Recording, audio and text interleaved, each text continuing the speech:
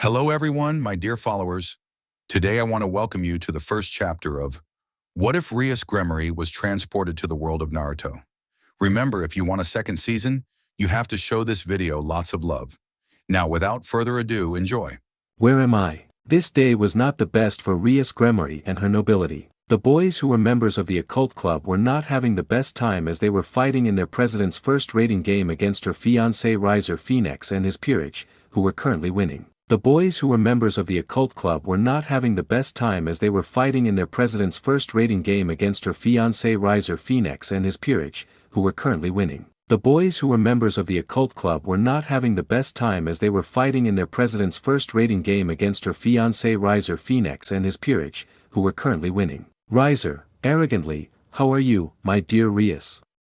Just give in and we can get married. Don't prolong the inevitable. Rias just clenched her fists and sighed sadly, knowing it was true. Rias, thinking, I know that as a demon I can't pray, but even though it hurts, please someone help me. The redhead was struck by a sharp headache, but she didn't stop until a kind, distinctly male voice made itself known in her head. Unknown, cheerful, well girl I can help but my methods would be somewhat extreme but, the redhead didn't pay much attention to it and exclaimed mentally, almost in despair. Rias, desperation, it doesn't matter, but please just save me from this cruel fate. The voice simply said, in the same warm and relaxed tone that made her feel safe. Unknown, cheerfully, I understand, this is the end for now. I won't see you for a while, but I promise you won't be alone. The redhead nodded. In the fight, Riser smiled as he watched Rias sigh and lower her head, which made him smile. But suddenly, a strong tremor shook the entire dimension of the battle, worrying everyone in the command center where Rias's brother was located, as well as the current Satan, who was somewhat concerned and spoke in a serious tone to his queen. Riser smiled as Rias sighed and lowered her head, which made him smile too. But suddenly, a strong tremor shook the entire dimension of the battle, worrying everyone in the command center where Rias's brother was, as well as Surtsek, Sirius, Graphia, bring them here. Maybe we'll have another chance, but for now I want them safe. Surtsek, Sirius, Graphia, bring them here. Maybe we'll have another chance, but for now I want them safe. A beautiful silver-haired woman nodded with a serious face and tried to bring them over, but she couldn't. Graphia, would be, Surtsek-sama, something is wrong, I can't bring them, someone is interfering with my magic. Graphia, would be, Surtsek-sama, something is wrong, I can't bring them, someone is interfering with my magic. Surtsek got serious and tried to create the magic teleportation circle, but something strange was happening, he couldn't. In the fighting arena, Riser, Yubaluna, and Ravel were confused, they didn't know what was happening on the other side. Asia, who was healing Ici, was worried about this. Suddenly, a vortex began to swallow everything in that direction, worrying the spectators, even Lucifer himself, who used most of his magic to bring them all to safety. Fortunately, he managed to create magic circles, but not everyone was able to enter. In the recovery room were all the members of the two noble families except for one redhead. Ici and Asia glanced around, trying to find their leader, but they saw nothing. Ici, tired, Bucho, where is she? Before anyone could answer, Surtsek himself entered with a worried look on his face, which changed to one of anger when he didn't see his sister. Surtsek, Sirius, Graphia, I want you to find out what you can. We need to find Rias. That upset some who had just woken up and were worried. Aquino, would be, Ici, Asia that passed. The chestnut-haired man was just lying down, his wounds were somewhat serious, but Asia answered. Asia, sadly, I don't know, something happened in the arena and I think they didn't manage to teleport Rias-sama. Aquino opened her eyes in surprise and fear. Kaneko and Kiba were still asleep, but an arrogant voice interrupted them. Riser, angrily, what's going on? I won. This can't be happening. I want my prize. Aquino glared at him angrily, but an immense power and bloodlust filled the room, causing Riser to look fearfully at Surtsek, who had an angry and serious expression on his face. Surtsek, serious, you'd better not speak. I'm investigating what happened, but remember, if my sister is in danger or hurt, you are responsible for going ahead and breaking your promise.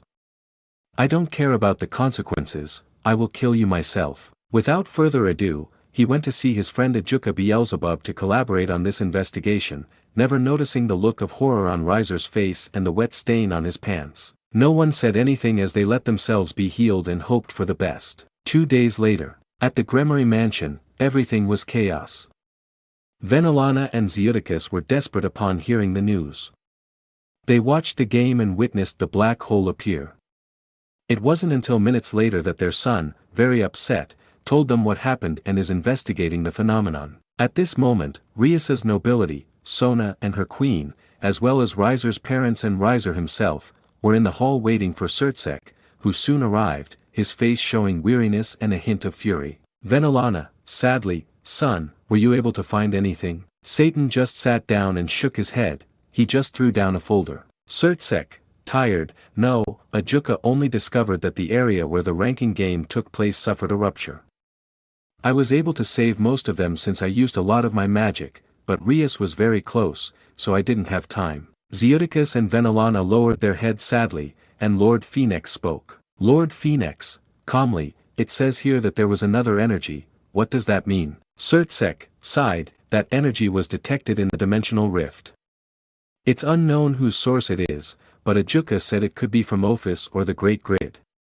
Ajuka has a theory about the existence of parallel universes, and that rift is a connection between them, but so far it's just talk. Zeuticus, serious, then we just have to wait. At that moment, Satan's expression changed to one of fury. Surtsek, angrily, I don't know, but I know this wouldn't have happened if they hadn't broken their promises.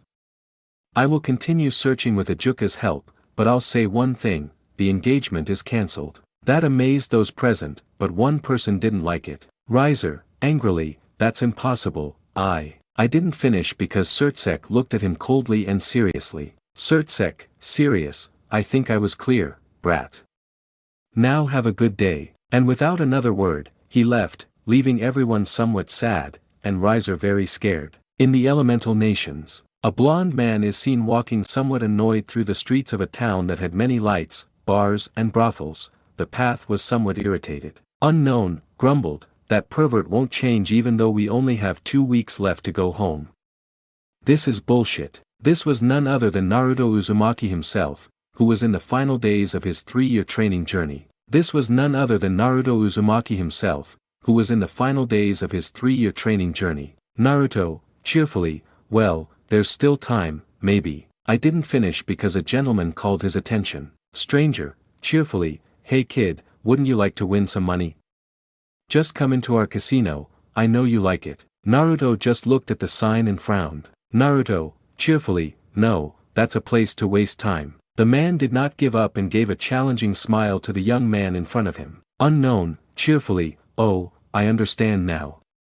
You're just someone who's nothing more than a scared little brat. That was it. Naruto took out his toad wallet and went inside, looking somewhat annoyed. Naruto, angry, you'll see, old man, you won't insult me when I get out. The man just smiled contentedly, unaware that he had made the worst mistake of his life. Upon entering, Naruto exchanged some of his money for casino chips and gambled as much as he could. Cards, roulette, slot machines, and every game imaginable. Despite not knowing how to play any of them, he managed to win every single one. He spent almost 4 hours there until the boss entered the card table where Naruto was sitting. Unknown, cheerfully, hello kid, how about a real game? Naruto just looked at him and shrugged. The man and his thugs smiled at that. Unknown, cheerfully, I'm Psycho Hayashi, and what if we bet everything you have in that pile, of course, if you're not a coward. Naruto just looked at him and pushed all his chips onto the pile, bringing a smile to the boss's face. The thug pushed the same number of chips and they waited. 10 minutes later, a boss and a couple of incredulous thugs are seen watching as the blonde young man throws his cards, completing a royal flush. Dealer, calmly, and with those cards, Mr. Uzumaki completes the royal flush, winning the game. Naruto just smiled and took his chips with a grin. He saw a somewhat incredulous girl take the chips and go to exchange her money. Naruto, cheerfully, wow, who would have thought these things were worth so much money? While throwing in a chip, the girl gave the chips to another cashier who had her mouth open. Cashier, shock, here are your 5,258,020.00 Rios, sir. Naruto took his 4 briefcases full of money and happily left the casino, watching as the man who had invited him in was reprimanded by his boss while some workers put a "bankrupt" sign on the closed door. He just smiled and walked happily, but he noticed two people following him, so he entered an alley and waited, noticing the two thugs from before. Thug 1, cheerfully, "Well, kid, I admit you got lucky at the games, but the money stays." The other thug just pulled out a knife and smiled, but they didn't expect the blonde guy to just laugh at them. Naruto, cheerfully, "Great, finally something to do." After that, he got into a fighting stance. Thug 2, angry, "You're a very arrogant kid. It's 2 against 1 and you're not even armed." The young man just smiled, took out a scroll, sealed his money, and pulled out his ninja bandana. Naruto, cheerfully, "I don't think it's necessary, don't you think?" The thugs only hesitated a little since they never expected to run into a shinobi. 10 minutes later, a cheerful Naruto is seen leaving the alley with a smile, leaving 2 men beaten and knocked out. Naruto was walking peacefully through the night streets towards his hotel when something caught his attention. He moved quickly towards the strong wind in the forest, preparing for anything, but not even in his wildest dreams did he expect to see a red-haired girl fall from such a height. The girl didn't seem to be conscious, so with great speed he climbed a tree and jumped, successfully catching the falling young woman. Upon reaching the ground, he gently placed it down, noticing that the phenomenon in the atmosphere had disappeared. He merely frowned. Naruto, confused, what the heck would happen? Then he shook his head, that's not important right now. When he looked at the young woman he had saved, he blushed when he noticed one of her breasts peeking out of her torn clothes. He simply looked away and took off his orange jacket to cover her. Naruto, thinking, what do I do now? I can't leave her here. Sighs, fine, I'll take her to the hotel. Frowns, I just hope that pervert isn't at the hotel. Naruto gently took the young woman and went to his hotel room. He created a clone that prepared the bed. He simply laid her down, noticing that she had no injuries, and covered her with the blankets. He realized it was already midnight and settled down on the floor to rest. In Rias's mind, the girl was somewhat confused to notice that her body looked like that of a 16-year-old, but the same kind voice from before spoke to her. Unknown, cheerfully, well girl, I've managed to get you out of that place, you won't have any more problems. Rias frowned and spoke. Rias, curious and somewhat desperate, but if I'm in the human world, they won't take long to find me. It won't do any good, I won't even have another chance. The kind voice spoke only in a calm tone that comforted her. Unknown, cheerfully, don't worry, we're not exactly in the human world. I brought you to another dimension. That impressed the redhead, who was surprised by it. Rias, shock, but that means Unknown, reassuringly, don't worry, your body isn't changing beyond what's typical for your age, and I'll make sure to send you somewhere safe. You don't need to worry, I've made sure to find someone to help you no matter what, so you should stay calm. The redhead bit her lip but nodded. Rias, determination, if that saves me from wasting my life in a loveless marriage, I'll do it. Unknown, cheerful, don't worry, I'll be back soon. Rest assured, your family will be safe, and I promise everything will be alright. Just focus on being the person you've always wanted to be in this new opportunity. The redhead thought about it and nodded enthusiastically in response. Rias, cheerful, that's right, thank you very much, and I promise to try my best and adapt to this life. Sad, I admit I want to say goodbye. The voice only spoke in the same kind tone. Unknown, cheerful, don't worry, you can do it. I'll be back. For now, rest and clear your mind so you can deliver the right message to your loved ones. The redhead simply nodded, though she had a confused expression on her face. Rias sighed, I understand. I hope to see you soon, and thank you for saving me. Unknown, cheerfully, you're welcome, and rest well, little one. The redhead nodded, she felt her body relax and finally fell asleep, looking forward to morning and her new life in an unknown world. Hotel the next day. Naruto was peacefully asleep on the ground when the sunlight hit him, making him wake up with a grimace. Naruto, tired, damn it, what are those curtains for if they don't block the damn sunlight? He just groaned at that as he got up from the floor. He stretched his body, noticing with some confusion that his jacket was missing and lying on the floor. He frowned, but then realization hit him. He looked at the bed, noticing the girl he had saved still asleep. He just shrugged and went to get breakfast for both of them. 10 minutes later, Rias began to wake up, noticing she was somewhat uncomfortable. She sat up slowly and noticed a black and orange jacket. She frowned and stretched her numb body. With this action, the jacket and the sheets covering her body and her exposed chest fell away.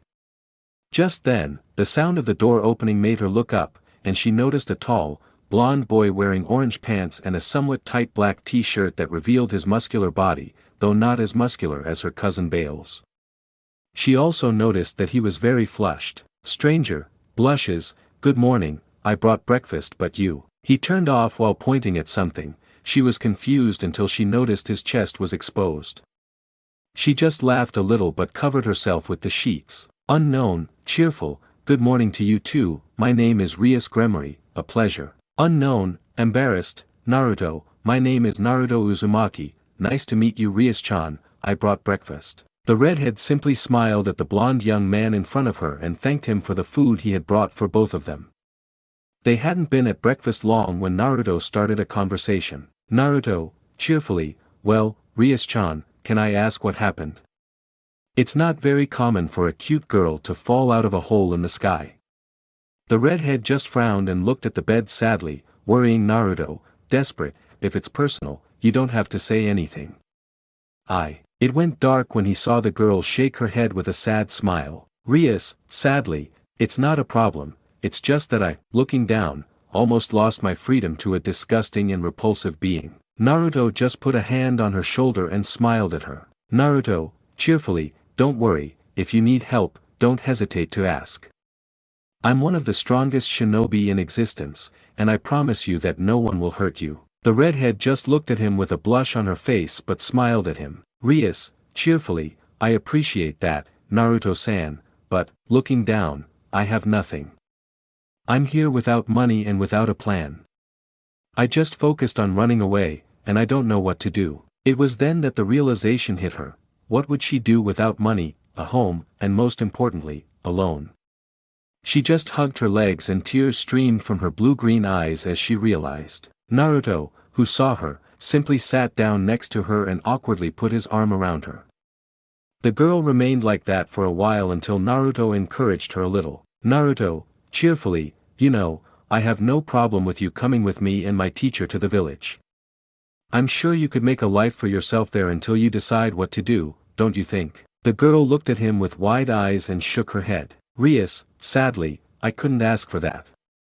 You already saved me.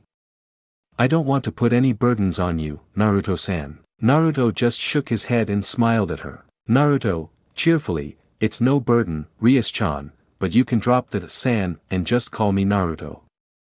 Honorifics are kind of weird for me." The redhead just laughed into her hand and nodded to the blonde. Rias, happily, "Thank you, Naruto-kun, and I promise not to get in your way." Naruto just shook his head. Naruto, cheerfully, "Well, first things first, I'll buy you some clothes." Frowns, "I think you had a tough fight. Can I ask how you escaped?" The redhead pondered this in her head and decided that being honest was the best thing to do. Rias, looking at the bed, "Long before I was born, my parents offered me my hand in marriage to unite my clan with another equally powerful one. I didn't find out until I was 8. Of course, I was furious with them, but after all, it was my duty. I went, but when I saw him, I knew it wouldn't end well. As time passed, I noticed that this being didn't see me the same way anymore, he only wanted my body. I knew that man would only rape me until I could bear an heir for the clans. I knew that wasn't what I wanted for my life. I searched for a way to escape, but a fight for my freedom was imminent. I had friends who helped me, but he was older and stronger than me. Sadly, I lost. I couldn't think of anything else to do but ask for help. Someone told me I'd be safe here. I think I took a risk." Naruto, who had listened attentively, mentally frowned, making notes on how to hit that guy. He simply approached him and smiled. Naruto, cheerfully, "Don't worry, you're safe, and I promise no one will hurt you. I never break a promise because that's my ninja way." The redhead simply gave him a hopeful look and a grateful smile in response. Rias, happily, "Thank you for that, Naruto-kun, and I appreciate what you're doing for me." Naruto just smiled, and they both heard a loud voice that made Naruto laugh. Unknown shouted, "You damn brat, how dare you!" Then, with quick, heavy footsteps, the door burst open, revealing a tall man with white hair and red markings on his face, none other than the great toad sage Jiraiya. Then, with quick, heavy footsteps, the door burst open, revealing a tall man with white hair and red markings on his face, none other than the great toad sage Jiraiya. Jiraiya, annoyed, "Brat, how dare you take my breakfast?" Naruto just laughed. Naruto, cheerfully, "Well, Ero Sennin, if you spent time in the bedroom instead of brothels, maybe I'd care. Besides, I think she needed it more than you." Then the man looked down at the bed and a perverted look fell upon his face. Jiraiya, perverted, "Well, just look at the conquest you found, and you move fast on your own." He approached them both. Rias was somewhat nervous, but Naruto was annoyed and very flushed. When he got close, he managed to punch him in the face, sending the man flying out the window and landing in front of them. Naruto, blushing, "That pervert." Then he looked at Rias and said sheepishly, "I'm sorry, he's my teacher.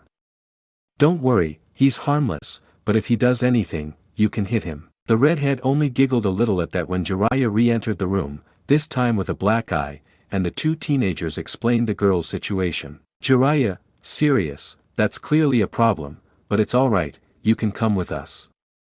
Remember, we have to leave." Naruto simply nodded as he tossed one of his poker chips, causing the Sannin's eyes to widen in surprise. Naruto, cheerfully, "Well, I think we need to stop by a store." Then I noticed her card being snatched away. Jiraiya, curious, "Well, kid, I'm surprised you found this." Fake coughing, "I'll keep it. It's very interesting." Naruto shrugged. Naruto, unconcerned, "It doesn't matter. At that casino yesterday they gave me like 300. It doesn't matter." I never noticed the man's incredulous stare when I look at Rias. Naruto, cheerfully, "Alright, let's go get your clothes. I can't let you walk around like that." The redhead just smiled at him. Rias, bowing, "Thank you for that, Naruto-kun. I promise to repay you when I can." Naruto just smiled at him, but when they were about to leave, Jiraiya stopped them. Jiraiya, serious, "But give me your wallet.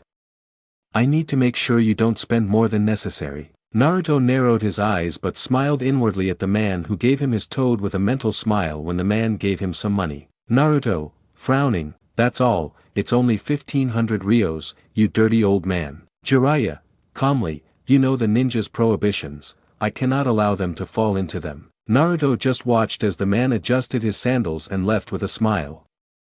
Noticing that he had left, he threw what the man had given him into the trash. Naruto, cheerfully looking at Rias, "Well, I think we have some shopping to do." The girl looked at that, confused. Rias, curiously pointing at the trash, "But the money." Naruto noticed the trash can and laughed. Naruto, cheerfully, "That old man must think I'm stupid to believe I'll fall for the same trick twice.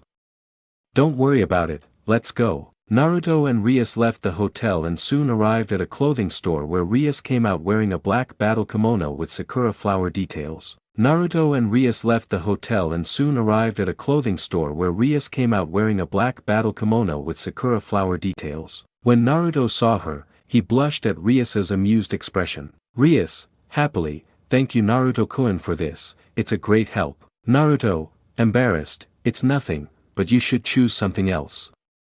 Just that would be very awkward." The redhead felt sorry for her and, lowering her head, replied. Rias, sadly, "I promise to pay when I can." Naruto just smiled at her and accompanied her to choose clothes. She chose some casual outfits, some ninja sandals, and things to wear at home. Naruto just carried everything, looking somewhat awkward.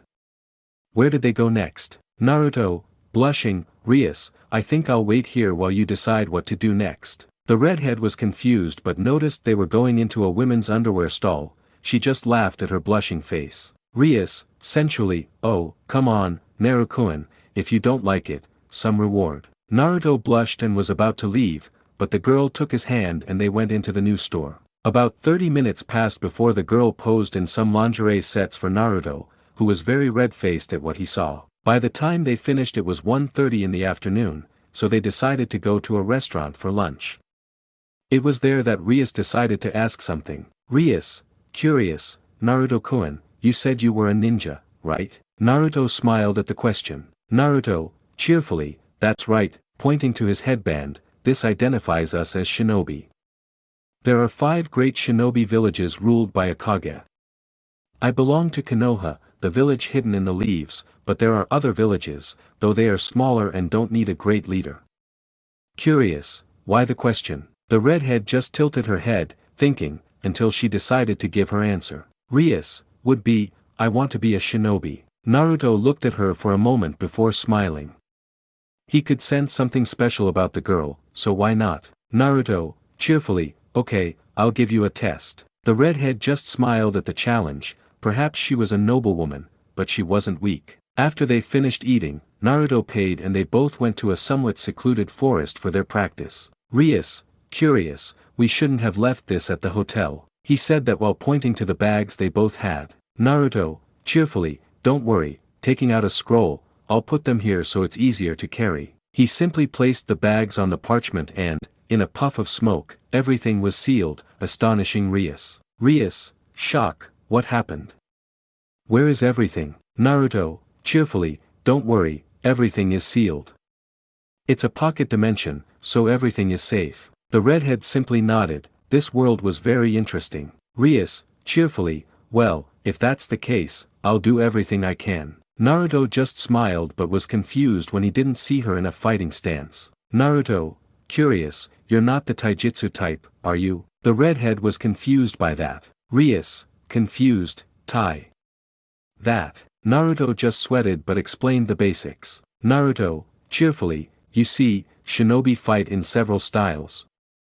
First, there's taijutsu, which is hand-to-hand combat. Second, there's ninjutsu, which are elemental techniques or jutsu perfected by the individual. Shyly, third, there's genjutsu, or illusionary techniques, which I haven't mastered. The redhead absorbed the information and nodded as she thought. Rias, thinking, I'm not very good at hand-to-hand combat. I only know what Grafia taught me, maybe ninjutsu, but I only have my power of destruction. Maybe I can do something.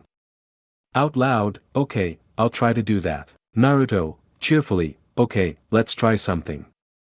I'll see what you can do. Before they could do anything, a kunai was thrown towards them, but Naruto was able to block it, and 7 people revealed themselves. Unknown, cheerfully, but look at him, he's one of the Leaf Village. I'm sure Orochimaru-sama will be pleased if we take that boy for his studies, don't you think? Then another man spoke. Unknown, cheerfully, and look at the cutie over there. Maybe she'll let us have some fun before she does whatever it is she's going to do with Kabuto in those labs. Naruto noticed Rias shudder, but she maintained a sharp gaze. Rias, would be, I won't let myself be fooled and it won't be that easy. Naruto smiled and got into a fighting stance. Naruto, cheerfully, alright Rias-chan, I'll watch your back. The redhead only laughed a little, although she was nervous as it was the first time she had fought without her peerage, but she wouldn't back down, she was a proud GREMORY. At that moment, the 7 men mocked them and began their attack, launching attacks with their weapons, but Naruto easily blocked them while offering 2 kunai to Rias. Naruto, cheerfully, maybe you don't know how to use them, but it's better than nothing. The redhead took them and smiled. Rias, cheerfully, don't worry, I learn quickly. Naruto just smiled and with a swift movement ducked and kicked a sound ninja in the chin, sending him flying. Naruto, cheerfully, good, don't get too confident. The blonde and redhead started hitting the guys who were nothing more than mere toys to the 2 teenagers. In a tree, a somewhat beaten-up white-haired man was seen. It wasn't fun for the great Jiraiya to enter a cabaret and order the most expensive thing until he had to pay and noticed that all that was in the wallet were bills with the face of a chibi. Naruto showing 2 fingers saying that it doesn't work twice and charge 1,000 rios if he is an idiot. After being beaten up by more than 12 women for that incident, he ran in search of that brat. He didn't expect to see the 2 kids fighting, but it didn't surprise him much since he himself had seen and trained the boy. His surprise came when he saw the redhead fight. It wasn't a style he had seen before, but with a little more work, she would be formidable. Jiraiya, serious, that girl is like a chunin, just a little more practice and good training would make her a force to be reckoned with. Then he smiled, they've never fought together before, but their synchronization was almost perfect. It was true, Naruto and Rias fought almost perfectly, if one missed an attack, the other completed it, and when one neglected their back, the other was there to defend their blind spot. Naruto and Rias were dominating the fight. Naruto noticed how they were about to attack, so he went ahead with his own technique. Naruto, after finishing his hand poses, wind-style jutsu, great gale, all those who were about to attack were engulfed by the tornado created by the force of the wind. The redhead noticed and quickly created a magic circle, much to Jiraiya and Naruto's amazement. From that circle appeared a black sphere, which Rias threw. Rias' sad face would be Dark Nova. Jiraiya noticed the sphere growing and everyone turning to dust, but none of it fell.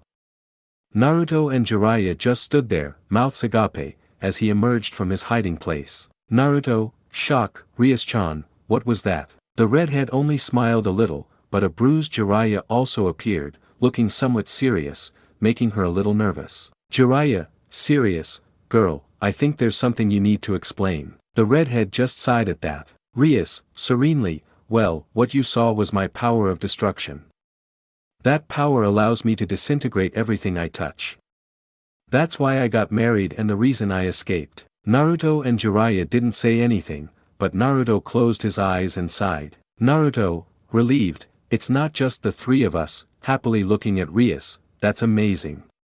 Rias-chan, you finished off those 7 losers in no time. The redhead blushed at that, but Jiraiya spoke in a serious tone. Jiraiya, serious, that's true. Looking at Rias, this is a secret.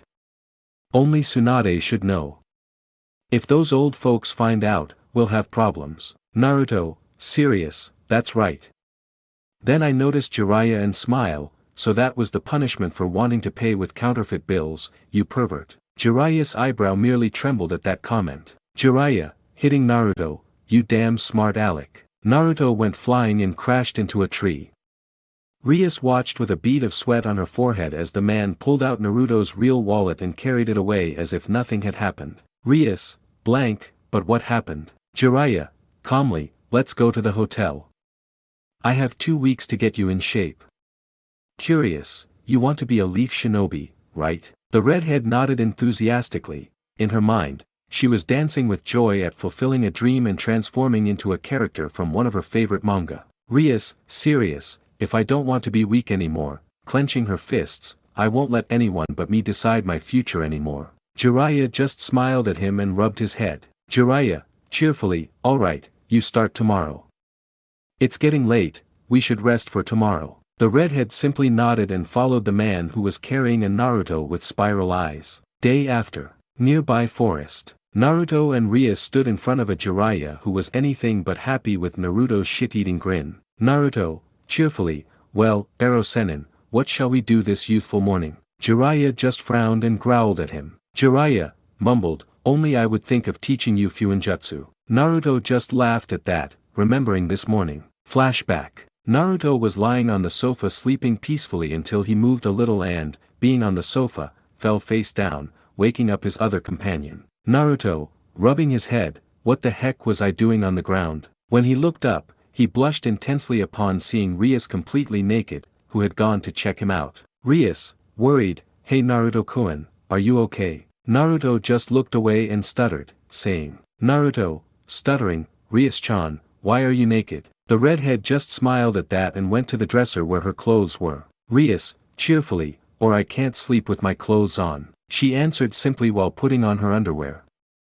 Naruto was about to leave to give her privacy, but before he could move, her voice stopped him, and he blushed when he saw her playing with her bra. Cheerful, Naruto-kun, can you help me? I can't reach. Naruto blushed but obeyed anyway. Naruto, blushing, I think I'll go outside while you finish up. He didn't say it so quickly because Rias's voice stopped him. Rias, happily, I finished, curious, what will we do today? Naruto-kun, Jiraiya-san said we had training. Naruto, still blushing, smiled. Naruto, cheerfully, okay, first breakfast, then we need to get you equipped, and finally, find the pervert. Rias answered somewhat timidly. Rias, embarrassed, excuse me, Naruto-kun, but Jiraiya-san took your wallet before leaving us here. Bowing, I'm sorry. Naruto patted his pockets and laughed loudly, confusing Rias. Naruto, cheerfully, oh, don't worry, but you should know that that old man is dealing with a first-rate prankster. Now don't worry and let's have breakfast. The redhead was confused but followed her new friend to the dining room and they ate breakfast in silence. After finishing, they walked to where they found a ninja supply store. Naruto, cheerfully, okay, first the hip and thigh bags. Rias nodded and they found a somewhat nice black outfit, but she noticed it was different from the one Naruto had. Rias, curious, Naruto-kun, what do you think of this? The blonde man looked at him and smiled. Naruto, cheerfully, that's a good choice. It's one of the most spacious and comfortable. You have a good instinct. The redhead smiled but noticed the price, 400 rios. Rias sighed, it's a bit expensive, don't you think? Naruto looked at her and smiled. Naruto, cheerfully, don't worry, your comfort is more important. Rias blushed, but luckily for her, a man interrupted them. Unknown, cheerful, welcome, I'm Yamada Joshida. Who would like to acquire? Naruto smiled and answered enthusiastically. Naruto, cheerfully, the hip and thigh bags, plus an assortment of kunai and shuriken. The man smiled at that but said something. Joshida, cheerfully, how about you take both? If you do, I'll give you a discount and leave them at 350 rios. Also, if you buy sealing scrolls, I can leave all the basic equipment for 1500 rios. What do you say? Rias looked at Naruto, who smiled. Naruto, cheerfully, alright old man, you've got a deal. Besides that, put 10 blank scrolls and some papers for Chakra Affinity verification. The man smiled and prepared his things when Naruto noticed Rias looking at a pair of fans. He simply smiled at her longing gaze and spoke to her. The man smiled and prepared his things when Naruto noticed Rias looking at a pair of fans. He simply smiled at her longing gaze and spoke to her. Naruto, cheerfully, we don't yet know which elements you're drawn to, but we can bring them along, they'd be perfect for a surprise attack. The redhead was about to deny it, but Naruto didn't care and put them on the counter. Rias, sadly, you shouldn't have done that. Naruto just smiled as the man did the math. Joshida, cheerfully, okay, that'll be 5,800 rios. Naruto nodded with a frown. The man didn't notice, but Rias did and felt a little bad, but he just paid and they both thanked the vendor. As Naruto left the store, he was cheerful as always, but he noticed his friend seemed a little sad. Naruto, curious, is something wrong, Rias-chan? The redhead just stared at the ground. Rias, embarrassed, I saw your frown in the store. If that was expensive, you shouldn't have spent money on me. Naruto just tilted his head and chuckled, making her angry, but he replied calmly. Naruto, cheerfully, oh, calm down, that's not the problem, but, staring off into space, that's a story for another time. Rias was confused by that, but before she could say anything, some buildings across the street, where they both noticed it was a brothel, smoke came out, making Naruto laugh, and he burst out laughing when he heard his master's voice. Jiraiya, shouting, you damn brat, I'll catch you. Naruto laughed, and Rias, although confused, couldn't deny that she was amused by the scene. At the brothel minutes before, Jiraiya was happily drinking when he noticed it was morning, he just smiled and stood up. Jiraiya, cheerfully, women are the best, but this handsome fellow has to go. The women, in their role as companions, only sighed in frustration, and one approached with a tray containing the bill and an almost full card. Unknown, sensual, or it's a shame that the gentleman doesn't stay, taking the bill and sensually opened it for him to see. Your bill, sir. The man simply watched with pleasure the lascivious scene in front of him. Jiraiya, cheerfully, don't worry, ladies, this handsome fellow will be back soon. He simply took out his student's wallet to pay, but when he noticed a note from his student, he paled as he read it. Note, do you really think I'd fall for this more times? Enjoy that, Ero Senin. With a chibi face. As the note struck, an explosion occurred, but what he saw made him pale even more, since all the girls in the room had youthful green hair, in addition to his own. Realizing this, he opened the window, letting out the smoke, and roared angrily. Jiraiya, angry, you damn brat, I'll catch you. Then the women noticed his condition and became angry. Unknown, angry, look, he's just a joker, attack. At that moment, the women attacked the man and threw him out the window, where he hit the floor hard, making Naruto laugh even harder. Naruto, cheerfully, I see that the color green doesn't suit you, Ero Senin. The moment Naruto spoke, the man stood up as if nothing had happened, and Naruto, noticing this, simply ran away. Jiraiya, chasing Naruto, "Come here, brat, you're not getting away with this one." Rias looked at that somewhat uncomfortably and with a drop of sweat on her forehead until she realized that they had left her alone. Rias, loudly, "You guys wait for me." Without further ado, he ran after the boys into the forest where he noticed Naruto laughing at his teacher, who was unsuccessfully trying to remove the green dye from his hair. End of flashback. Jiraiya sighed, "Well, brat, now I know you bought Shinobi stuff.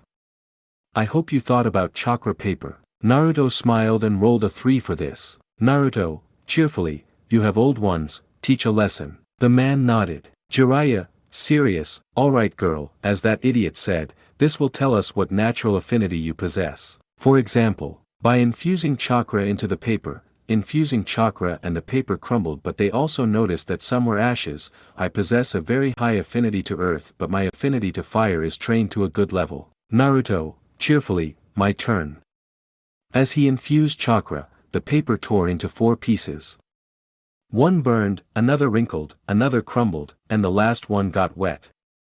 "You see, I have all 5. Rias was impressed by this. She wanted to see what would happen to hers, so she channeled her energy, and what happened shocked all 3 of them, as it split into 3 pieces. The first got wet, the second burned, and the last disappeared as if it hadn't been there. They were so surprised, but Naruto's energetic voice snapped them out of it. Naruto, excitedly, "That's great, Rias.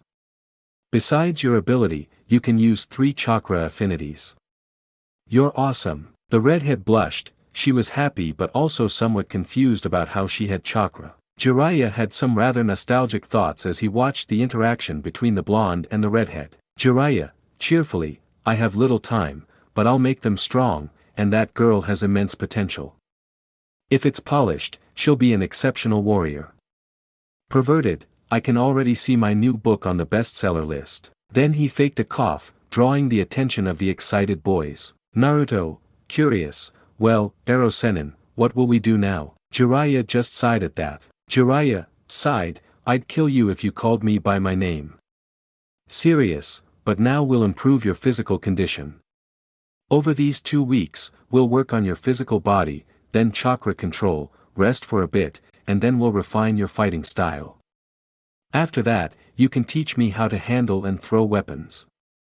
Then he looked at Rias, "I saw that. I don't think you've ever used a weapon before, but I admit you're a quick learner."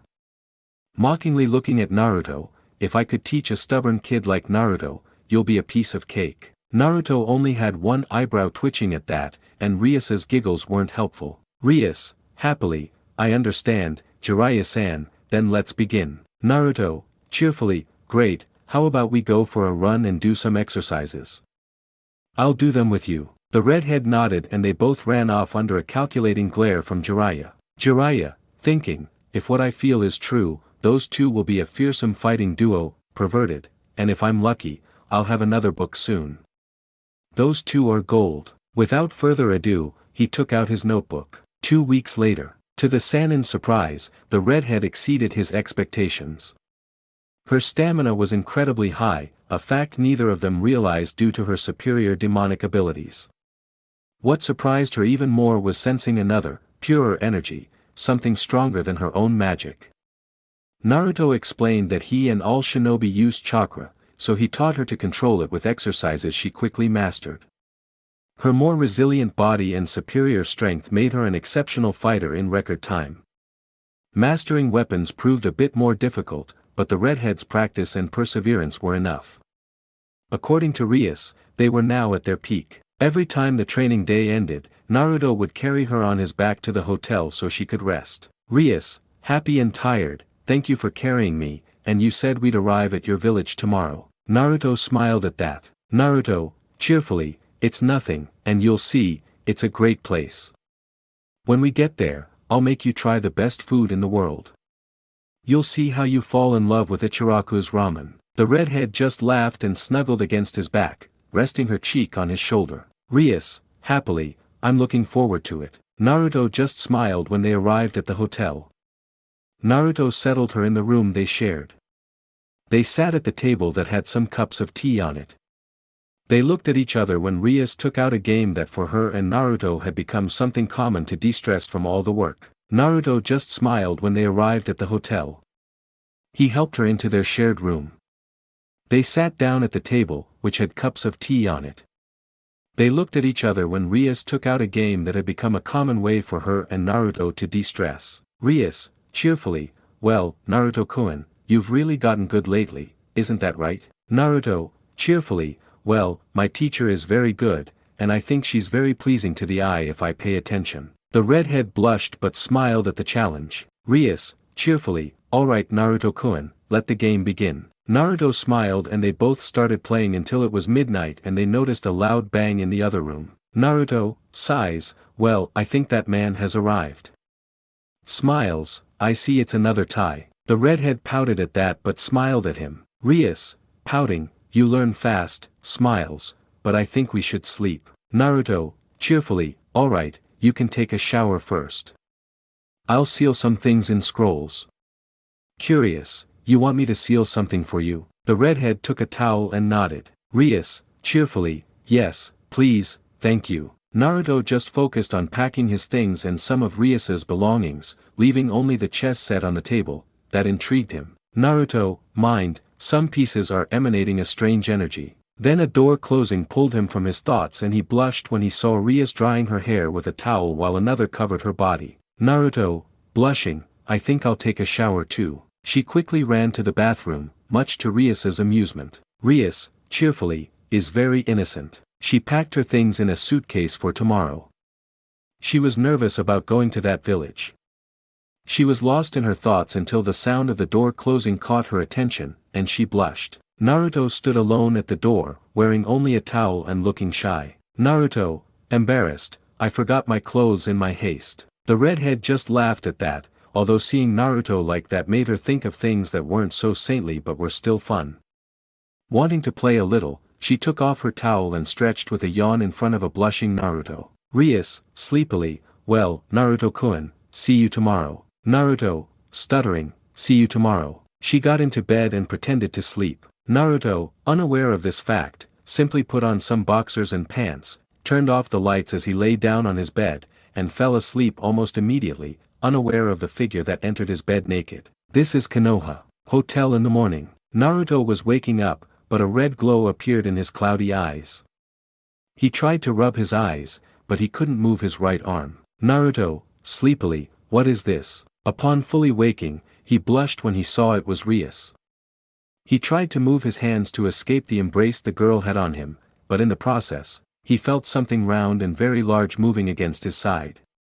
Rias let out a soft moan and woke up. Rias, waking up, "Oh, good morning." Naruto blushed deeply upon seeing Rias's bare chest without restraint. Naruto, blushing, "Good morning, but why are you here?" The little girl tilted her head cutely, now awake. Rias, happily, "Ever since I did this the first time, I liked the warmth you gave off, so I only came in when I noticed you were asleep." Naruto just rolled his eyes but was still blushing. Naruto, blushing, "Well, how about we have breakfast?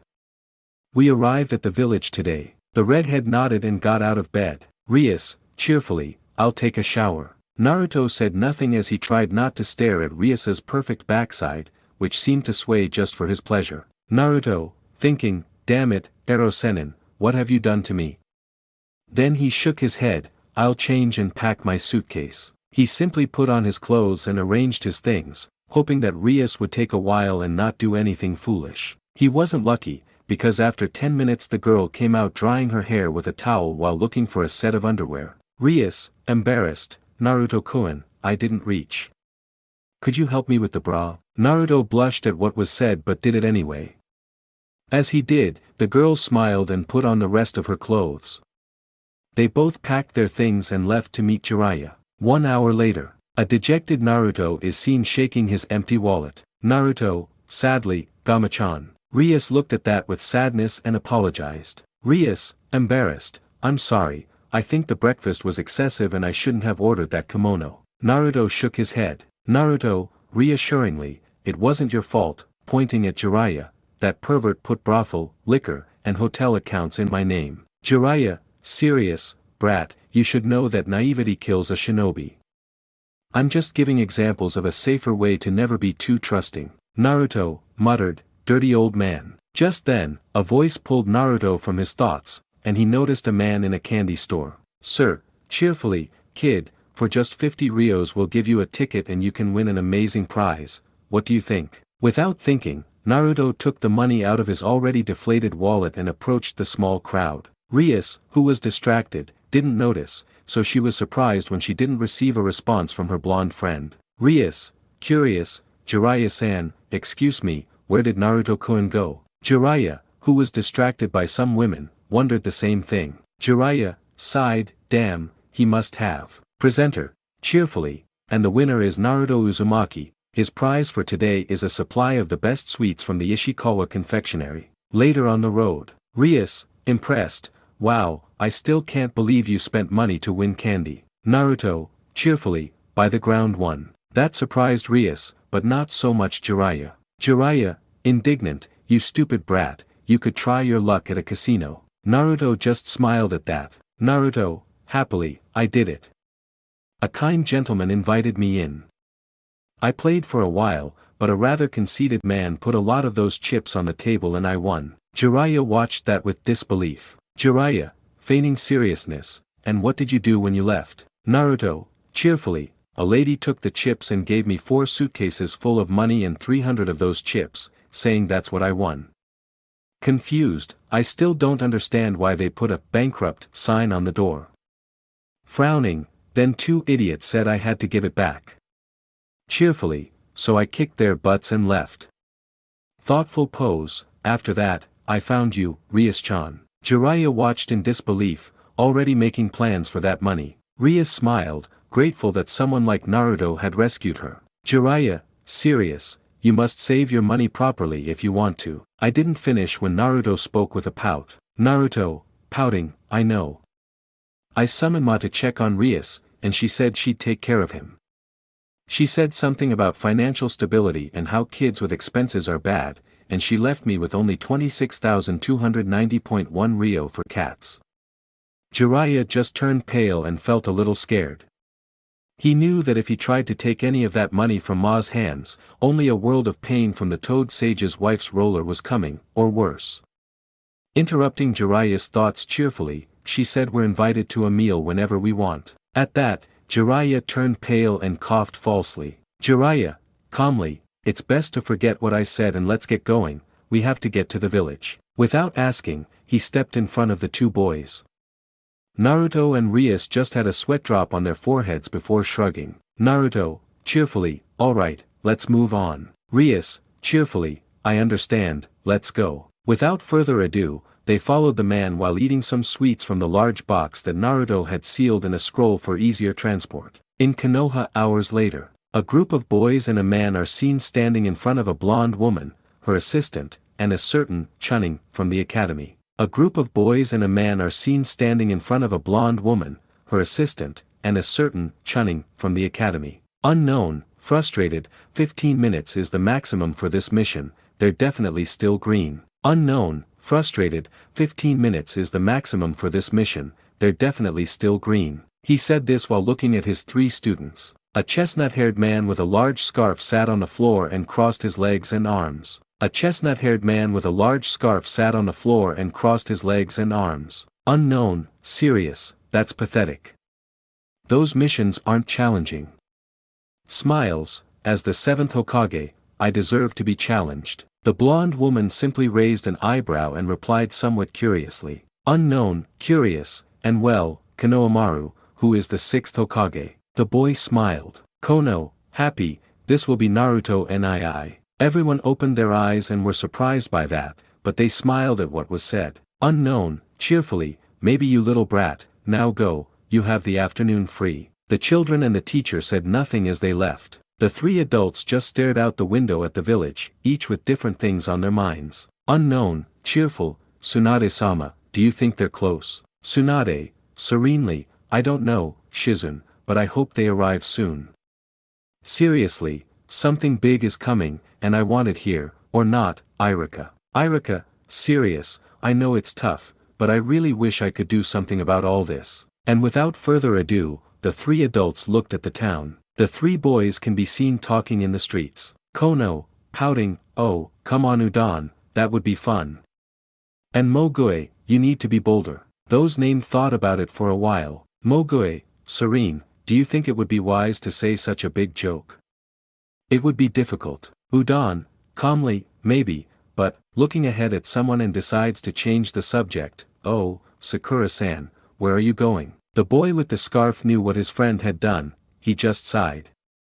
Sometimes they were scared. In the distance, a familiar head with pink hair and a red dress looked at them and smiled. In the distance, a familiar head with pink hair and a red dress looked at them and smiled. Sakura, cheerfully, oh, hello you three, where are you going? Kono, cheerfully, hi, we just walked, and you? Sakura, cheerfully, I need to pick up some papers for Hokage-sama at the entrance. Would you like to come? The three children nodded and the four of them went to the gates while they were told some things about the day. Two somewhat bored men can be seen sitting in the doorway. Unknown, bored, hey Kotetsu, nothing interesting is happening today, don't you think? Unknown, bored, hey Kotetsu, nothing interesting is happening today, don't you think? Kotetsu, tired, I know, Izumo. Maybe we should do something. What do you say? Before they could answer, they noticed three people enter village 2 whom they immediately recognized, but they never saw the third. They blushed slightly at the girl's beauty, and then they both started gossiping and making theories about her. Jiraiya, Naruto, and Rias's group walked peacefully while the redhead admired the place with great excitement. Rias, thinking, wow, this is like an ancient Japanese village, this is amazing. Naruto looked nostalgically at his home, while Jiraiya, on the other hand, simply smiled at the excitement of his two positions. Sakura, Konohamaru, Udon, and Moegui's group arrived at where two guards were chatting animatedly until the Hokage's student called them over. Sakura, cheerfully, hello guys, I'm here for Tsunade-sama's request. The two men smiled and gave her a stack of papers, which the doctor sealed on parchment for easier transport, but their cheerful voices stopped her from saying goodbye. Kotetsu, cheerfully, hey Sakura, someone just appeared. Izumo, cheerfully, it's true, he's grown in these 3 years, and you think that's all it is? Sakura and the children were a little confused, but then Sakura had a light bulb moment. Sakura, cheerfully, that means that the... Izumo, cheerfully, yes, Sakura, and then we'll ask you questions for a bet. Now go, I know you want to see it. The three children quickly understood and followed the pink-haired doctor. With Rias and Naruto. Naruto noticed a lamppost and smiled. Naruto, cheerfully, Rias-chan, do you want to see it from above? The redhead nodded enthusiastically and took out her travel bag, as did Naruto. They both used chakra to ascend and marveled at the village. Naruto then spoke. Naruto, cheerfully, I see they added Grandma Tsunade's face to the Hokage. Rias looked and noticed that there were 5 faces carved in stone and an idea occurred to her. Rias, shouted, Rias GREMORY has arrived in Konoha. Rias blushed at Naruto's smile, but he did something similar. Naruto, shouted, Naruto Uzumaki has returned to the Hollow Leaf Village. They looked at each other for a second and burst out laughing right there. Jiraiya, who saw this, just smiled. Jiraiya, thinking, those two have chemistry. I wouldn't be surprised if they team up in the future. After thinking that, she let out a perverted giggle at everything they would do in her bedroom. Sakura ran quickly in the direction the 2 guards indicated, followed by the 3 children. In the distance, she saw a unique strand of yellow hair. Due to the angle and speed, she never noticed the second person balanced on the same post when she screamed. Sakura, shouted, Naruto, is that you? The blonde young man smiled when he saw his teammate and friend. Naruto, cheerfully, hi Sakura, he took Rias's hand and they both jumped, it's good to see you again. Sakura and the children were speechless when they saw the redhead, who was blushing slightly because Naruto wouldn't let go of her hand. Sakura, curious, Naruto, could you tell me what you're doing? Naruto was confused by that, he just tilted his head as he let go of Rias's hand, who sighed in relief but smiled. Naruto, cheerfully, I don't understand, but it's good to see you. You haven't changed much. Sakura only had a mark on her forehead because of that, but Konohamaru's voice pulled him from his thoughts. Kono, cheerfully, hey Ni-chan, what do you think of this sexy jutsu? In a burst of smoke, a beautiful naked woman, covered only by smoke, appeared. Jiraiya simply enjoyed the sight, Sakura had a mark on her forehead. Naruto smiled, and Rias let out a giggle at that. Jiraiya simply enjoyed the sight. Sakura had a mark on her forehead. Naruto smiled, and Rias let out a giggle at that. Naruto, cheerfully, "Oh Konohamaru, I'm not that skinny kid anymore, I've matured." Sakura, thinking, "I see that he has matured, perhaps he has many new techniques to show." Konohamaru abandoned the technique, but he had a somewhat sad look, but Naruto spoke. Naruto, cheerfully, "Relax, I'll show you something new. Now we have to go see the old woman." Konohamaru and the children smiled at that, but a female voice caught the attention of the four. Rias, embarrassed, "Oh, Naruto-kun, don't introduce me, it's really bad." Sakura felt bad about herself when she laid eyes on the red-headed beauty. She felt envious when she noticed that she was a woman with long, creamy legs, a bubble butt, a narrow waist, breasts as large as Tsunade's, a face with full lips, flawless skin, beautiful blue-green eyes, and red hair that seemed to sparkle in the sun, until her teammate's voice spoke. Naruto, cheerfully, "Oh, my mistake, guys, this is GREMORY Rias. She's here to talk to Granny since she'll be a new resident of this village." The redhead just smiled and bent over, bouncing her large breasts. Sakura was even more jealous. Rias, happily, "It's true, I hope I'm accepted." Konohamaru and his friends were even more amazed by that. Kono, mischievous, or Nichan, she is your. Naruto was confused but smiled at her. Naruto, cheerfully, "No, Konohamaru, Rias-chan isn't my girlfriend, she's just a friend, right?" Turning around, she noticed Rias was blushing deeply, which worried her as she thought. Rias, thinking, "Me, his girlfriend, doesn't sound so bad." Then she felt something on her forehead and blushed even more when she saw Naruto's worried eyes, causing her to faint. Naruto, worried, "Hey Rias-chan, what happened?" Looking at Sakura, "Sakura, you need to check on her." Everyone had a bead of sweat on their forehead at that action. Sakura, thinking, "Yep, this fool hasn't changed at all." Jiraiya just shook his head while jotting down some things, and the three kids just thought Naruto was too stupid for his own good. Streets of Konoha. The Konohamaru group had split up to enjoy their day off, leaving Jiraiya watching with amusement, Sakura somewhat jealous, both of them watching Naruto trying to wake Rias up, who had spiral eyes and a silly smile on her face. Naruto, worried, "Hey, she's got something on her, we have to do something." Jiraiya just laughed out loud. Jiraiya, amused, "Calm down, brat. Just carry her and let's go to Tsunade to give the report and help the brat." Naruto simply nodded and maneuvered Rias onto his back while Jiraiya took the suitcases and they went to the Hokage office. On the way, Rias felt the movement and opened her eyes somewhat dazed, causing Naruto to speak with a worried expression. Naruto, worried, "Oh Rias-chan, I'm glad you're awake. Are you alright?" The redhead tried to remember what had happened and blushed slightly, but she replied. Rias, embarrassed, "Yes, thank you Naruto-kun, but I can continue from here." Naruto just smiled and left her on her own 2 feet. Naruto, cheerfully, "Good, I was worried. I wouldn't want anything bad to happen to you." Jiraiya, noticing that Naruto was no longer carrying Rias, simply threw the suitcase at Naruto. Jiraiya, cheerfully, "Alright, brats, let's go." He approached and smiled at Rias as he handed her his suitcase. "Sometimes you have to act. If you wait, something bad will happen and the regret will be greater." Rias picked up her suitcase while thinking and looking at Naruto, who stood up somewhat annoyed with Jiraiya and smiled. Rias, thinking, "Well, it's a new opportunity.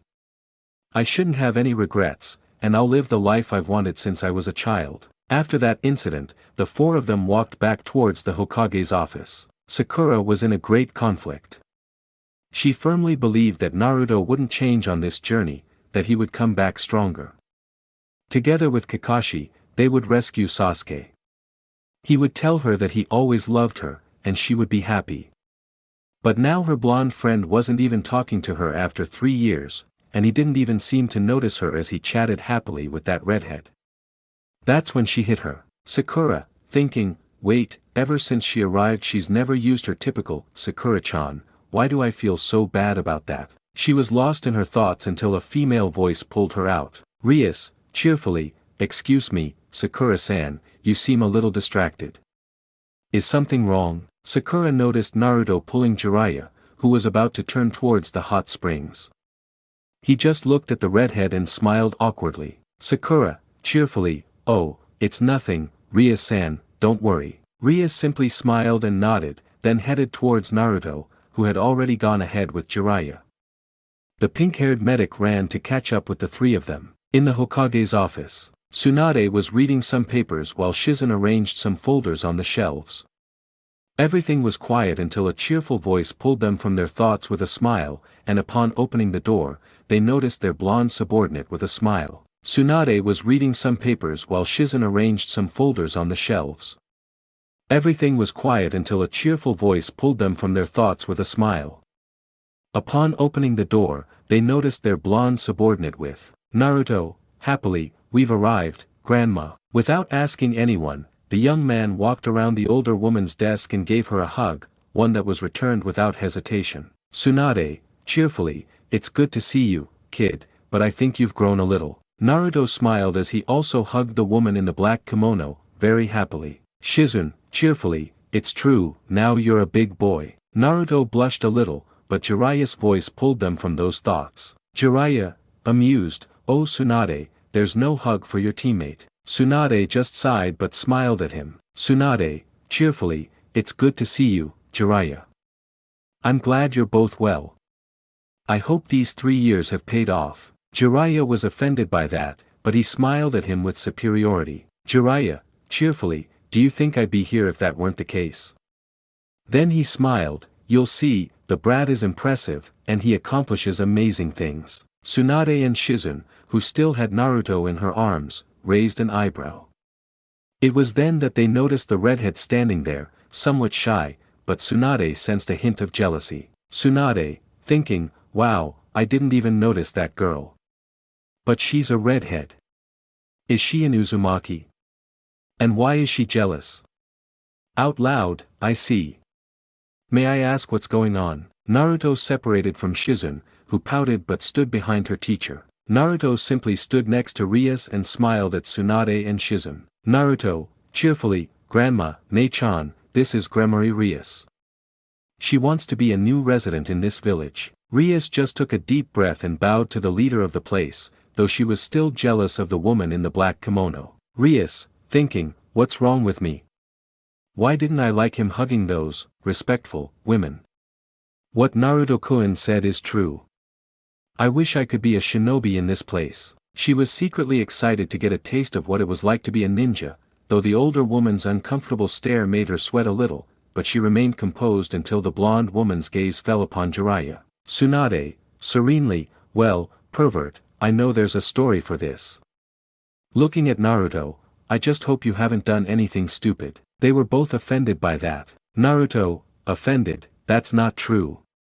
Granny Rias-chan had a problem and I just helped her. The blonde Hokage looked at the redhead and noticed she was clenching her fists, but she had a sad look on her face and asked in a softer tone. Tsunade, reassuringly, well, I could tell you what happened to you. The redhead stared at the ground for a while, but a hand on her shoulder made her look up.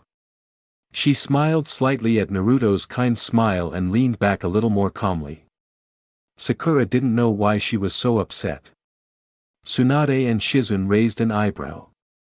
Jiraiya smiled at this, but then Rias spoke. Rias sighed, I escaped from my marriage. That caught everyone off guard, and Tsunade became serious. Tsunade, squinting, arranged marriages aren't very common, but we haven't heard of them happening to civilians lately. The redhead was about to answer, but Naruto spoke first. Naruto, cheerfully, Kakashi-sensei, can you do the following? You cannot leave this group. Then the window opened, revealing Kopinin Kakashi himself with his typical orange book. Kakashi, calmly, wow, you've improved. You were able to sense me. I'm glad. Looking at Sakura, it's good to see you too, Sakura. Then he looks at Rias, I see you didn't come alone. Kakashi, calmly, wow, you've improved. You were able to sense me. I'm glad. Looking at Sakura, it's good to see you too, Sakura.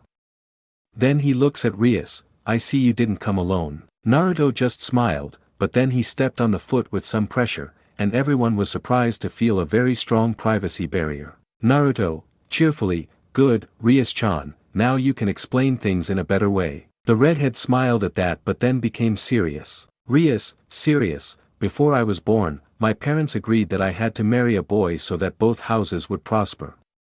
They informed me of this when I was 7 years old. I didn't take it well, but it was my duty, and I accepted it. When I was 10, I saw the reality and realized I didn't want that to be my life. They didn't know that this being was a pig who only used women for his own satisfaction. He only wanted to rape me until the heir of the Nazca houses. I knew that would happen since he hadn't changed in all the time I'd known him. My friends and I fought for my freedom, but he was older and more experienced. I lost, so I decided to escape. I was simply desperate, and it was the first thing that came to mind. Someone took me from my house. Unfortunately, I never saw their face, but their voice was kind. I simply didn't know what to do anymore. I think I was somewhat lucky since Naruto-kun here helped me. In fact, from what he told me, if I had fallen from so high, I could have died. I don't know what could have happened to me if someone else had found me. Everyone was astonished by the girl's story. The women were angry at her ex-fiancé's account, vowing that if they knew him they would beat him up for his actions. Tsunade sighed, well, that's bad, but marriages like that are rare. You must have had something special for them to want to do that. Rias looked at Jiraiya, who nodded seriously and understood. Rias, would be, this is why, creating a black ball, it's my power of destruction. Everyone watched this somewhat amazed, but they were even more amazed when Naruto dropped a kunai and it disappeared. With this, I can disintegrate everything I touch. This impressed everyone, even Kakashi, who activated his Sharingan to see better and indeed saw every particle of metal disintegrate before his eyes. Kakashi, calmly, certainly, a unique skill is obviously desirable. Naruto, serious, that's why I put up the barrier. This shouldn't be revealed, it's dangerous right now. Tsunade understood that and nodded, looking at Jiraiya. Tsunade sighed, fine, I accept, but there will be a test. Then she looked at Naruto, you will fight against Kakashi to see how far you've come. Kakashi, calmly, it's true, my intention was to test Naruto and Sakura, but now we'll see how they do in a cell of 3. Sakura felt depressed knowing that Sasuke was missing, but Naruto smiled. Naruto, cheerfully, great. If we pass, I could be on a team with you. Isn't that awesome? The redhead just smiled at that. Rias, happily, that's right, I appreciate your support and help. Tsunade, cheerfully, don't worry, but you must be ready for this. Kakashi was about to say they could leave, but Naruto snapped him out of those thoughts. Naruto, cheerfully, oh, I almost forgot, pulling out a green-covered book, it's the new edition of the series. Doing it after 3 years bores me, but I know you like that kind of thing. Kakashi took the book and as he opened it, a light suddenly illuminated his face. He quickly closed it and spoke calmly. Naruto, cheerfully, oh, I almost forgot, pulling out a green-covered book, it's the new edition of the series. Doing it after 3 years bores me, but I know you like that kind of thing. Kakashi took the book and upon opening it, a light suddenly illuminated his. Kakashi, calmly, well, since 2 of you traveled, you must be tired, so I'll see you later. Naruto, who had dispelled the barrier, spoke. Naruto, confidently, I can continue if you wish. Then it dawned on him, and you, Rias-chan, after fainting, are you alright? The redhead remembered what happened and blushed slightly. Rias, sadly, I'm fine, I swear, but a break would be nice. Naruto just tilted his head but smiled at her. Naruto, cheerfully, alright, we'll be ready after lunch, right? He stopped when he didn't see Kakashi, and where did sensei go? Sakura sighed, he left as soon as the barrier dissipated. Rias, curious, maybe he went to read the book. Jiraiya simply turned around and smiled at that. Jiraiya, thinking, of course I would, who in their right mind wouldn't want to read it? At that moment, 2 people entered the room. Unknown, bored, Lady Tsunade, we have. She stopped when she saw that Tsunade already had company, but Sakura spoke. Sakura, cheerfully, oh Shikamaru, Temari, look who's back. Naruto, who turned around, smiled, recognizing his old friend. Naruto, cheerfully, hello Shikamaru, it's been a while. Shika, cheerfully, oh Naruto, is that you?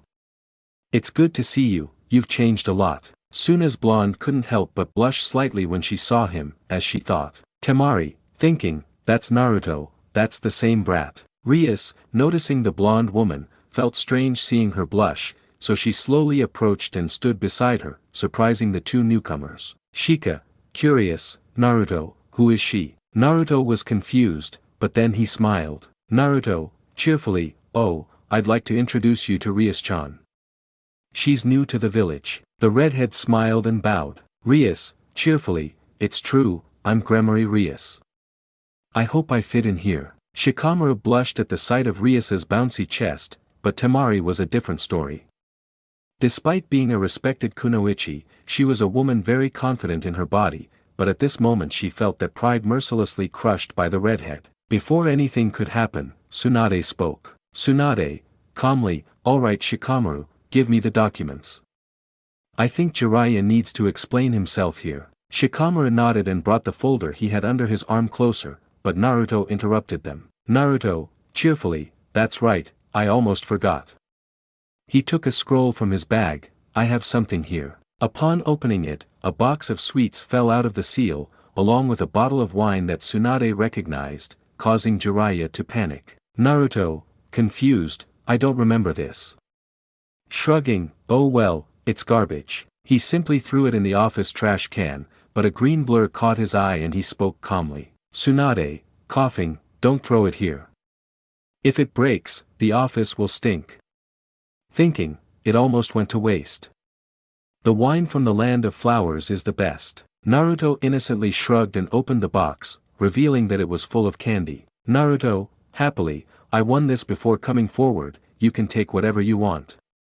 Then he notices a package and gets excited, I thought there weren't any left. Sakura noticed it immediately, it was a sweet, specifically her favorite sweet. Sakura mochi is an original Japanese spring snack consisting of a glutinous rice cake, mochi, filled with sweet bean paste, anko, and wrapped in a salted sakura leaf. Sakura noticed it immediately, it was a sweet, specifically her favorite sweet. Sakura mochi is a traditional Japanese spring snack consisting of a glutinous rice cake, mochi, filled with sweet bean paste, anko, and wrapped in a. Sakura, thinking, he's my best friend, he'll really give them to me, right? Then Naruto's voice and gaze pulled her out of that fantasy. Naruto, excitedly, look Rias, I found the last Sakura mochi, do you want it? The redhead's eyes lit up at this action. Rias, excited, thank you Naruto-kun, I really thought I finished them all. Sakura watched in disbelief. She knew Naruto knew that was her favorite candy, and it wasn't the season yet, so she'd have to wait to buy some. He didn't even look at her, he simply gave it to the other girl without a second thought. After a few minutes, everyone had some sweets from the large box that Naruto had, and he had already resealed it. Naruto, cheerfully, how about we get something to eat? Maybe we can chat a bit about what's been happening in the village. Shikamaru nodded, as did Temari, but Sakura was lost in her thoughts. Temari, curious, hey Sakura, we're all going to eat, will you join us? The pink-haired girl shook herself, gave a fake smile, and nodded. Sakura, falsely cheerful, if we go, it'll be good to see what he's been doing all these years. The blonde simply nodded, and both followed the group, leaving Tsunade, Jiraiya, and Shizune serious in the room to talk. In the streets of Konoha, the group of 5 walked happily through the streets, and Naruto noticed Shikamaru standing close to Temari. He smiled mischievously and approached with a grin. Naruto, mischievously, so, are you two dating or what? Shikamaru just shook his head and put his hand in his pocket while Temari crossed her arms and shook her head. Temari, mockingly, as if I wanted to. Shikamaru, calmly, don't talk nonsense, idiot.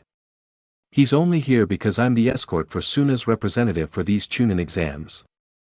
Annoyed, it's a pain, and I don't even know how it happened. Upon hearing the mention of those exams, Naruto smiled and looked up at the sky. Naruto, nostalgia, wow, it's been a while. That brings back memories. Shikamaru, curious, by the way, what are you going to do? You're the only one who's still a genin. Naruto's eyes widened at that, and not only that, Niji, Kankuro, and Temari are already jounin. Naruto, impressed, seriously. Looking at Sakura, Sakura, you too. Sakura, who had heard this, smiled at that and pointed her thumb at her headband. Sakura, happily, that's right. Naruto, remembering, and Gaara also rose in rank. Temari smiled at that and felt, everything that happens in the Sand Village is canon. Temari, cheerfully, that's right, Gaara is currently the 5th Kazekage of the Sand. Naruto was impressed by that and then sighed. Naruto sighed, damn, that trip was a real hassle. But then he smiled, oh well, I just have to wait. Shikamaru raised an eyebrow, as did Sakura, not expecting that answer. Shika, curious, aren't you worried about still being a genin? Naruto smiled and shook his head as he hugged Rias, who blushed. Naruto, cheerfully, nope, now that you guys are chunin, I can't participate with you, but I'm sure Rias-chan can participate with me here. What do you say? Then she noticed that her new friend was very red and became worried. Naruto, scared, Rias-chan, not again. Looking at Sakura, Sakura, you have to do something. Something's wrong with her. The 3 spectators had a drop of sweat on their foreheads at how dense and idiotic he could be, but Rias replied apologetically. Rias, embarrassed, it's not necessary, Naruto-kun, let's just go to lunch. Naruto simply nodded, still worried about her, but she smiled at him, thinking of something she could do to get revenge on her blonde friend. Naruto, cheerfully, I'm glad you're feeling better. How about we get something to eat? Rias knew Naruto would ask for ramen any chance he got, but she would punish him this time. Rias, cheerfully, well, how about that? It looks good, don't you think? Naruto looked ahead and cried in anime style. Naruto, crying, but Rias-chan, I was thinking about. I didn't finish because Shikamaru spoke. Shika, calmly, ramen, we know that's all you think about. Now move it, I don't have much time, and if this troublesome blonde eats, she'll be less annoying for the day. Rias smiled at the help, but Temari had a vein throbbing in her forehead at that, and Sakura just followed them, still lost in her thoughts, and behind them was a dejected Naruto, heartbroken by his loss. At the Akimichi barbecue, everyone had already sat down and ordered their food, but Rias was a little bored until she had a light bulb moment and looked at her blonde friend with a challenging smile. Rias, challengingly, Naruto-kun, what do you say we try to break the tie in our little game? Naruto, who was still pouting, smiled at that. Naruto, cheerfully, oh, sure, Rias-chan, you can bring it. The redhead smiled and snapped her fingers. From a magic circle, a chessboard appeared, causing intrigue among the other boys, but they only watched. The 2 boys played a somewhat intense game of chess, at least in Shikamaru's eyes. He quickly realized the skill level of the player, and the game lasted for a while before ending in another draw. The 2 boys played a somewhat intense game of chess, at least in Shikamaru's eyes. He quickly realized the skill level of the player, and the game lasted for a while before ending in another draw. Rias sighed, again, you've improved. Naruto, cheerfully, it's true, it's an interesting and more entertaining game. Shika sad face curioso, Rias-san, mentioned looks at him, haven't you thought about practicing shogi? The redhead just smiled uncomfortably at that. Rias, shyly, I have actually played it, but it had too many pieces and I always considered it a game for old people. Upon hearing that, Shikamaru only had a depressed aura above his head, while Temari shook her head in amusement. Temari, amused, well, finally someone is telling you the truth. Rias had a drop of sweat on her forehead, but Naruto was laughing at his friend's misfortune. It didn't last long as the food arrived and the group ate peacefully. After finishing, they paid and the 3 of them said goodbye for their test with Kakashi. After finishing their meal, Shikamaru and Temari said goodbye to the 3 boys who went to Training Ground 7 and waited for the late Jounin. Naruto, sighs, damn, I thought Kakashi would change in these 3 years, but I see I was wrong. The pink-haired girl just sighed and sat down to wait. Rias, for her part, stood next to Naruto, looking somewhat curious. Rias, curious, excuse me, but don't you think something might have happened? It's been almost 3 hours. Naruto, cheerfully, oh, don't worry, he'll arrive any minute now and say, sorry guys, I got lost on the road of life, or, a black cat crossed his path, and let's not forget the old lady he had to help with her shopping. Rias watched in disbelief, but a burst of smoke appeared at the barrier, and it was Kakashi with a puppy dog smile. Kakashi, cheerfully, hi guys, sorry for the delay, but I got lost on the path of life and I came across an old lady whom I had to help with her shopping, but before I arrived a black cat crossed my path and I had to take the long way around, you know, to avoid bad luck. Naruto shook his head in amusement, Sakura ran a hand over her face, and Rias looked at him incredulously. Rias, incredulous, wow, I didn't think that was possible. Naruto just chuckled a little at that, while Kakashi had a bead of sweat on his forehead. Kakashi, calmly, well, it's getting late.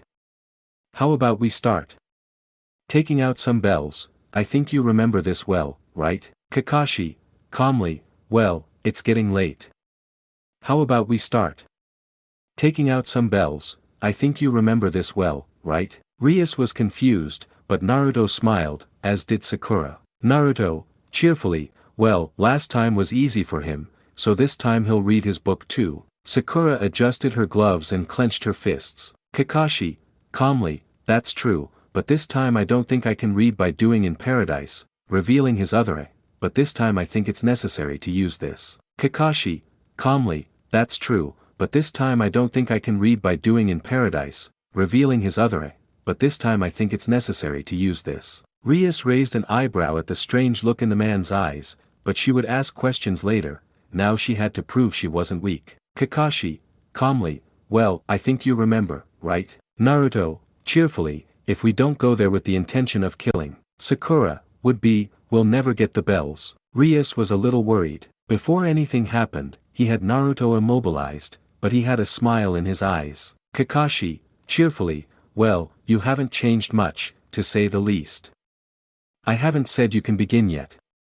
Thinking while looking at another Naruto behind him with a kunai at his neck, but I see he's improved.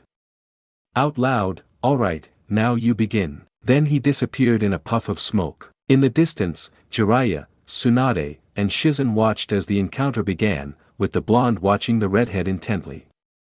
She still remembered the conversation with her teammate. Flashback. As the boys left the office, Tsunade gave Jiraiya a serious look. Tsunade, squinting, well, I don't think you brought her just out of pity, right? Jiraiya sighed but nodded. Jiraiya, serious, it's because of something the wise toad told me in his visions. Tsunade raised an eyebrow, but Shizen asked a somewhat curious question. Shizen, curious, excuse me, but what are those visions? Jiraiya smiled at that. Jiraiya, cheerfully, I trust that Naruto is the child the sage speaks of so much, but he told me some time ago that someone will come and be key to helping the boy stabilize his emotions and finally control the power of the imposed burden. Tsunade, sighed, what exactly did he tell you? Jiraiya, serious, from the sky will fall a woman with red hair, she will help, and the chosen child will master his power. Tsunade, serene, fine, I trust you and you know it, serious, but remember this,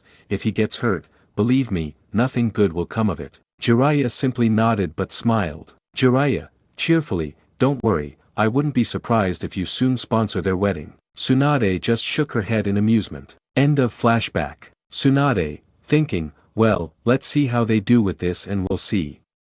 Smiles, he looks happy. In the fight, Rias, curious, Naruto-kun, excuse me, but I'm worried.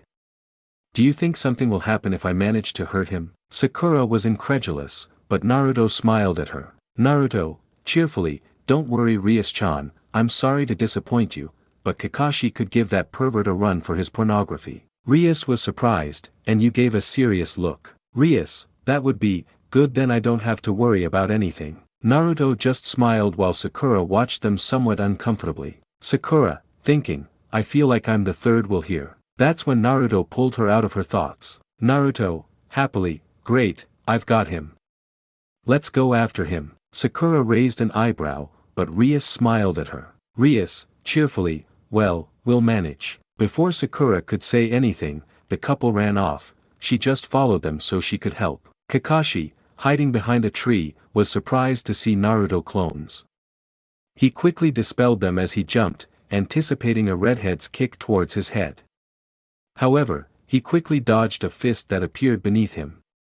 Looking up, he noticed Naruto and Rias standing in front of him, smiling. Naruto, cheerfully, well, that turned out better than I thought. Rias, cheerfully, that's right, well I think we can handle this. Without further ado, they both lunged at the copycat, who remembered what Jiraiya had told him that morning. Flashback. Kakashi is seen calmly reading his new book until the voice of the wise toad makes itself known. Jiraiya, cheerfully, I see you like it, it's one of my best creations. The silver-haired man simply nodded as he looked at the Sannin. After that, they are both seen walking through the streets. Kakashi, calmly, from what I've seen, he's gotten stronger, but do you think he's matured? Jiraiya was slightly offended but smiled at her. Jiraiya, cheerfully, well, he's only a one-man powerhouse, but, seriously looking at Kakashi, if he fights the redhead, you mustn't let your guard down. Looking seriously at the sky, I'm leaving those two in your hands. The small group I've been investigating has begun to move. Kakashi simply nodded and hoped that everything would turn out well for everyone. End of flashback. Kakashi, thinking, so this is what Jiraiya-sama meant. Kakashi spent some time trying to figure out the pattern of those two, but he smiled inwardly when he saw that after the first blow he couldn't decipher the next one, so he was confused when he saw that they both separated from him. Naruto, cheerful, list. The redhead nodded, took out her new fans, and performed one of the few jutsu that Naruto had taught her. Rias, loudly while moving her fans, wine-style great gale. Naruto noticed that and also created a few hand seals and exclaimed, Naruto, out loud, water-style, great torrent of water. Naruto/Rias, cheerfully, combined jutsu, great hurricane. Kakashi was impressed to see the great current of water coming towards him, and he could only manage to replace himself with a log. In the distance, both women looked surprised at this, while the wise toad smiled. Sakura, watching from a distance, also looked with some jealousy as the two of them fought their master. Rias looked at the destruction of their combined attack but blushed as she felt Naruto grab her waist and jump back. She was about to say something when a pair of hands emerged from the ground, almost catching her ankles. Naruto, cheerfully, well, I guess I expected too much. I thought I had you by my side, didn't I? Kakashi, calmly, wow, when I saw that I really thought they were going to kill me. Then he smiled with his eyes and looked at Rias, I'm starting to like you. The redhead watched in disbelief, especially when Naruto threw a kunai and the silver-haired boy disappeared in a puff of smoke. Naruto, cheerfully, great, we almost have it. At that moment, Sakura approached the two of them, looking somewhat annoyed. Sakura sighed, they almost caught him, but he's not around here, right? Then she looked all around, not up, not behind, not to the right, not to the left. Happily, there's only one more place. Naruto just smiled, grabbed Rias by the waist again, and leaped into a tree. The redhead was about to ask, but a loud explosion resounded and the floor shattered under Sakura's powerful blow. Rias, shock, wow, not even Kaneko-chan has that much strength. Kakashi, stunned, wow, it seems the fifth Hokage has taught you more than just medical ninjutsu. After saying that, he jumped up to begin a new fight. Naruto, cheerfully, alright, let's get started. The redhead said nothing and they began their attack. Kakashi now had to dodge both of them and be on the lookout for Sakura's blows. At one point, she moved forward and cornered Kakashi against a tree. The silver-haired man barely dodged the attack, but the tree fell from the powerful blow. Kakashi, dazed, wow, if I hadn't dodged that I would have been in serious trouble. Calmly, well, I think we'll begin with the ninjutsu lesson. After that he jumped into a lake and began making seals at great speed and exclaimed. Kakashi, loudly, water style, water dragon jutsu. The three noticed the dragon heading towards them. Sakura leaped towards a tree, but Naruto stood behind Rias, who created a magic shield before the impact. Kakashi landed easily on the ground but immediately jumped up upon noticing spikes of earth shooting out of the ground. Naruto, cheerfully, earth-style jutsu, earth-piercing spikes. Then everyone noticed how the redhead's shield dissipated, and both of them were frozen solid and didn't move an inch. Kakashi, cheerfully, I see that even that doesn't work. Well, I've tried your ninjutsu and your taijutsu, but there's something I haven't tried yet, right? Without another word, he vanished into smoke, and the three of them heard a familiar voice and an unfamiliar one that made the redhead angry. Unknown, barely conscious, guys, listen to me, coughs blood, I managed to escape from him. Sakura, whispering, Sasuke again. Unknown, arrogantly, oh my dear Rias, I think you've left a little early, don't you think? The wedding is getting delayed. With a lustful look, it's just a formality, but you know it's really what I want. Rias, angrily, riser. Then the voice of a little blonde girl dressed as a nun became known. Asia, scared, Bucho the riser, cheerfully, so you escaped, thanks for showing up. With your death I'll finish off your pathetic friends. Without further ado, I created a ball of fire that headed towards the frightened girl. Rias watched this with despair, but suddenly she felt a hand on her shoulder and everything disappeared. She noticed Naruto's worried face. Naruto, worried, hey, relax, those are just techniques that play on your fears. Then he gave her a reassuring smile, don't worry, I promise to help in any way I can. The redhead simply nodded, wiped away the tears she had almost shed, and put on a determined look. Rias, serious, I trust my Onie-sama to take care of you, and don't worry, I'll become strong and I won't let anything or anyone dictate my destiny. Naruto just smiled and nodded at his new friend. Sakura, who saw that, felt intimidated by the presence of that blonde boy. Kakashi, calmly, well, I think I went too far, sigh, but you must let go of your fears if you want to move forward. Sakura, cheerfully, he thinks that will stop us. Maybe he'd fall first, but I know that wasn't Sasuke. After that, Kakashi emerged from behind a tree with a smile in his eyes. Kakashi, calmly, that was better than I expected, but they still don't have the bells, don't you think? Naruto smiled and created more clones, which ran towards the man. He was able to handle most of them, and when only 3 remained in the air, the man simply jumped, caught them in bandages, and slammed them to the ground. Kakashi, who was in a prepared position, wondered aloud. Kakashi sad face calmly, he looked at the tin. Then I heard a noise from a bush, from which Naruto emerged in a familiar position. Naruto, cheerfully, I'm here, pointing his fingers at Kakashi's butt, Hidden Leaf Village secret jutsu. Kakashi merely widened his eyes and barely dodged the attack. Kakashi, relieved, I thought it was the end for me in more ways than one. Naruto only saw his master escape through the trees. Naruto, embarrassed, damn, I thought I had it. After that, Kakashi escaped again from the 3 boys who quickly followed him. Kakashi, who was sitting behind a tree, wondered to himself. Kakashi, thinking, oh no, this has been harder than I thought, and I haven't even had time to read my book. Damn, I'm dying of curiosity. I know the protagonist has a big secret. Damn, I can't wait any longer. Before he could take out his book, some shurikens almost impaled him. He just jumped but had to dodge, but a voice in the air made him look up. Naruto, cheerfully, I know the ending of the book, tactics for doing it, with a foxy grin, and the big secret is. Kakashi was horrified by that and covered his ears. Kakashi, agitated, no, shut up, shut up. Thinking, oh no, thanks to my Sharingan I can read her lips. As she closed her eyes, she felt something detach from her waist, and when she looked up, she saw Rias and Sakura with the bells and a smiling Naruto. Kakashi, sighed dejectedly, damn, I think I lost. He noticed them celebrating but decided to ask something, but Naruto, I don't think you have a bell. The redhead noticed that, as did Sakura, but Naruto smiled at her. Naruto, cheerfully, well, sometimes someone focuses on more important things, don't you think? While I take out a green book that Kakashi knew very well. Kakashi, shock, but how? He reached into his weapons bag and panicked, that's my. Naruto, cheerfully, yeah, relax.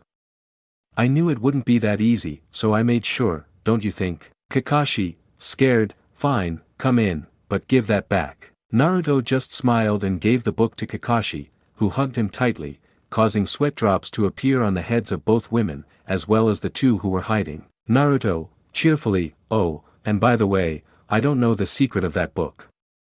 I just thought that mentioning its title would distract them enough for them to finish the job. At that, Tsunade and Shizune, as well as Jiraiya, emerged from the shadows, avoiding laughing at the young jounin. Tsunade, cheerfully, well, you did well. Let's go to my office. I think we'll talk. Then she looked at Kakashi and almost laughed at his expression. Well, I think I'll have your statement tomorrow, right? The man simply lowered his head and nodded as he walked away somewhat dejected, under Tsunade's amused gaze. Minutes later in the Hokage office, Tsunade, cheerfully, well, as Jiraiya said, the 3 of you did well. I'm surprised by your synchronization. Sakura, your movements have improved, but you still lose focus. Sakura simply nodded in response, as she hadn't yet improved at that. Sakura, respectfully, I understand, teacher. Tsunade just smiled at him and then looked at Naruto. Tsunade, cheerfully, as for you, brat, you've matured, and I'm relieved to see you here. You'll be put to the test on these missions, as you've been promoted to Chunin from today. Congratulations. Naruto was surprised by that, but he smiled at her. Naruto, happily, thank you, Grandma Tsunade. The aforementioned woman simply smiled at him and threw him her new vest, which he gladly accepted. Tsunade, cheerfully, you're the only one missing, Rias. Honestly, I'm surprised by everything you can do and your skill. Extending a headband, from today on, you are a Konoha shinobi. Congratulations. The aforementioned woman smiled at that. Rias, bowing, thank you for this new opportunity, Tsunade-sama. I promise to do my best. The older blonde just smiled at the two of them, while Naruto simply nodded with a big smile and took the headband from her hands. Naruto, cheerfully, see, I told you you could do it. He then placed the headband on Rias's forehead, causing her to blush slightly. Congratulations. The redhead simply hugged her new friend, causing laughter at the sight of the blonde blushing furiously, but Sakura was more annoyed, and that feeling was killing her inside. Tsunade, cheerfully, alright, from now on you're the new Team Kakashi. I'll tell her tomorrow. Now I don't think I should say you're in charge of her, right, brat? Naruto, cheerfully, no, my clones already fixed the apartment so there's no problem, she'll stay with me until she can stabilize. The redhead just smiled at him. Tsunade, cheerfully, you can go now, you'll have your first mission tomorrow. Naruto smiled at that and took Rias's hand. Naruto, cheerfully, come on, I'll introduce you to some people. Rias, slightly blushing, noticed how he was going to make them both climb out the window. Before that could happen, the redhead broke free from the Uzumaki's grip. He was about to ask what happened when his eyelid was forcefully pulled as Rias dragged him towards the door. Rias, annoyed, come on Uzumaki, why do you think someone bothered to invent doors? Naruto, in pain, okay, I'm sorry, I won't do it again, but please let go of my ear, it hurts. Tsunade, who witnessed the scene along with Shizun, only saw the door close and burst out laughing. Tsunade, amused, that brat. I didn't think that was possible. Tsunade was about to open the bottle of wine that Naruto had almost thrown in the trash when she noticed it being snatched from her hands. Shizun, cheerfully, I'm sorry, my lady, but first you need to finish your paperwork. Then I'll return it to you myself. Good luck. Without another word, she left the office without noticing or caring about the dejected expression and anime-style tears running down her teacher's face. Sakura, who saw what happened, slipped away from Tsunade's office. She knew perfectly well that after her sadness came her anger, and she wasn't stupid enough to be the recipient of that tantrum. Sakura sighed, good that he managed to escape. In the distance I hear a noise and many things breaking, then I notice Naruto in the distance who was rubbing the ear that Rias pulled. She just approached the two boys. Naruto, cheerfully, oh Sakura, I'm sorry, I don't think we got to say goodbye to you. Rias, embarrassed, I'm sorry about that, I think I went too far. Naruto just glanced at her while rubbing his ear, and Sakura giggled a little. Sakura, amused, don't worry, it's good that someone can handle it. The redhead blushed at that, Naruto didn't realize the implications. Rias, cheerfully and bowing, have a good night and I hope we get along well. I hope to work properly on the team they assigned us. Naruto, cheerfully, well Sakura, I think I'll see you tomorrow, excited, we're going to Ichiraku Ramen. It's been 3 years since I tasted their wonderful food. Before giving an answer, Naruto took Rias's hand and they both started running towards the ramen shop, one enthusiastically and the other because she was dragged along. Sakura, sad thoughts, he didn't even invite me, why do I feel this way? Without further ado, she walked home, not wanting to follow them or eat anything, while she wondered what was happening. Ichiraku Ramen. The blonde man entered cheerfully and noticed a familiar face. The blonde man entered cheerfully and noticed a familiar face. Naruto, cheerfully, good night, old man. Stranger, cheerful, hello, welcome, how can I help you? Naruto, cheerfully, oh come on, old Tuchi, don't you remember me? The older man just looked at him intently and then smiled. Tuchi, cheerfully, oh, that face. It's you, Naruto. Just look at how you've grown. Naruto just smiled, but then he revealed himself again. Unknown, cheerful, oh wow, look at you, I hardly recognize you, how you've changed. Unknown, cheerful, oh wow, look at you, I hardly recognize you, how you've changed. Naruto, cheerfully, hi you look good too. The brunette only blushed slightly, which annoyed the redhead a little, and she coughed falsely. Rias, with a strained smile, Naruto-kun, I think it's rather rude to ignore people, don't you think? Naruto simply tilted his head while the two people stared at him intently. Tsuchi smiled at Naruto, but was another story, as she felt her womanly pride mercilessly crushed. Naruto, cheerfully, oh, my mistake, Tsuchi. This is Rias GREMORY. She's new to the village. The redhead merely leaned forward, making feel as if an arrow had pierced her as she saw the redhead girl's breasts. Rias, happily, it's a pleasure, Naruto-kun has told me many things about this place. Tsuchi, cheerfully, well, it's nice to hear that, and that their first date is at my restaurant. Both teenagers blushed at that. Naruto, embarrassed, that's not it, man. We just came because I passed Kakashi-sensei's test and I got promoted, that's all. Tsuchi, cheerfully, oh, I see. Then take a seat. Today, everything's on the house. Before Naruto could jump up excitedly, a voice entered the restaurant. Unknown, cheerfully, no, please let me pay. Naruto, who turned around, smiled. Naruto, cheerfully, hello Iruka-sensei, it's been a while. The academy professor smiled at that, but then raised an eyebrow. Iruka, curious, hey, and Sakura, I thought she was coming with you. Naruto opened his eyes and scratched the back of his neck. Naruto, embarrassed, I think I didn't invite her because I was so excited. My mistake. The teacher raised an eyebrow at that, but a voice made him look to Naruto's right, and his eyes widened slightly. Rias, sighs, damn it, Naruto-kun, you need to think more before you act. The aforementioned merely blushed and scratched his head. Naruto, shyly, I'm sorry about that, but don't worry, I'll apologize tomorrow. Excited, but now, dude, I want some pork miso ramen. The redhead shook her head as she watched Naruto take his seat and wait like a little boy. He just decided to introduce himself to the man known as Iruka. Rias, respectfully, good evening, Iruka-san. I don't think we've been introduced. I'm Rias GREMORY, and I'm new to the village. Naruto-kun is a bit absent-minded. Naruto, who heard this, blushed and turned away, scratching the back of his neck and letting out a shy giggle. Naruto, shyly, oops, my mistake. Then he got excited, Iruka-sensei, this is Rias-chan.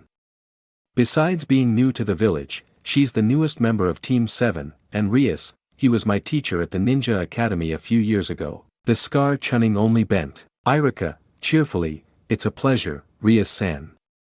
It's a pleasure to meet you. The redhead just smiled and the two of them took a seat at the ramen stand to have dinner and catch up. Ichiraku ramen. The three of them said their goodbyes after Iruka paid half the bill following an argument with Tsuchi for saying it was free. Iruka said goodbye to the teenagers, but not before telling Naruto not to get too clever with Rias, which Naruto didn't understand but said he wouldn't anyway. It wasn't long before they both arrived at Naruto's apartment. Naruto, cheerfully, well, we're here. It's not much, but you can feel right at home. Naruto, cheerfully, well, we're here. It's not much, but you can feel right at home. The redhead just smiled at that and they both walked past, Rias impressed by how clean it looked. Rias, happily, thank you for doing this for me. I'm indebted to you for all of this. Naruto just smiled and said goodbye to her. Naruto, cheerfully, it's nothing. Besides, I couldn't leave you to your fate. Come on, let's drop the subject and rest. Maybe we'll have a mission tomorrow. The redhead just smiled at him. Rias, cheerfully, great, thank you very much. Naruto, cheerfully, okay, the room's over there. You can take it when we have time. I'll do some shopping. For now, you can have my room. The redhead wanted to deny it, so she did. Rias, embarrassed, wait, that won't be necessary. Besides, this is your house. Naruto, cheerfully, that's why, and you're my guest, so don't worry, now rest. Naruto just smiled as he arranged the sofa. The redhead just sighed but smiled. Rias, thinking, so this was about friends, I guess. Out loud, rest well, Naruto-kun. Naruto, cheerfully, same here, Rias-chan, see you tomorrow. It wasn't long before they both settled down to sleep. Naruto slept peacefully on the sofa, but his guest was quite the opposite. Rias had several dreams where her friends were killed by Riser, or others where they blamed her for their mistake, as well as other, more horrible ones where they hated her for abandoning them. She was writhing and sweating from the fear of everything she saw. Naruto, noticing the noise coming from his room, woke up and went to see what was happening. He blushed when he saw Rias's naked figure, covered only by the sheets, which made her look very sexy. But then a sob brought him back to reality, and he shook his head. Naruto, shaking his head, what am I thinking? She's suffering. After saying that, he approached, straightening the sheets and taking the redhead's hand, which somehow relaxed a little. He smiled at that. Rias watched those painful scenes until she felt something warm take her hand. She no longer heard the insults, but she still saw them, her disappointed family and betrayed friends. She wanted to say something, but she simply couldn't, and that frustrated her. Naruto, noticing that she had calmed down, sighed, but before he could say, mission accomplished, he realized he was still trapped in that nightmare. He wanted to wake her up, but then he noticed the bed was big enough for both of them, so he decided to do something he never thought he would do. Naruto sighed, I just hope nothing happens to me in the morning. In her dreams, Rias still saw the betrayal and disappointment of her family and friends. Despite everything, she believed that leaving was a dream, and finally, she awoke to her cruel reality. But suddenly, everything was gone, replaced by a warmth that made her feel safe. She simply relaxed into that feeling and was finally able to sleep the rest of the night. The following morning, Rias was waking up, she felt warm and, for some reason, protected. She didn't want to separate, but she woke up suddenly upon hearing a voice she had grown accustomed to. Naruto, sighs, I'm glad you're okay.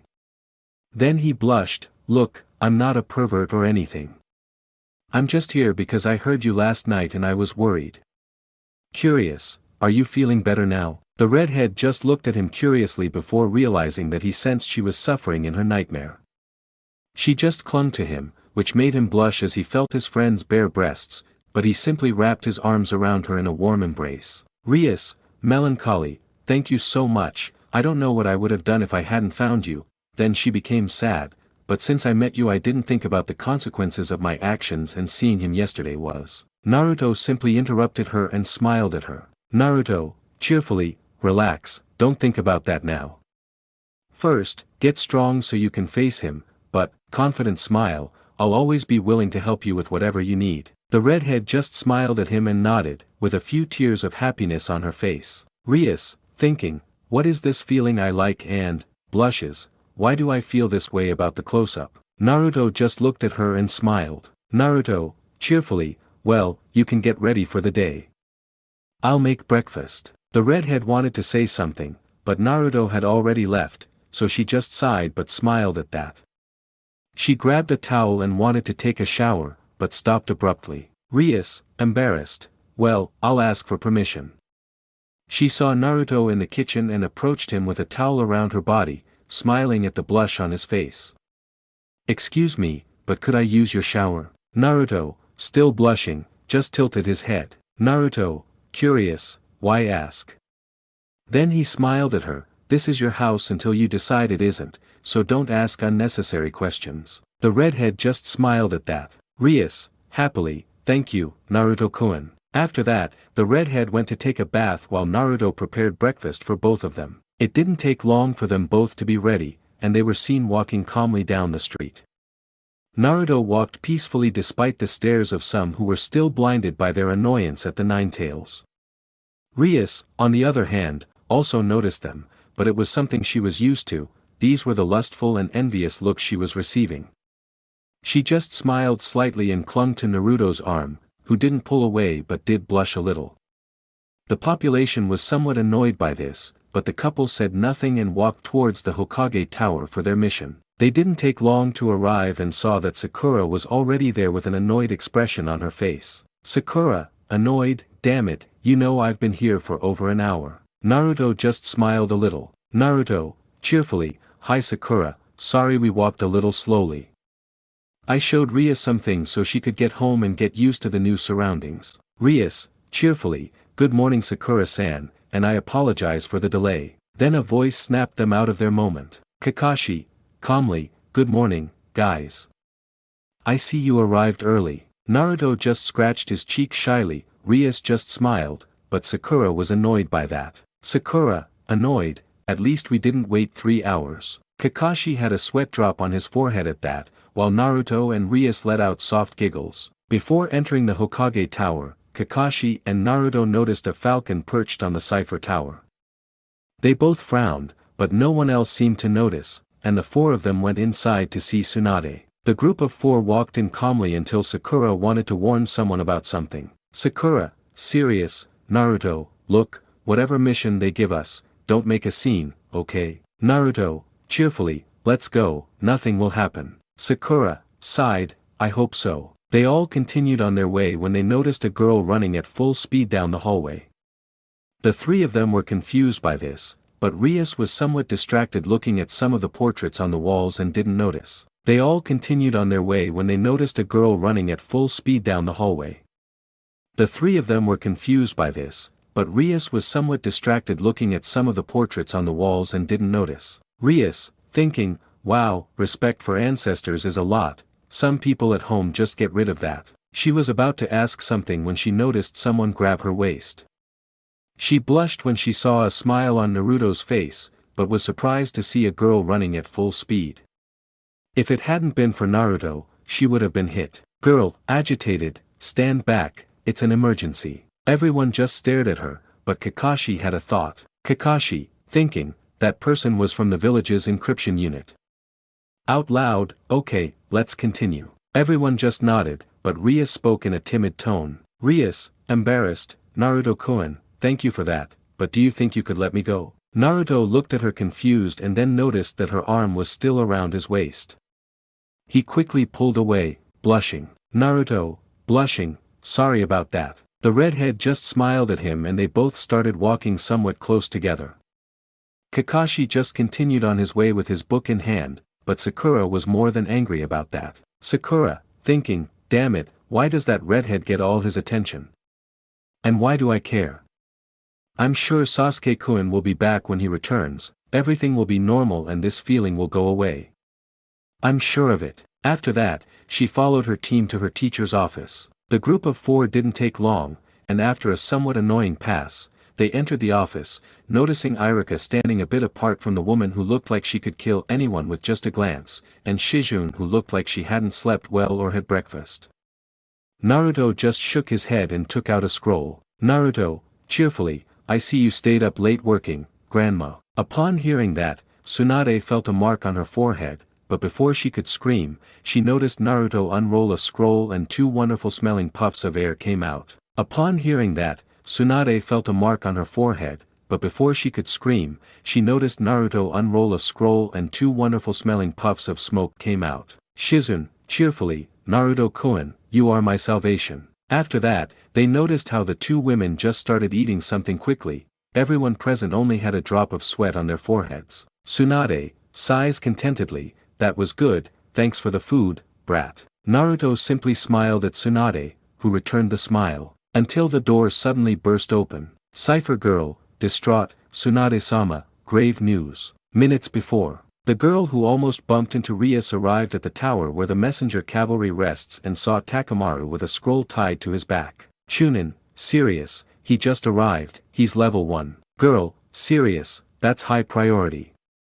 Appearance. Hand seal, release. Girl, serious, that's high priority. Appearance. Hand seal, release. Upon seeing the contents of the parchment, he panicked. Chunning, serious, it's something serious. The codebreaker just ran off towards the office. Current time. Decipherer, serious, the Kazekage has been kidnapped. It is said that the perpetrators are 2 individuals wearing black cloaks with red clouds and straw hats. After finishing that sentence, everyone became serious, much to Rias's confusion.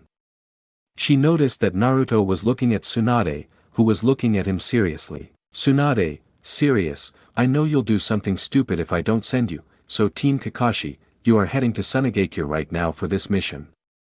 Looking at Naruto, I'll send a team to help you whether you like it or not. Naruto just nodded. Naruto, serious, well, that's for the best. Tsunade, in a softer voice, good luck, I want you out as quickly as possible. Kakashi, calmly, okay, at the main gate in 15 minutes. After that, he left in a leaf shunshin. Naruto was about to climb out the window, but he remembered his incident from yesterday and unconsciously grabbed his ear. Naruto, hurriedly, okay, see you later, grandma. Then he took Rias's hand, let's pack. The redhead didn't protest and followed her friend home with a small smile, knowing that he had heeded her warning. Tsunade, who also noticed that detail, smiled at that too. Tsunade, cheerfully, I'm glad that brat found her. They're more compatible than I thought. Shizun merely smiled at that, but Sakura was another matter. Sakura, thinking, that redhead won't beat me. He was lost in his thoughts until his teacher pulled him out of them. Tsunade, it would be, Sakura, you have to leave. You have a mission. Sakura just shook herself and nodded, but before she could continue, Tsunade stopped her. I want you to keep us informed of everything. Then she smiled at her. I trust you can do it. Sakura smiled at him and nodded. Sakura, confidently, I understand, Tsunade-sama. I'll take my leave. Without another word, he ran away. 15 minutes later, gates of the village. Tsunade, Iruka, Kakashi, Sakura, Naruto, and Rias were standing there, but before that, the great toad sage appeared in front of them all. Tsunade, Iruka, Kakashi, Sakura, Naruto, and Rias were standing there, but before that, the great toad sage appeared in front of them all. Jiraiya, serious, Tsunade, I've received some news. Apparently, the Kazekage has been kidnapped. Tsunade, serious, I know, I'm sending a squad right now, pointing at the team in front of her. Jiraiya's gaze only hardened when he looked at him. Jiraiya, serious, I know you won't give up, but remember what's important. Naruto, cheerfully, don't worry Ero-Senin, we'll get it, Databeo. As she said that, she covered her mouth, and Rias let out several giggles at that. Rias, cheerfully, Era, I didn't think you had a verbal tick. Naruto blushed a little, but Kakashi pulled them out of those thoughts. Kakashi, calmly, alright, we have to leave. Everyone ready, let's go. Without waiting, he ran off, closely followed by his team. Those who stayed behind just watched for a moment, hoping everything would turn out alright, and then everyone returned to their duties. Along the way, Temari was seen about to take a sip of her tea, but before she could pick up the cup, it broke. Along the way, Temari was seen about to take a sip of her tea, but before she could pick up the cup, it broke. Temari, serious mind, that's a bad omen. She quickly paid for her order and left at a comfortable but not too slow pace. With Team Kakashi, Naruto was jumping around quickly to get there as soon as possible. Sakura, shouted, Naruto, don't break the formation. Kakashi, serious, Naruto, remember Master Jiraiya's words. Naruto slowed down a little, but before he could say anything, a peculiar head of hair appeared in his vision and he exclaimed. Naruto, shouted, Temari-chan, wait. Rias didn't like how the blonde boy called her, but she kept her annoyance to herself.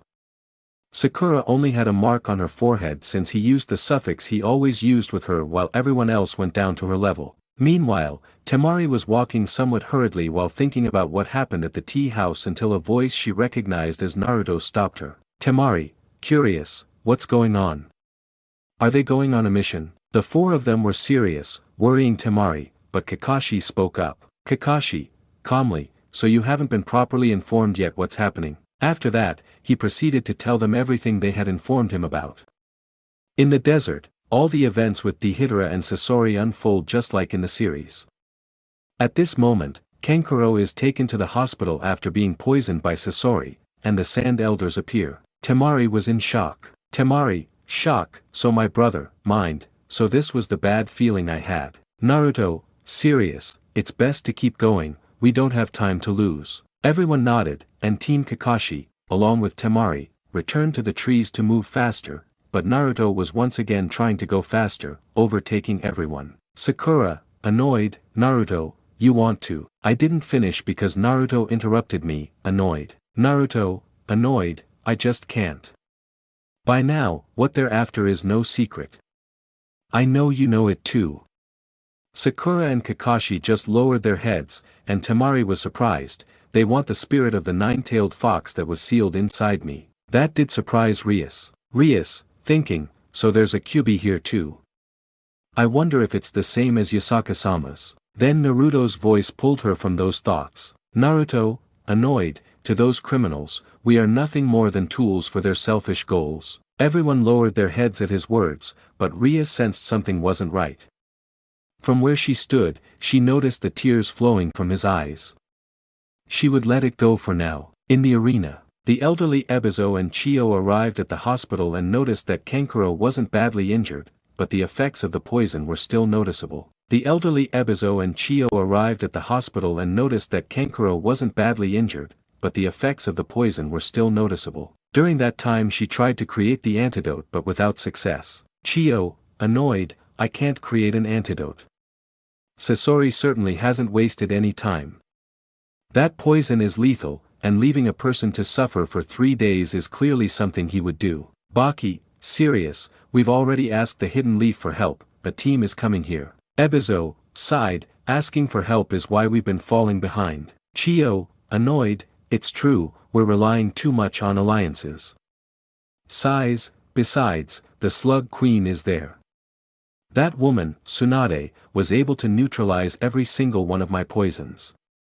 It was very annoying. Baki, serious, that would be very useful, but she's now the Kage of her village, she can't leave her unsupervised for any reason. Chio, annoyed, I already know that. En Konoha. Tsunade was in her office when she sneezed. Shizun, serious, Lady Tsunade, it's alright, allergies are very common at this time of year. Tsunade, serene, yes, I'm fine, but I think I'll check something. Without saying a word, Shizun went out to do her work while Tsunade checked her drawers. Tsunade, would be, 117037 damn it, I knew it. I won first prize. At that moment she stood up from her seat, Shizun, come here. Then she stood up and looked out the window, if everything goes well, they'll arrive in 1 day. I'll send a team to help them. Tsunade, would be, 117037 damn it, I knew it. I won first prize. At that moment she stood up from her seat, Shizun, come here. Then she stood up and looked out the window, if everything goes well, they'll arrive in 1 day. I'll send a team to help them. In the forest, the group of 5 was taking a break, and Rias finally decided that Naruto had had enough time to relax and jumped down to the branch where he was. Naruto, serious, we'll reach the desert soon. We'll soon find out what happened. Rias just looked where he was looking and spoke. Rias, would be, hey, you seem really upset. I didn't finish because Naruto replied. Naruto, serious, I know, but I can't allow that. Annoyed, he carries a burden just like me, but he managed on his own for longer than I had to endure. He's different now, and I'm going to save him anyway. I didn't finish because Rias slapped him with some force. Naruto only tilted his head from the blow. Temari raised an eyebrow at that action. Sakura got annoyed and wanted to jump up to yell at that redhead, but Kakashi just held her and looked calmly and with interest. Naruto looked at Rias for that reason, but only saw her lower her head. Rias, would be, look, Uzumaki, I don't understand much about this since it's new to me, but, then she looked up with teary eyes, I know you're thinking this, and feelings of hatred and resentment appear, which makes you make rash decisions and... He couldn't finish because Naruto put a hand on his shoulder and smiled at him. Naruto, cheerfully, I know what you mean, and it's true, I've tried to do things, it's just that I've forgotten I'm not alone. Whispered, oh no, not anymore. Rias heard that but just smiled at her. Rias, cheerfully, you see it with a cool head, you can make the best decisions.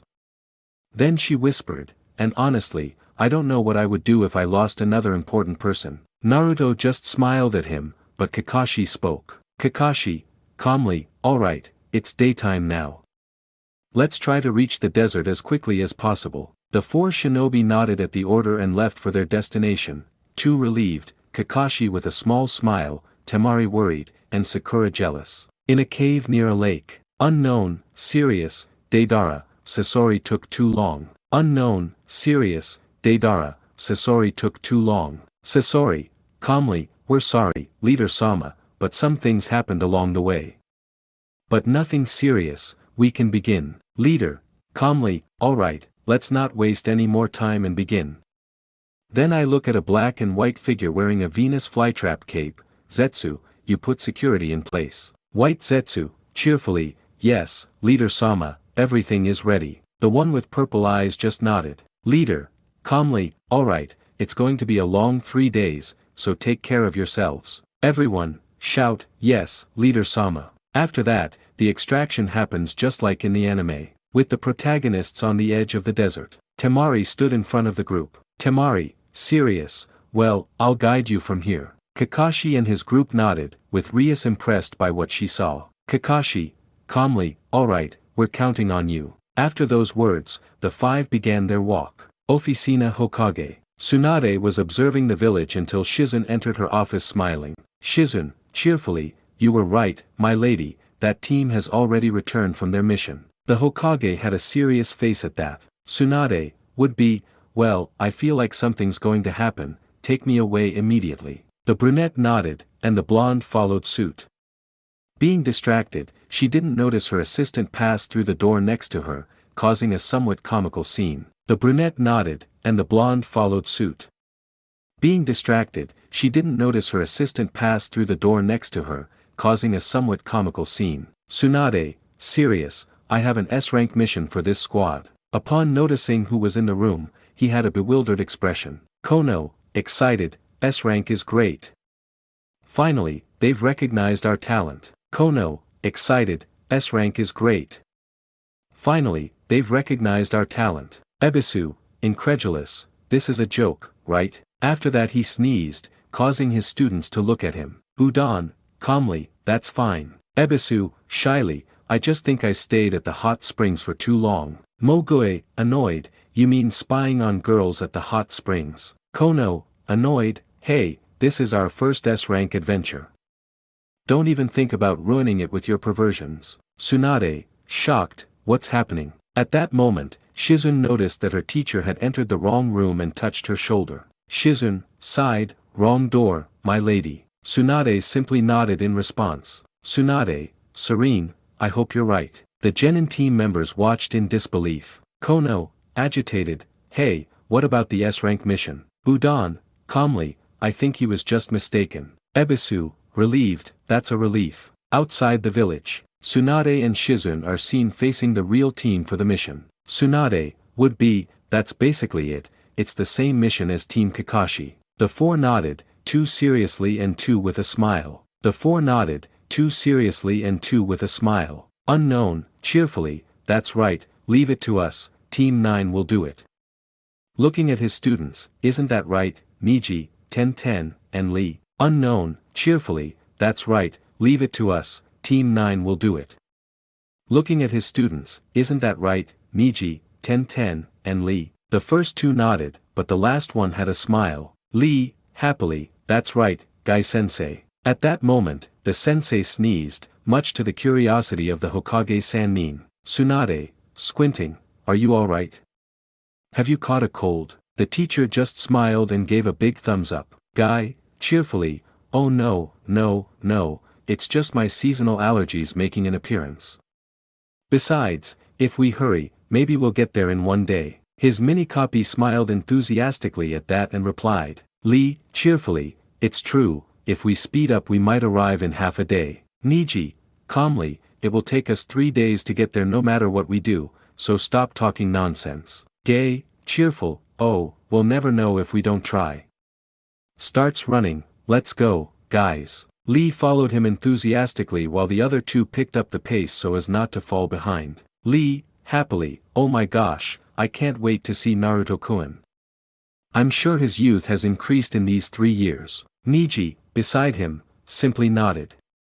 He was somewhat aware of what had happened to Naruto and his uncle when he learned what had happened to the blonde boy and Hinata. Niji, calm mind, I hope to clear up some doubts. After that, Team Guy focused on the road. In the desert, Naruto just frowned at the sight of the huge sandstorm while Kakashi read his book and Temari began to get uncomfortable. Naruto just frowned at the sight of the huge sandstorm while Kakashi read his book and Temari began to get uncomfortable. Naruto, annoyed, damn it, maybe. Sakura, annoyed, no. Naruto looks at Temari, she's the most worried of the group and she's calm. Naruto just sighed, he was going to do something but Rias hugged him, putting Naruto's head on her chest. Rias, reassuringly, don't worry, you'll see everything will be alright. Naruto smiled and relaxed a little, letting Rias play with his hair, much to the annoyance of the pink-haired girl, but Kakashi had a smile in his eyes. Temari, for her part, looked at the storm with frustration. Temari, serious, don't worry, at this time of year storms don't last too long,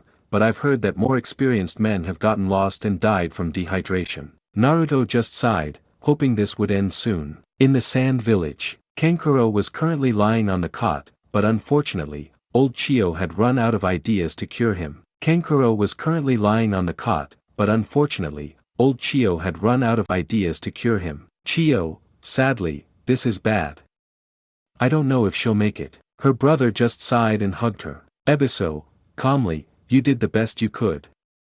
Come on, you need to rest a little. The old woman simply let herself be guided while murmuring in a sad tone. Chio, sadly, being dependent on the Leaf Village, how pathetic. Upon leaving and sitting down, she soon fell asleep. Ebiso, calmly, I see that these past few days have been a lot for you. Without further ado, he settled in to keep her company. The following morning, the Konoha group finally saw the great walls of the sand village.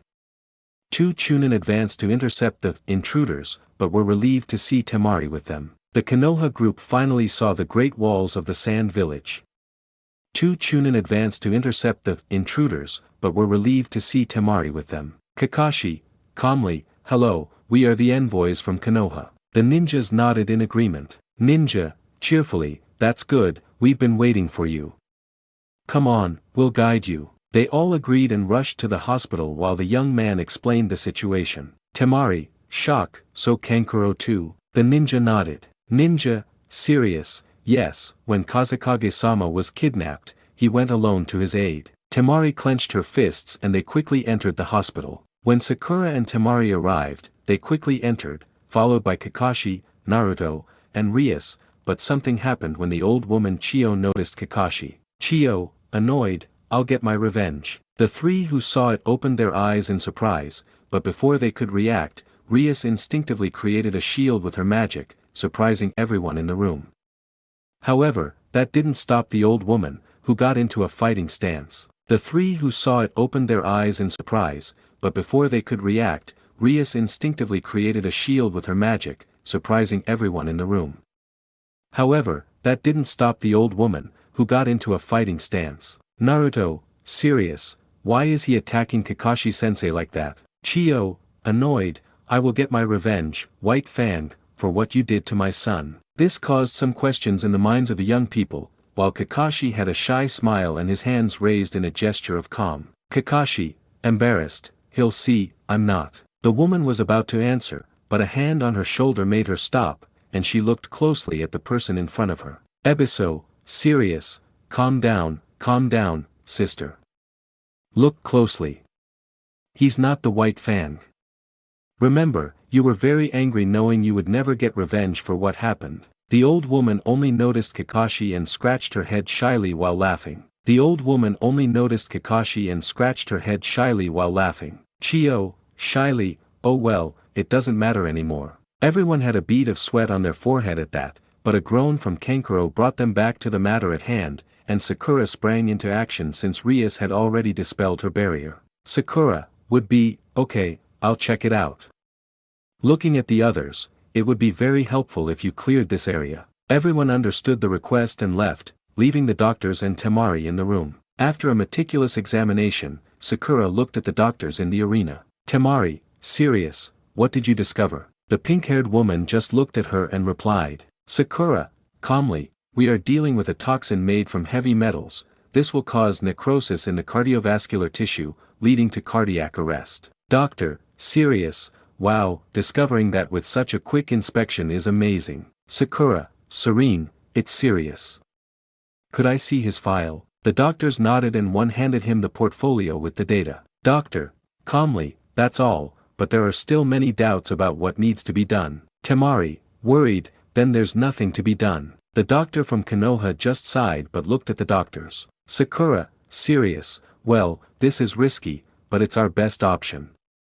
I'm going to need a few things, please. The doctors, serious, understood. In a distant cave, the extraction of the biju is the same as in the canon. After a minute, everything the pink-haired girl asked for was on the table. She began to create a liquid capable of extracting the poison from the Suna shinobi's body.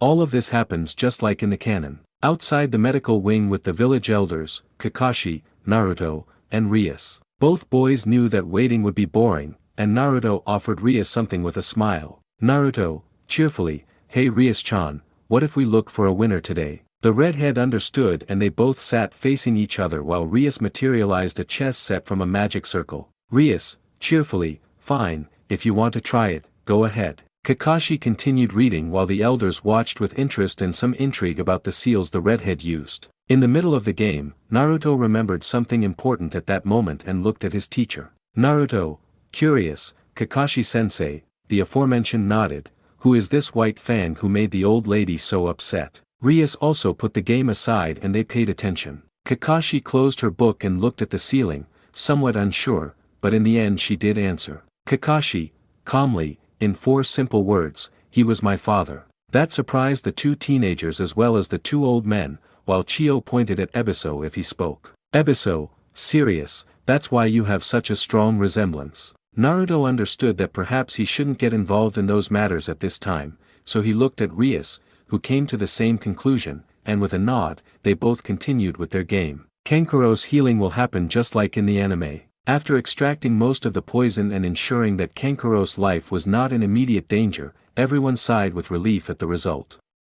Those who were outside came in to see the results, impressing the 2 old men. Chio, serenely, wow, you remind me a lot of the old slug queen Tsunade. The pink-haired girl smiled at that. Sakura, cheerfully, well, you know that Lady Tsunade is my teacher.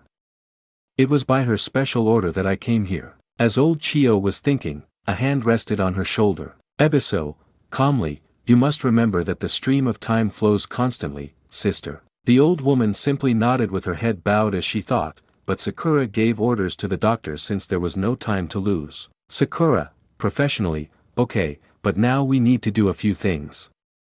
First, I'd like a list of all the medicinal plants in the arena as well. While Sakura was doing her job outside the sand village, a falcon was seen approaching the messenger towers where the staff noticed it was carrying a scroll from the Hokage. Ninja, serious, well, Takamaru has returned, you must report. At the hospital, Baki noticed the leaf jounin and called his attention. Baki, calmly, this is from your Hokage. Kakashi took the offered scroll, read it, and smiled. Kakashi, calmly, so they're on their way. That's good. We already have backup. Looking at the jounin Suna, well, I appreciate this information. After that, he handed the scroll to Naruto and Rias so they could read it. Naruto, cheerfully, well, the team of the Whip-Brow Sensei. Wow, it's been a long time since I've seen them. Naruto only grimaced slightly as he remembered that Niji was also on that team and wanted to avoid somewhat awkward questions about a certain topic. Rias noticed but decided not to say anything. She was still impressed by the pink-haired girl's medical skills, but hoped Naruto would trust her and tell her he was sick. Rias, calmly, well, now that we'll have support, what's next in the plan? Naruto, like Rias, looked at Kakashi, who looked ahead at the Suna jounin. Kakashi, calmly, well, since we don't know where to go, do you think you could take us to where Kankuro faced the Akatsuki? I'm known for my great sense of smell. Before the jounin could answer, a doctor interrupted him. Doctor, sir, Kankuro has regained consciousness. The 4 decided that seeing the boy was a priority and went inside to see how the boy opened his eyes. Kankuro, tired, where am I?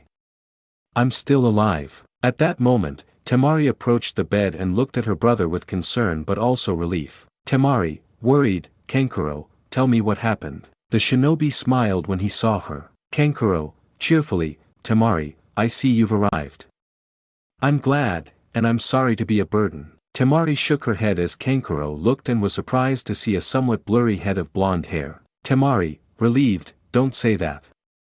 She noticed her brother's gaze and elaborated, if they're leaf ninjas, they've come to help rescue Gaara. The aforementioned nodded, but then two elderly men appeared and decided to satisfy their doubts. Chio, serenely, Kankuro, I'm sorry, but did you really face Sasori? Kankuro simply lowered his head and nodded. Kankuro, serious, yes, he told me himself. The two old men sighed at that, and Kakashi decided to speak to save time. Kakashi, calmly, well, how about we go to where the fight took place?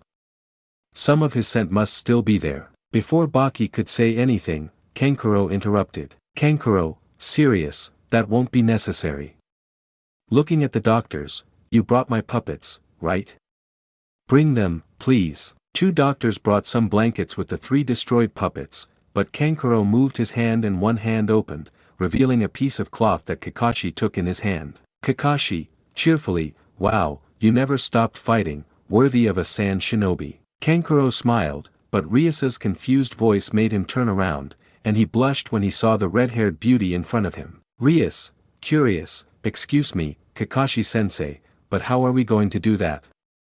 Following a trail like that is difficult unless there are more people. Kakashi just smiled at his naive genin. Kakashi, cheerfully, you'll see I'm a good tracker, you'll see.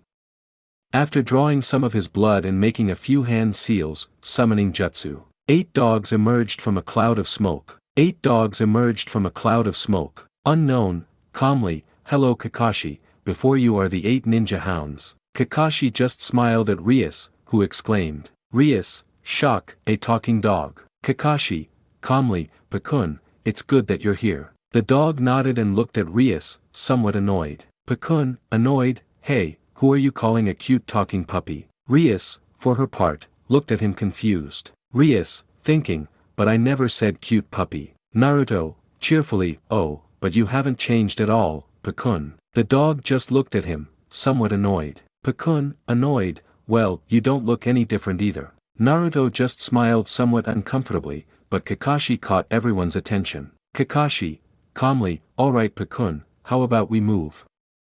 We need you to track something. He placed the piece of cloth in front of the dogs and they all sniffed to get a good scent. All the dogs barked in approval. Okay, disperse. Pakun simply jumped up and spoke to his summoner more seriously. Pakun, serious, okay, we'll contact you when we have something. Without further ado, the dog ran off to join the search. After that, it wasn't long before Sakura arrived with the antidote for the poison. Sakura, cheerfully, well, I managed to prepare some doses, and the doctors here already have the toxin and its antidote on file. Giving the medication to Kankuro, with this, you'll be fine. Now just rest. He nodded and lay back on the bed, remembering what Gaara had told him. Naruto, for her part, was somewhat uneasy about what was happening until Baki entered and spoke. Baki, calmly, well, I've been informed that you neutralized the poison. I'm glad. Looking at Kakashi, it's getting late. We've prepared quarters for the night. Naruto just sighed, staring into the distance with a frown. Naruto, thinking, what the heck is going on? In Naruto's mind, a serious voice made itself known. Unknown, serious, something big and dangerous, you'll see, and I don't care if I let you die to save me, let that be clear. Naruto just smiled at that. Naruto, cheerfully, so you still haven't accepted my offer. Well, just go to sleep. But you know we can talk whenever you want. The voice just huffed in annoyance and didn't respond anymore. It was then that another voice pulled him from his mental monologue. Rias, worried, hey Naruto-kun, answer me. The blonde man shook himself and smiled somewhat shyly. Naruto, cheerfully, I'm sorry, I think I should rest. The redhead just smiled, although she had noticed something different about the blonde guy for a while now. Baki, calmly, alright, I'll guide you to the hotel. Follow me. And, looking at Temari, you should get some sleep too.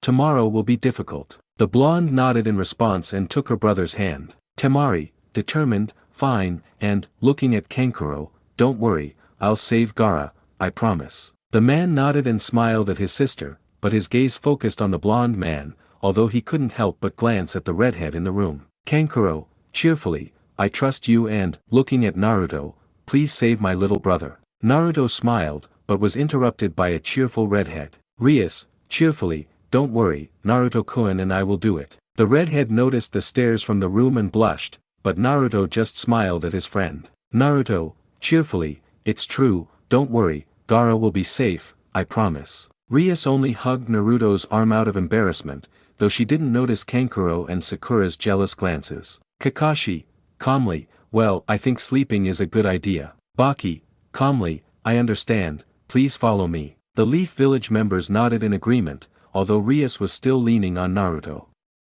The Sand Village brothers just watched them retreat, one looked at them with hope, the other with jealousy. Kankuro, annoyed thoughts, lucky blondie. At the hotel, Kakashi held 2 keys and smiled. Kakashi, calmly, alright, Naruto and I will share one room.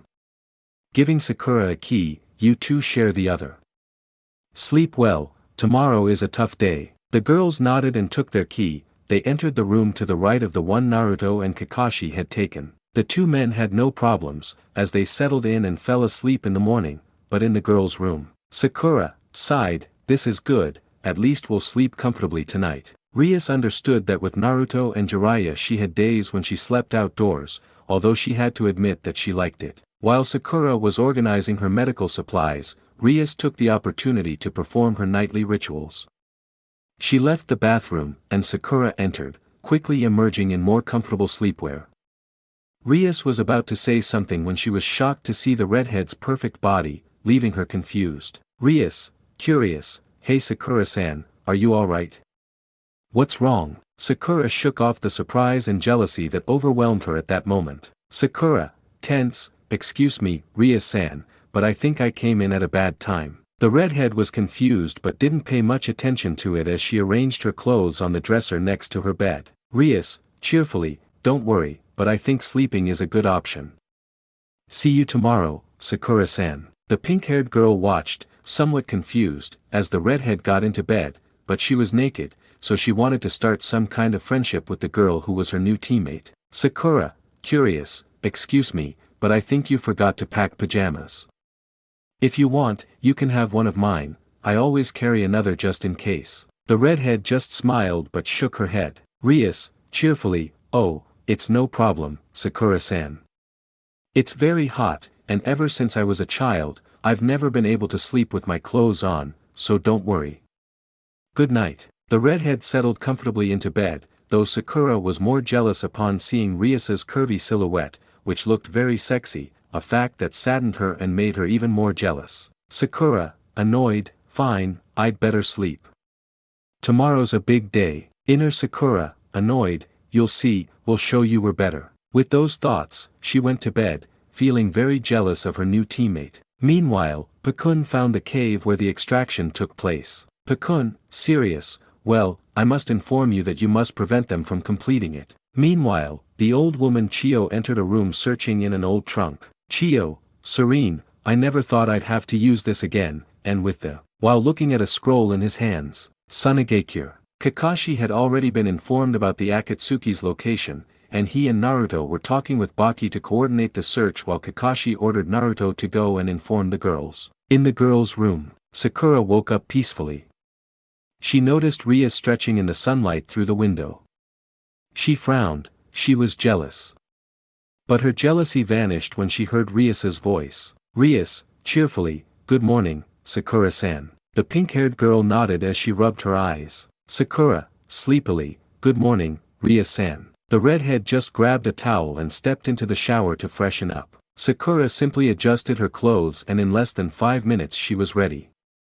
Then she noticed Rias coming out of the shower, drying her long red hair with a satisfied sigh. Rias, cheerfully, ice water is refreshing in this heat. Sakura, cheerfully, well, it's a desert, so it's fine. The redhead smiled as she put on her dark purple panties and the battle kimono she wore. She already had the lower part of her outfit arranged. She picked up her bra, and Sakura felt jealous again because of how big it was. She adjusted it, but it was a real struggle to fasten it. Rias, annoyed, damn it, why is it always so difficult? I didn't arrive. Sakura was about to offer her help when someone knocked on the door and Naruto's voice echoed from outside. Naruto, serious, girls, Pakun and the others have found their hideout, wake up please. Sakura, serious, okay, we're awake now, we'll go right away. Naruto, cheerfully, okay, we'll wait for you downstairs. Before leaving, Naruto heard Rias's voice. Rias, shyly, Naruto-kun, wait. The aforementioned simply refrained from leaving. Can you help me with something, please? Sakura was in shock and was about to say something when Naruto opened the door and tilted his head. Naruto, curious, what do you need? Then he noticed how she was and nodded, I understand, come on. The redhead walked a little way to meet Naruto, who easily fastened her bra, much to Sakura's annoyance. Rias, happily, thank you, Naruto-kun. Okay, we'll be down in a moment. Naruto, cheerfully, alright, hurry up. Kakashi wants to leave as quickly as possible. Curious, hey, if you're having so many problems, don't you think you should get some bigger ones? The redhead looked at him expressionlessly. Rias, shaking her head, it doesn't work like that, Naruto-kun. Naruto just shrugged and went to wait with Kakashi. The two girls didn't take long to get ready and get out of the car. When they arrived, they both greeted each other, one more enthusiastically than the other. Kakashi, calmly, well, I think they're rested. We'll just wait for the sand group. Their officers nodded in agreement and didn't wait long before Temari, along with some sand shinobi including Matsuri, Gaara's only student, appeared. Temari, serious, okay, we're ready, we can leave. Before they could move, Baki intercepted and interrupted them. Baki, serious, I'm sorry, but Temari, your group will be out patrolling the borders under orders from the council. The Leaf Village members just watched, although Naruto was restless and wanted to quickly go find his friend. Temari, annoyed, but they're Leaf ninjas. They came from so far away, and he's not even their leader. Baki, sighed, I can't do anything. Besides, if it gets out that we don't have a Kazekage, we could face even more problems. Temari, annoyed, but if that's the case, then we have even more reason to go. Before anyone could say anything, a voice from above made itself known. Chio, serene, don't worry, if what you need is a sand shinobi, I'll go. Everyone was in shock at that, especially when the old woman jumped from that height. Naruto and Rias's jaws dropped at that feat. Matsuri, shock, but Mrs. Chio, you. Chio, annoyed, don't you dare treat me like an old woman and, looking at Baki, I'm retired, so I don't want you bothering me. The aforementioned simply fell and knew he wouldn't win if he argued. Kakashi, calmly, well, if that's all, I think it's best to leave. Pakun should have already intercepted the other group, they should arrive faster. His officers nodded, and Baki looked at Chio. Chio, serenely, there's no change of mind.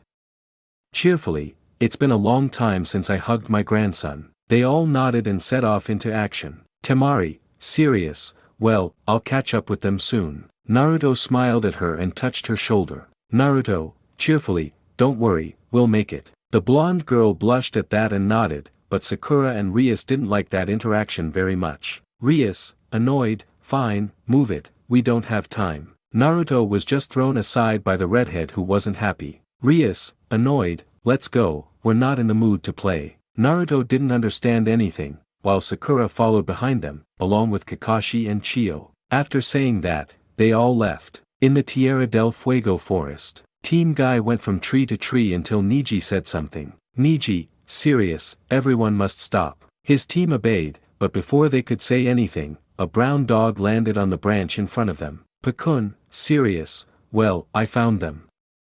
Kakashi was the one who sent me. Guy nodded and spoke up. Guy, cheerfully, good thing my eternal rival wants. The dog nodded and elaborated. Pakun, serious, he sent me. We've found his lair. It's in the land of rivers, in the land of fire. Coincidentally, they're the closest, so let's go. I'll guide you there. They all nodded seriously and began their journey at full speed without noticing the silhouette in a tree. They all nodded seriously and began their journey at full speed without noticing the silhouette in a tree. Unknown, calmly, so they've discovered us, I must warn the original. Akatsuki hideout. Leader, serious, tell us what's wrong, Zetsu. I noticed you were distant for a few minutes. Zetsu, calmly, a group from the Leaf Village is approaching, but it's not just anyone, it's led by someone very dangerous. Leader, curious, who goes? Zetsu, calmly, his name is Guy the Mighty. That intrigued some, while one chuckled. Kisame, cheerfully, so that ferocious beast is back, and well, who will go after him? Unknown, serious, I'll go, that way I'll make up for not finding the Jinchuriki. Leader, calmly, no, I need you here, although maybe someone with enough chakra, looking at the shark silhouette, you go, but remember, I need at least 30% of your chakra here. Kisame had a big, pointy-toothed grin and went off to complete his task. In this battle, everything happened just like in the original story. With Kakashi's group, the 5 of them were jumping from tree to tree at a fast pace, but Sakura wanted to ask something. Sakura, curious, hey Naruto, you know something about them, right? And since when have they been following you? Naruto just stared ahead, somewhat thoughtful. She waited along with Rias, who also found the topic important. Naruto, calmly, I first saw them when I was 12, but nothing after that. At that point, the old woman Chio decided to intervene. Chio, serenely, it's because of the preparation. Everyone paid attention to her. In the time of the wars, the Biju were the greatest weapon of a village, and extracting one of those creatures takes time. Sakura, shock, wait, what do you mean creatures? You mean there are more? The old woman Chio nodded, but Naruto interrupted her. Naruto, serious, that's right, Ero-sennin told me that, and in total there would be 9 of us spread across the 5 villages, and besides Gaara we've run into another Jinchuriki. Kakashi became interested in that. Kakashi, calmly, so there's a truth in the waterfall too. Naruto nodded in response. Chio, serenely, so you already know something about that?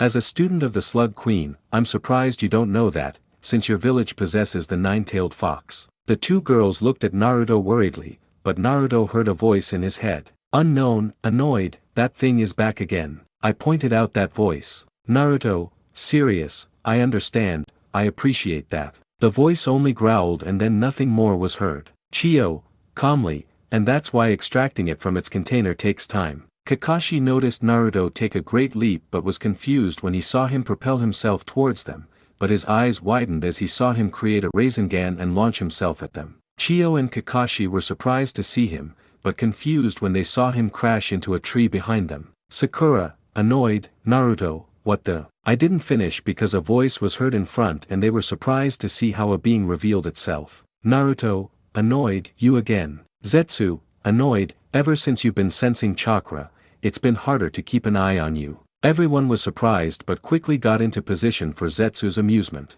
Naruto, annoyed, tell me what you want now. Zetsu, calmly, you know what I want, but right now I'm not your opponent.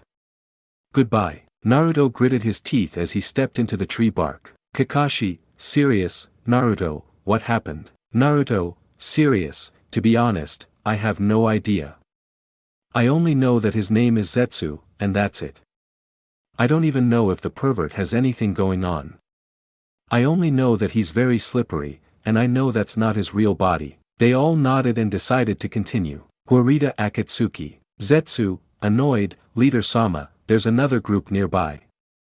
This is Kakashi's group, but, he stopped, unsure. Leader, serious, something dangerous happened too. The plant man simply nodded. Zetsu, calmly, his detection has improved, he was able to sense my presence.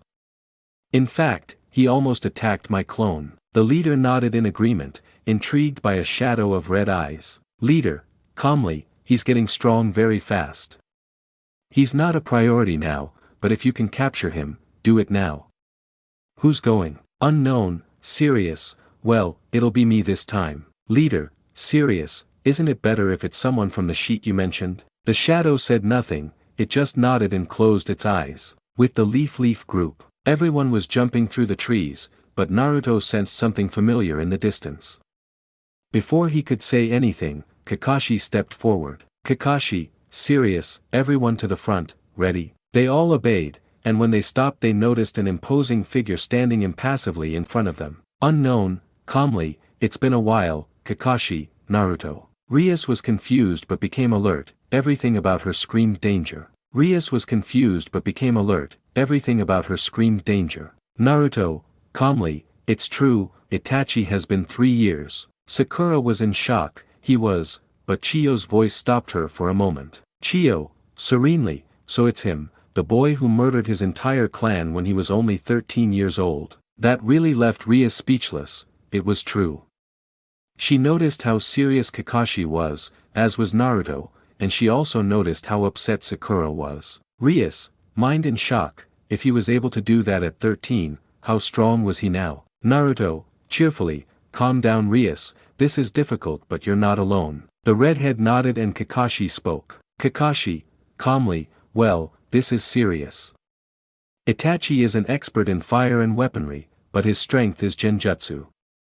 He can do it with just a look, so we must avoid looking him directly in the eyes. Rias was nervous, this was more about processing it, but then she noticed Naruto close his eyes, but Grand Chio called her attention. Chio, calmly, well, it's not the first time I've faced a Sharingan.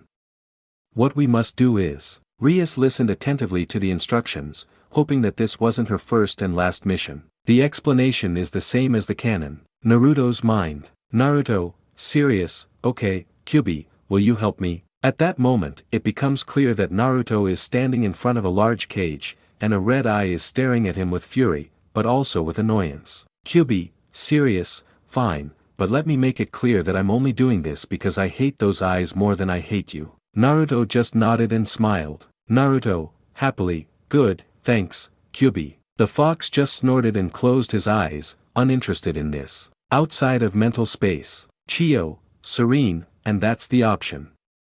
If there were one more of us, we could take advantage of it to fight as a team. Kakashi, calmly, it won't be necessary. I just want you to watch my back, understood?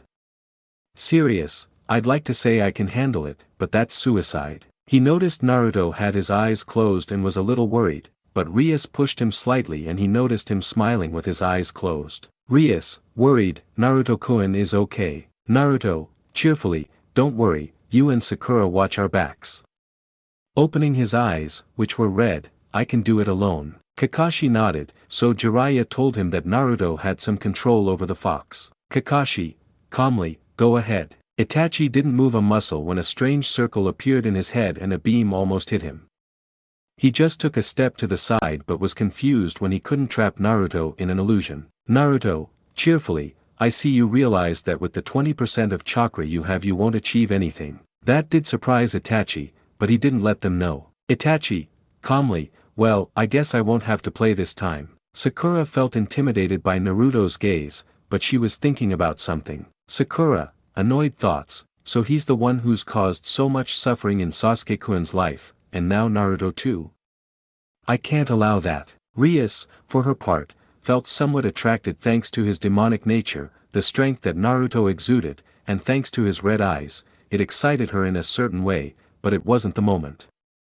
It was then that she thought of launching a beam, but she was surprised by the ease with which he dodged it. Kakashi ran at great speed, initiating a fight with the Uchiha prodigy, who dodged and blocked all of the Jounin's attacks. Naruto, meanwhile, ran quickly to intercept the enemy.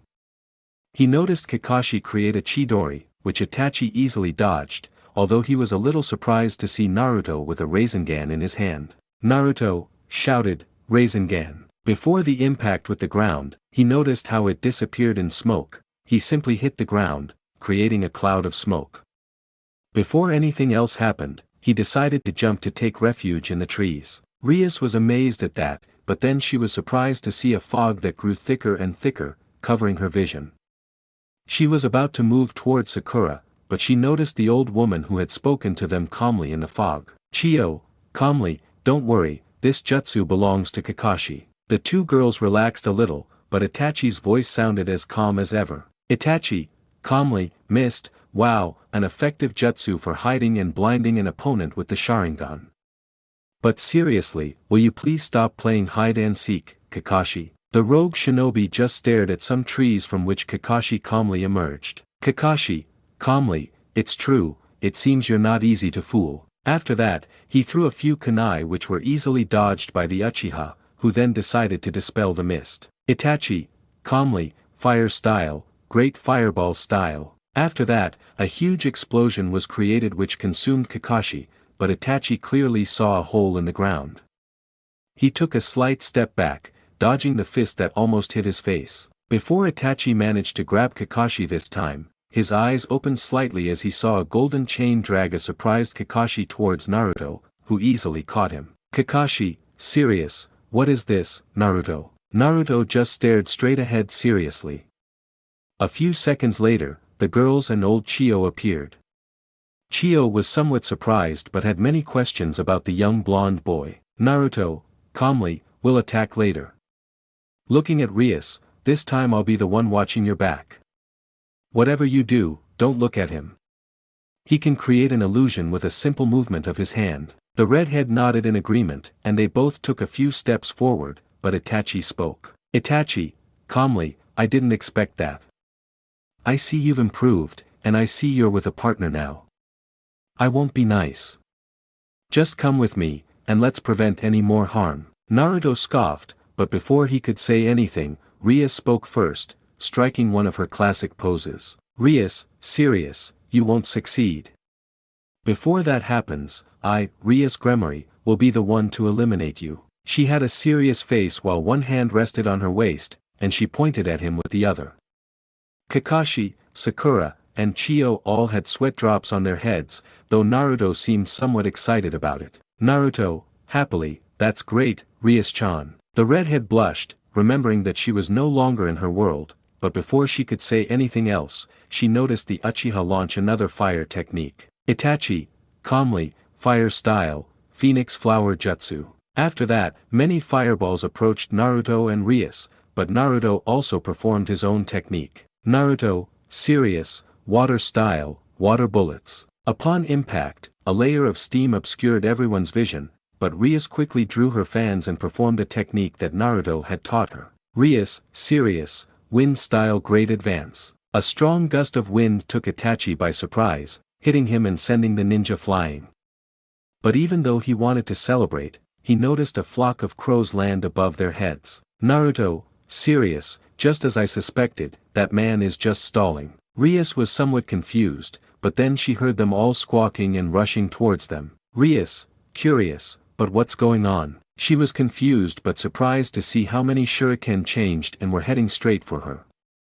She was so stunned she didn't move or show any emotion, but she was shocked to see something that really hit her. On the ground was someone she knew very well. Yuto, in pain, it's okay, Bucho. She watched in disbelief, but before that she heard a lightning bolt strike from the sky at great speed, which hit Itachi. Akino, cheerfully, Era, I think you're. She didn't finish because she watched in disbelief as her opponent pierced her friend with a kunai. Itachi, calmly, this is too easy. Before I can say anything, I hear another familiar voice. ICI, serious, booster gear dragon's impulse. She saw how the black-haired boy triggered a panic attack on her friend, who was already breathing with difficulty, but what she heard made her eyes widen in fear. Akino, annoyed, you, Rias, abandoned us. After hearing that, the chestnut-haired boy's attack struck Akino, disintegrating his friend. Before the chestnut-haired man could say anything, a monotonous voice and another sad one made her look back. Kaneko, monotonously, you're a traitor, you left us alone. Asia, sadly, I trusted you and you left, that was cruel. Before she could say anything, she noticed several Itachis appear, each wielding a kunai. They pointed them at Kiba, who was lying on the ground, and at Issei, who was in shock. The two girls, who hadn't noticed anything yet, couldn't say anything. When she saw the kunai near her friends' necks, she closed her eyes, but then she heard a voice that was new to her. Sakura, worried, hey Rias-san, are you okay? Chio, serene, he's fallen into an illusion. Don't even look at his hands. That man is no ordinary man. The redhead looked ahead and noticed Naruto moving at great speed towards Itachi, who easily dodged everything, although he didn't expect the attack from behind. Kakashi, calmly, lightning blade. Itachi quickly jumped, but was surprised to be bound by golden chains and see Naruto fall from the sky with a larger-than-usual Rasengan. Despite everything, he knew his mission had been successfully completed, so he simply smiled. Naruto, noticing this, did not dispel his technique since he knew it was indeed his opponent, but he became angry upon learning that he had achieved what he wanted. Naruto, shouted, Rasengan. After that, a huge explosion occurred, and in a large crater, Naruto and Kakashi saw their opponent walking in a way they didn't recognize until Granny Chio arrived and was astonished. Chio, shock, what? But he's. Chio, shock, what? But he's. Everyone looked at her, waiting for answers. Kakashi, calmly, excuse me, but you know him. The old woman nodded seriously. Chio, would be, if he is Yura, he is an advisor of the village, but what would happen according to what Baki said, he disappeared along with Gaara. Naruto didn't pay much attention since he noticed how Rias was still standing in the same place without moving, with a lost look in her eyes. Naruto, calmly, I know you're not okay, I know we're not close yet, but I'm here for you whenever you need me. He simply wrapped her in a hug, she returned it and buried her face in his chest, loving the warm, safe feeling she enjoyed. Rias, wiping away tears, thank you, Naruto-kun, but this isn't the time. Besides, blushing, remember that I'm here for you too. They just smiled at each other, and Rias decided to take Naruto's arm. They walked towards the others, though Naruto was surprised to feel something and gently pulled away from Rias. Kakashi, calmly, Rias-chan, are you alright? The redhead nodded gently, but before she could say anything, Naruto's annoyed voice made them both look at him. Naruto, annoyed, Grandma, can you tell me how long that guy was a counselor? The old woman was confused but answered anyway. Chio, serene, for about 4 years, why the question? Naruto, annoyed, he has a seal on his left temple.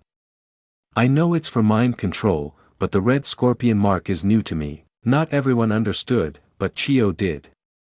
She quickly pulled out a scroll, gave directions to the location, and even used a bird puppet to deliver the message to her brother. Chio, serious, I didn't expect Sasori to still have close associates. This body is important to the village. They must come quickly for him. Naruto, serious, then leaving it here won't do any good. Pulling out a scroll, it's better if I take it with me. Kakashi, calmly, I don't see it as necessary, besides, I don't think this is right. Grandma Chio was just as confused but said nothing as the blonde boy joined both scrolls together for the bird to carry them away. Naruto, serious, do you remember that Zetsu guy from before? When they nodded, he continued, the first time I saw him was when I found out something. He turned pale at the memory, but Sakura had run out of patience. Sakura, annoyed, just spit it out already, there's not much time. Naruto nodded, a little blue from remembering that event. Naruto, disgusted, that guy feeds on the human corpses he finds, that's why there's almost no evidence of the Akatsuki group. That impressed everyone, including Sakura and Rias, who were disgusted. Chio wanted to change the subject with the most recent concern. Chio, serene, well, if they've gone to the trouble of performing a jutsu like that, it means that. Kakashi, calmly, time is running out. We must arrive as soon as possible. Despite that, Sakura still had a doubt about the Jinchuriki topic. Sakura, would be, excuse me, but how do you extract one of those beasts and what happens to it afterward? Kakashi just stared straight ahead without saying anything. Naruto, who knew, shuddered as he touched his stomach. Rias was equally curious to learn that her first friend here was one of them and listened attentively to the explanation. Chio, calmly, as I said, the sealing ritual must be very strong to nullify Shikaku's chakra, and also, Naruto, calmly looking at the sky, a Jinchuriki's seal is always linked to their soul, so they will always die after the extraction is complete. Kakashi said nothing. Chio nodded in response, but Sakura was in shock, and Rias, who was leaning on Naruto, clung even tighter to his arm. Sakura, annoyed, that means. Naruto, cheerfully, alright, let's go.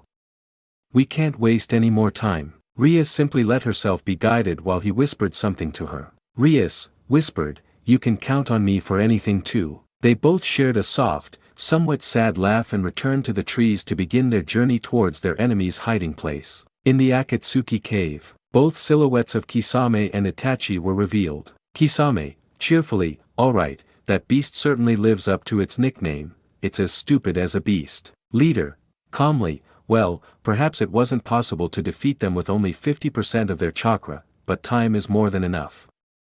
How did it go for you, Itachi? The aforementioned man slowly opened his eyes and nodded. Itachi, calmly, it has certainly improved, but without problems. The leader nodded, but one of them was annoyed. Sasori, annoyed, you know very well that those time wasters were my subordinates. The leader looked at him, not really caring about what happened. Leader, calmly, well, they had the honor of belonging to the Akatsuki, even if only for a part of their lives. The puppeteer just huffed in annoyance at that while everyone continued with the extraction of the Biju. Sand Village. They had all gone to a meeting because the elder Ebiso reported on the findings of the Leaf Shinobi group, and it must be said that they were not happy. Counselor, annoyed, how could this happen?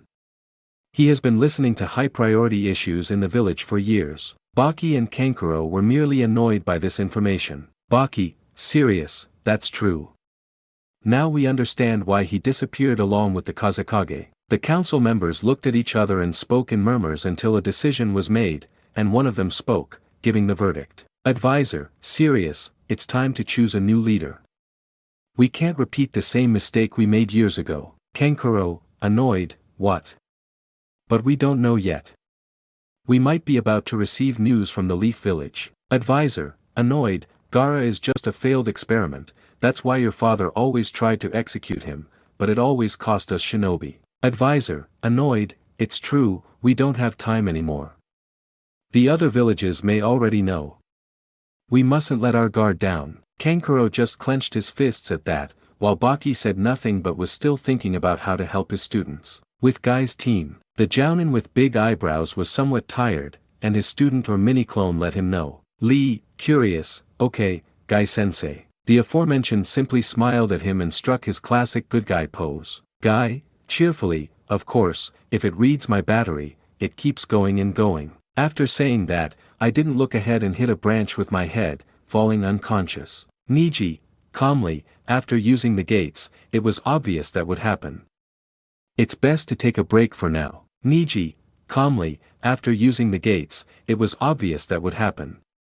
It's best to take a break for now. His partner accepted immediately, while his other partner did so reluctantly. With the Kakashi group, they were all moving at great speed through the trees. The old woman was somewhat curious to see how fast Naruto was moving, followed by Rias, who was worried about her friend. Chio, serene, Kakashi, I still don't understand your hurry. Gaara isn't your leader, in fact, he's not even a shinobi from your village. Kakashi sad face sereno, Naruto es un Jinchuriki. That impressed the old woman, who was amazed by it. Chio, serenely, so he's the one with 9 tails. Kakashi, calmly, yes, he may not be from the Sand Village, but Gaara is Naruto's friend, and he's perhaps the only one, or even the only one, who truly understands how Gaara feels. After all, Jinchuriki are treated the same everywhere. That certainly piqued Rias's curiosity. Rias, curious, excuse me, Kakashi-sensei, but could you tell me what that deal is? Naruto just shuddered and lowered his head, clenching his fists. Kakashi just sighed at that, but the grandmother did respond. Chio, serenely, tailed beasts are powerful creatures. At some point in history, they attacked great villages. People fear the unknown, humans reject what terrifies them. For this reason, Jinchuriki are outcasts and usually lonely. The redhead was astonished by this and noticed Naruto's gaze. Despite hiding it, there was a great pain he was trying to keep to himself. Sakura, who also noticed this, was about to say something when she saw Rias step forward to take Naruto's hand, much to her annoyance. Rias, with a smile, you're not anymore, I promise. The blonde man only had a sincere smile on his face and a tear slid down his cheek as he whispered something. Naruto, whispered happily, thank you, Rias. The redhead smiled and squeezed Naruto's hand as the two boys jumped from tree to tree. Time passed and it was getting late. Kakashi decided they should rest, so he stopped in a clearing and everyone else did the same. Kakashi, calmly, alright, let's rest for a moment. Naruto was about to say something when the redhead squeezed the hand that was holding him. Rias, calmly, Naruto-kun, it's true, we need to recover our energy for what's coming. Naruto reluctantly agreed, as he felt the strain of using some of the Kyuubi's chakra. Everyone settled in while Kakashi climbed a tree, took out his orange book, and read while keeping watch over the surroundings. Granny Chio simply spread out a blanket, knelt down, and closed her eyes. Sakura laid a blanket on the ground, lay down, and covered herself with another blanket against the cold. They were all gathered around the campfire that Naruto had just finished making, though the pink-haired girl wondered where her other teammate was. Rias was looking at the sky, somewhat confused. That man's illusion was the worst experience of her new life. She hoped her friends and nobility were all right. Naruto, noticing this, simply approached her and placed his hand on her shoulder. They both gazed at the sky without saying a word, all observed by Kakashi with a smirk in his eyes. Sakura, from her futon, simply turned over and tried to sleep a little, while the old woman merely raised an eyebrow at their actions. Naruto, cheerfully, how about we sleep for a bit? The redhead nodded in agreement with a gentle smile. She would trust her brother to keep things in order. Rias, cheerfully, thank you, and it's true. They both broke apart from their embrace, and Rias noticed Naruto settle down in a tree. He went to cover himself with a blanket, but raised an eyebrow when he saw Rias. Naruto, curious, is something wrong, Rias-chan? The aforementioned simply smiled as she settled herself between Naruto's legs with her head on his chest. Rias, yawns, good night. Naruto said nothing as he covered their bodies with his blanket, while underneath the blanket the subject held his two hands. Naruto, calmly, rest. The pink-haired girl saw this, but she didn't know what she was feeling seeing those two like that. She just closed her eyes, trying to rest for her fight tomorrow, even though she was very angry and didn't know why. After a good 5 hours of sleep, Team Guy was ready to move forward as their master suddenly woke up. Guy, serious, okay, that's enough, let's move on. Pakun, serious, are you sure? I think so. I didn't finish because Lee interrupted me seriously. Lee, serious, yes, I can continue now. Pakun, serious, but only you. He looked at Niji, who nodded, and at the only kunoichi in the group who voiced her opinion. 10-10, Serena, I'm used to these two, so if I can continue. Niji nodded at those words after everyone quickly packed up and continued on their way. With the Kakashi group, he noticed the group below, jumped down from his tree, and spoke seriously. Kakashi, serious, alright everyone wake up, it's time. Grandma Chio opened her eyes and nodded. Sakura was next and looked somewhat annoyed as Naruto and Rias were still asleep. Sakura, annoyed, hey, we're going to be late. Naruto only groaned a little as he opened his eyes and noticed that he couldn't move. When he looked down, he smiled. Naruto, cheerfully shaking Rias, hey Rias-chan, it's time to wake up. Rias, sleepily, love, just 5 more minutes. Naruto blushed deeply at what Rias said. Kakashi just chuckled a little, the old woman just smiled, her doubts slowly dissipating. Sakura, for her part, didn't know why her chest hurt so much. Naruto, embarrassed, Rias, I'm sorry, but our mission can wait. The redhead only groaned a little at that, but this time she did open her eyes while giving a tender yawn. Rias, sleepily, okay, I'm ready. The redhead was confused to see a blushing Naruto and a very annoyed Sakura, but she let it go while she and Naruto folded the sheet to put it in the suitcase. Kakashi, calmly, alright, it's time to go, we're almost there. They all nodded and moved through the trees. With Guy's team, they were concentrating when in the distance they saw a small mountain and a large rock. Niji, calmly, okay, there she is, I see her. They all nodded and quickened their pace. It wasn't long before they were standing in front of a large rock decorated with a piece of paper bearing a kanji character and a Chinese bow. They all nodded and quickened their pace. It wasn't long before they were standing in front of a large rock decorated with a piece of paper bearing a kanji character and a Chinese bow. Pakun, serious, it's here, I can't do any more, I wish you luck. After receiving a nod from the team, it dissipated into smoke. 10-10, curious, so what's the plan? Lee, determined, then destroy that rock and show how young we are here and now. His teacher smiled but shook his head. Guy, cheerfully, relax, Lee. Also, looking back, late as always, Kakashi. After that, Team Guy turned around and were surprised by the sight, but a cheerful voice stopped them. Naruto, cheerfully, hi, it's been a while, guys. Lee, cheerfully, it's true, Naruto-kun, it's true, it's been a while. Also, hello Sakura-chan, as beautiful as ever. Naruto just smiled at that, causing intrigue among those who knew that the blonde young man had feelings for the girl, but Kakashi's voice made them look away. Kakashi, calmly, well, let's just say something slowed us down a bit. That offended old Chio. Chio, calmly, that better not be me, or else Kakashi. The silver-haired man just smiled at that but shook his head at that. Kakashi, calmly, anyway, we're here, aren't we? Naruto nodded seriously at that, but then they noticed Niji looking at something and his teammates were confused. 10-10, curious, is something wrong, Niji? In chestnut brown he simply nodded and spoke. Niji, serious, I've never seen you in the village.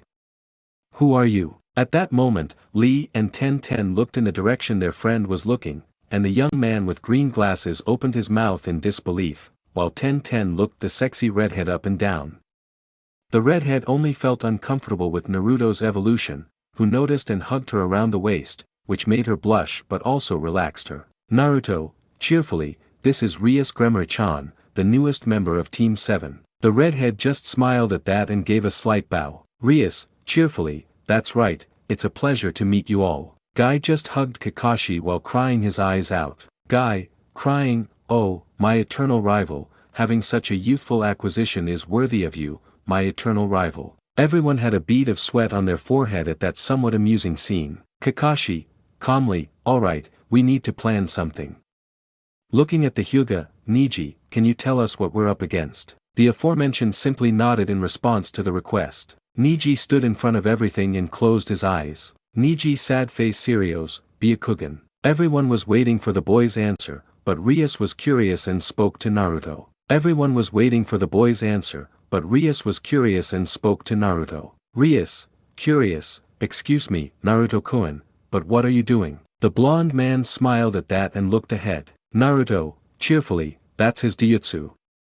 His eyes allow him to see almost 360 degrees, as well as 10 kilometers around and through various objects. The redhead was impressed by that would be great, and she let out a few giggles. Rias, cheerfully, wow, that's impressive. Amused mind, I can't even imagine what I would do with that. They would have continued, but Niji spoke. Niji, serious, I can't see very clearly, but there are many people. I'm not sure what's going on. Naruto, serious, is there any sign of Gaara? His chakra is very low, almost non-existent. Niji, serious, I'm looking for him, wait. Naruto gritted his teeth at that and closed his eyes, he had to talk to someone. Naruto's mind. Kyubi, annoyed, you damn dwarf, what do you want now? Naruto simply nodded in response. Naruto, serious, I want you to tell me what's going on. I feel like there's something more going on inside, right? The fox raised an eyebrow, focused on the cave, and quickly opened his eyes. Kyubi, serious, brat, get out of here.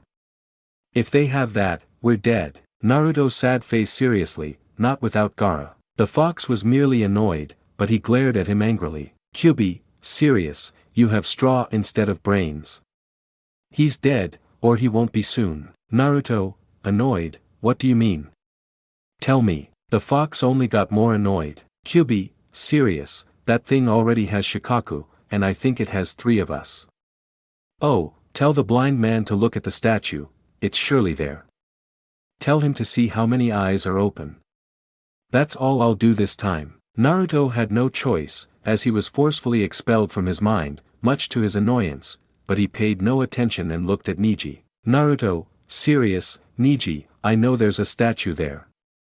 Can you tell us how many eyes are open? Niji was impressed to learn that, but upon focusing, he noticed that there were 9 eyes, but only 3 had a pupil. Niji, serious, yes, there are 9 eyes, but only 3 have pupils. Naruto nodded, clenching his fists. Naruto, serious, so now you have 3. Niji, serious, wait, that thing, close your eyes. After saying that, he closes his eyes and shakes his head. Naruto, angry, are you done yet? We're late. Guy, serious, what did you see? Niji, serious, I have no words to describe what happened. Naruto, serious, I don't know what's going on, but we can rule out the creation of new Jinchuriki, this is more serious. Guy just smiled as he walked away. Guy, cheerfully, well, standing here we're not doing anything. After that he let out a battle cry, Aia. He shot towards the rock and punched it hard, but the rock just absorbed the impact. In the cave, leader, calmly, it's getting louder and louder outside. Deidara, cheerfully, which group do you think Kakashi's group is? Unknown. Then Zetsu decided to speak. Zetsu, calmly, both groups have arrived. The leader nodded in agreement and looked at the only ones present. Leader, calmly, fine, take care of it. We just need the Ninetales alive. They both nodded in agreement, and the blonde man looked at the Uchiha present. Deidara, cheerfully, well, Itachi, can you tell us who the Jinchuriki is? The man in question said nothing in response as he looked at him, but his leader's voice echoed. Leader, calmly, Itachi answers, the rest of you can leave. The silhouettes gradually faded away as Itachi nodded. Itachi, calmly, he has matured, but he is the only blonde in the group. She said nothing more and left. Deidara, cheerfully, well, that works. After that, all the silhouettes left, leaving only that of their leader, who looked at the statue. Leader, calmly, alright, we're leaving. Only the Jinchuriki is important. After that, his statue was gone seconds later, and both were waiting to begin their performance. Outside the cave, everyone looked at the great rock and Kakashi gave the first idea. Kakashi, calmly, okay, first we need to figure out what kind of barrier it is. Naruto simply nodded and climbed the rock, placing 2 fingers on the paper and nodding. Naruto, serious, it's a barrier of 5 seals. These must be cleared at the same time or it won't work. Kakashi, calmly, that's right. Well, Niji, could you look for them, please? They can't be far. The aforementioned nodded and activated his eyes once more and searched for the labels. After a few seconds he located them. Niji, serious, okay, I've got them. The first one is on a rock 500 meters northeast of here, the second one is on a floating log in a river 350 meters southeast of here, the third one is on a rock 600 meters northwest on a cliff, and the last one is in the forest less than 800 meters southwest. That's all. Everyone nodded, but Sakura gave her opinion. Sakura, it will be difficult to do it at the same time. Guy just smiled at that concern and opened his backpack, taking out a pair of wireless headphones. Guy, cheerfully, well, these work wirelessly, so we'll just follow Niji's orders to remove the tags. Naruto, who had his fingers on the tag, noticed something but wasn't sure, so he went down to report it. Naruto, calmly, hey, everyone saw him, you guys will do it, but I sensed something in the tags. I don't know what it is, but be alert, and if you can keep your chakra to a minimum when peeling them off, then yes. Guy's team didn't understand, but he nodded in agreement as they put on their handheld radios. Guy, cheerfully, alright, Team Guy is the fastest and will take care of it. Explanations like in the anime. Kakashi, calmly, okay, the frequency is ready. Then Lee tested his microphone by letting out a loud scream. Lee, shout, testing 1 2 3. Everyone on the same wavelength was stunned by it. 1010 was annoyed by it. Hey, angrily, read your microphone. Lee, screams in anguish, I'm so sorry. Everyone was stunned again by that scream as Guy spoke to her as best he could. Guy, dazed while pointing at his neck, read your mic. After that, the guy with the expanders adjusted his microphone and fired again. Lee, sadly, I'm sorry guys. Naruto and Rias giggled at that. Guy, serious, alright, at my signal we remove the labels. At my signal Kakashi will take care of the last one. After that, he extended his hand and looked at his mini-copy, who understood immediately and extended his arm. He glanced at the kunoichi, who was embarrassed and just wanted to run away, but in the end, she sighed at her master's attitude. 1010, embarrassed, fine, I'll do it. The master smiled and looked at Niji, who didn't want to, but after his master's insistence, he did. Guy, cheerfully, okay, everyone, shout, attack. Niji and Ten stared blankly at what their 2 odd companions were doing, but Lee shouted with excitement. Lee, shout, yes. That X3 huh. Guy, shouted, alright, forward by the power of youth, dispersion. After that, everyone rushed off to their assigned locations. Rias, with a bead of sweat on the back of her neck, they're rather peculiar. Naruto, cheerfully, says the one who strikes a pose before fighting. The redhead blushed at that, but Kakashi looked at the rock and Sakura. Kakashi, calmly, alright, ready, you know what to do. The pink-haired girl nodded and prepared for that. Sakura, would be, list. Less than 5 minutes had passed when Guy's voice was heard on their radios. In the cave, Deidara decided to sit on Gaara's dying body and sighed. Deidara, annoyed, how slow. I hope they come in soon. They're taking too long, don't you think? Amused, besides, for someone who hates being kept waiting. The other showed no signs of concern as he stared at the rock, but he did reply to his companion. Sasori, calmly, yes, I hate him quite a lot. Outside with Team Guy. They all quickly separated the corresponding tags, signaling Kakashi, but after that they all noticed exact copies of themselves forming around them. Niji, serious, that's why Naruto wanted us to keep our chakra to a minimum. Guy, serious, there's no other option. Everyone defeat their clones, and then we'll support Kakashi's group. Everyone agreed, and the fight is like the cannon. With the Kakashi group, Kakashi received the signal and removed the paper. Sakura, seeing this, quickly rushed forward, delivering a powerful blow to the rock and destroying it completely. Rias didn't show it, but she was surprised by this feat. Rias, thinking, wow, she's stronger than Kaneko. Rias, thinking, wow, she's stronger than Kaneko. Then Naruto touched his shoulder and pointed upwards where Kakashi had signaled with his hand.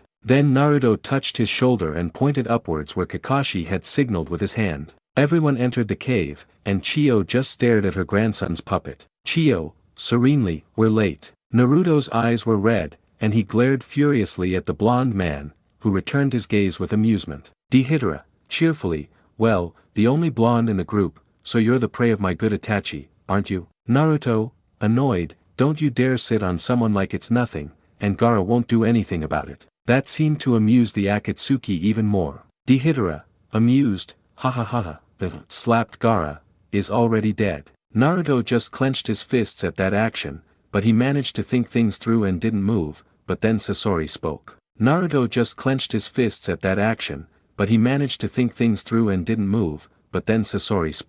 Sasori, calmly, it's been so long, Grandma. Chio, serene, hello Sasori, it's true, it's been 20 years since you left. The aforementioned person said nothing about that, but the other one was already bored. Deidara, cheerfully, well, I'll leave you to your family gathering.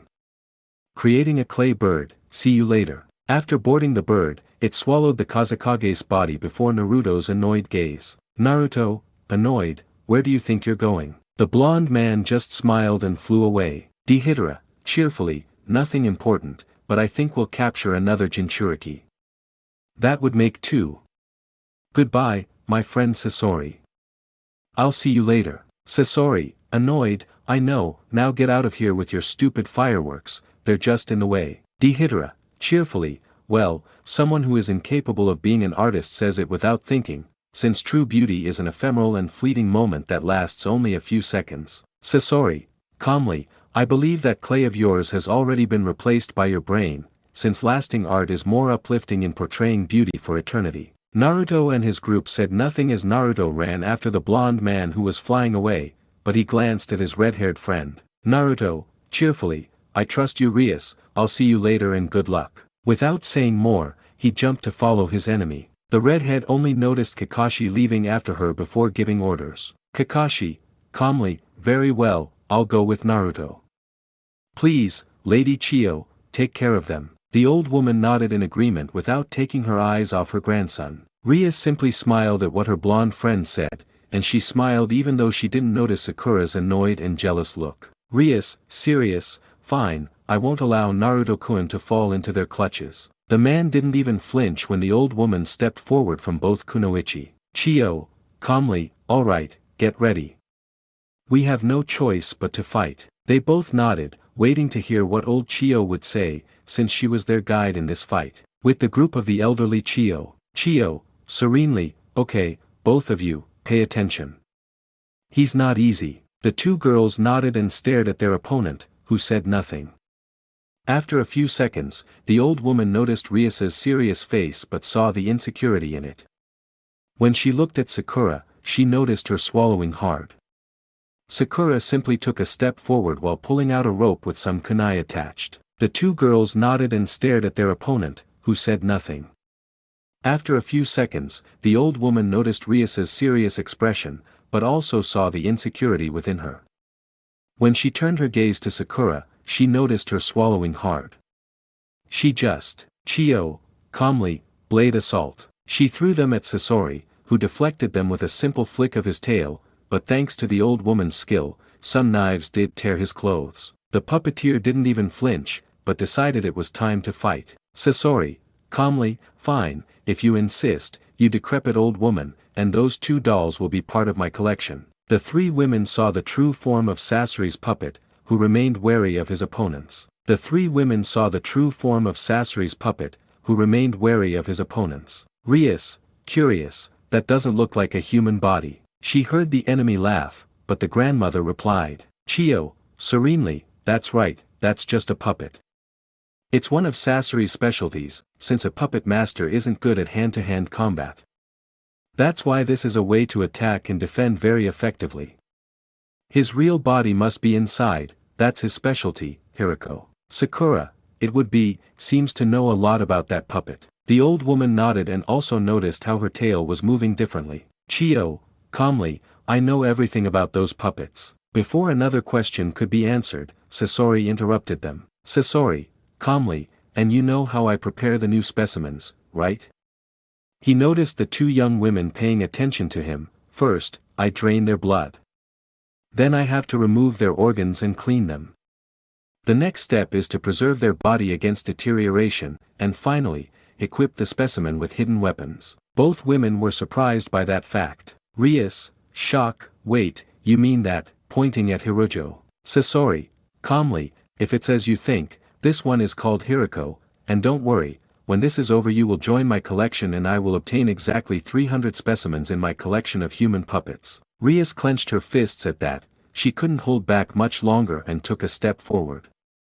Before anyone could say anything, she ran towards him with great determination. Rias, annoyed, I won't allow you to take another human life. She noticed the tail moving towards her, so in a swift motion she pulled out her fans and performed a technique. Chio, would be, no, wait, don't do it. The redhead didn't listen and made her move. Rias, serious, wind style, wind blades. The puppeteer tried to dodge as much as he could, but there were quite a few blades coming at high speed. He had no choice but to jump, but unfortunately, one of his puppet's legs was severed from its body. Rias just jumped towards the two of them, who were still amazed by that but quickly became serious. Chio, serenely, fine, but now I realize that's not the puppet I know. Sakura, curious, what does he mean by that? Rias was also listening to what she was saying. Chio, serene, when he lived in the sand, he was considered a master craftsman, but then he began to take over human bodies, and he called that art. He is Hiriko, and he used to be a shinobi who lived near the village. He called those abominations art. Both were shocked by those words, but their opponent just laughed at it. Sasori, cheerfully, it's true, just like the witch said, but don't worry, all three of them will be part of my collection. Chio, it would be, unfortunately, to defeat that skeleton we would need great physical power, which I don't possess, but you do. First, we'll have to get Sasori out of his puppet, then the real encounter will begin. Rias under her breath blessed herself at not having Akino or Kaneko with her for this, but she merely nodded at the instructions. Rias, serious, very well, Sakura-san, I will be your shield.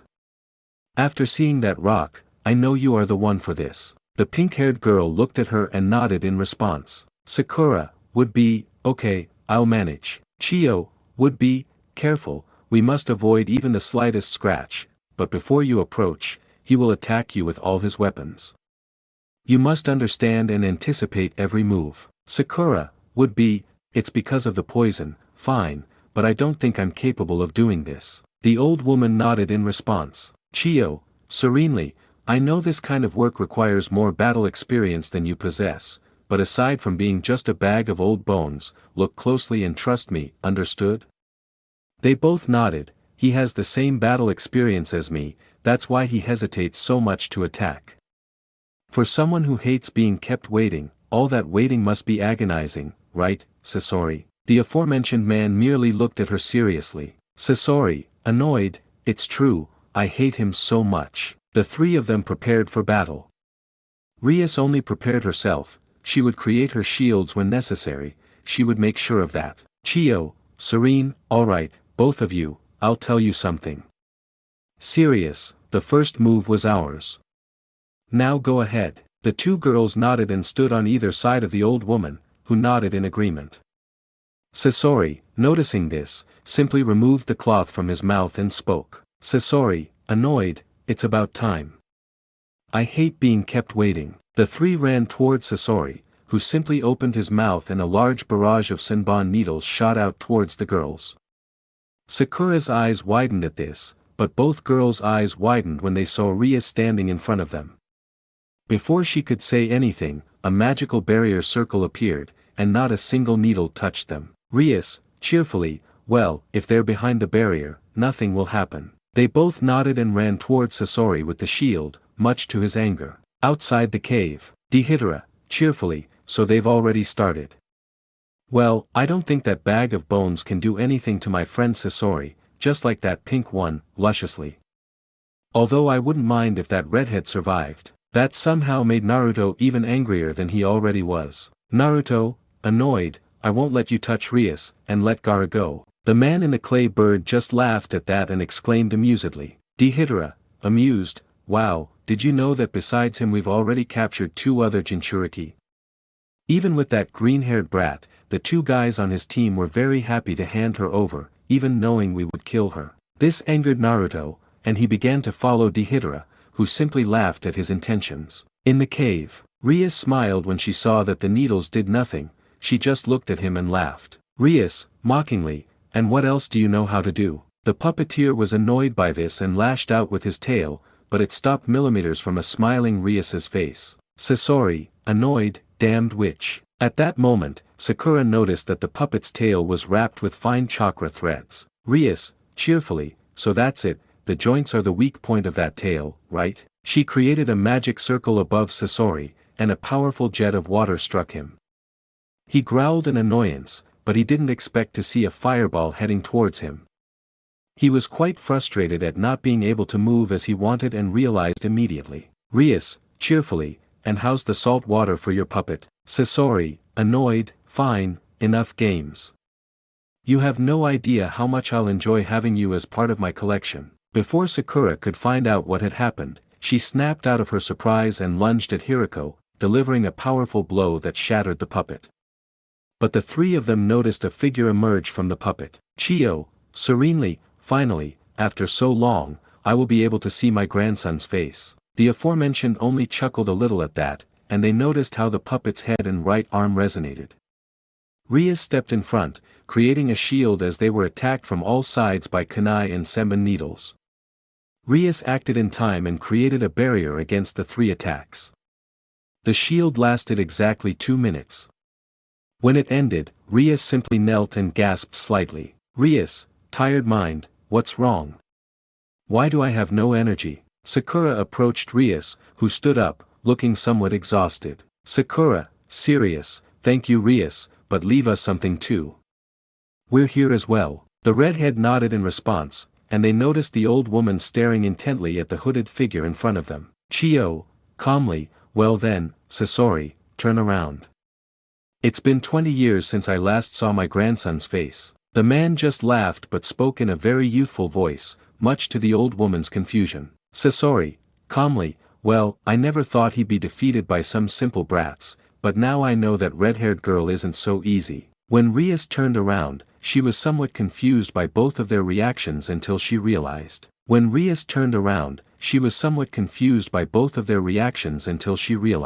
Sakura, shock, wait, that's impossible. That's not the face of someone who's 36 years old. The old woman just looked very sadly at the being in front of her who only mocked her. Sasori, calmly, what happened? Weren't you interested in seeing me, or what, grandma? Chio, serious, so that's what you abomination have done. The man just smiled as he removed his Akatsuki cloak, and the women got a good look at his body. Sasori, calmly, alright, enough talk. There's something I only use rarely, but if I want to win, I'll use something interesting. Pulling out a scroll, look at this, old woman.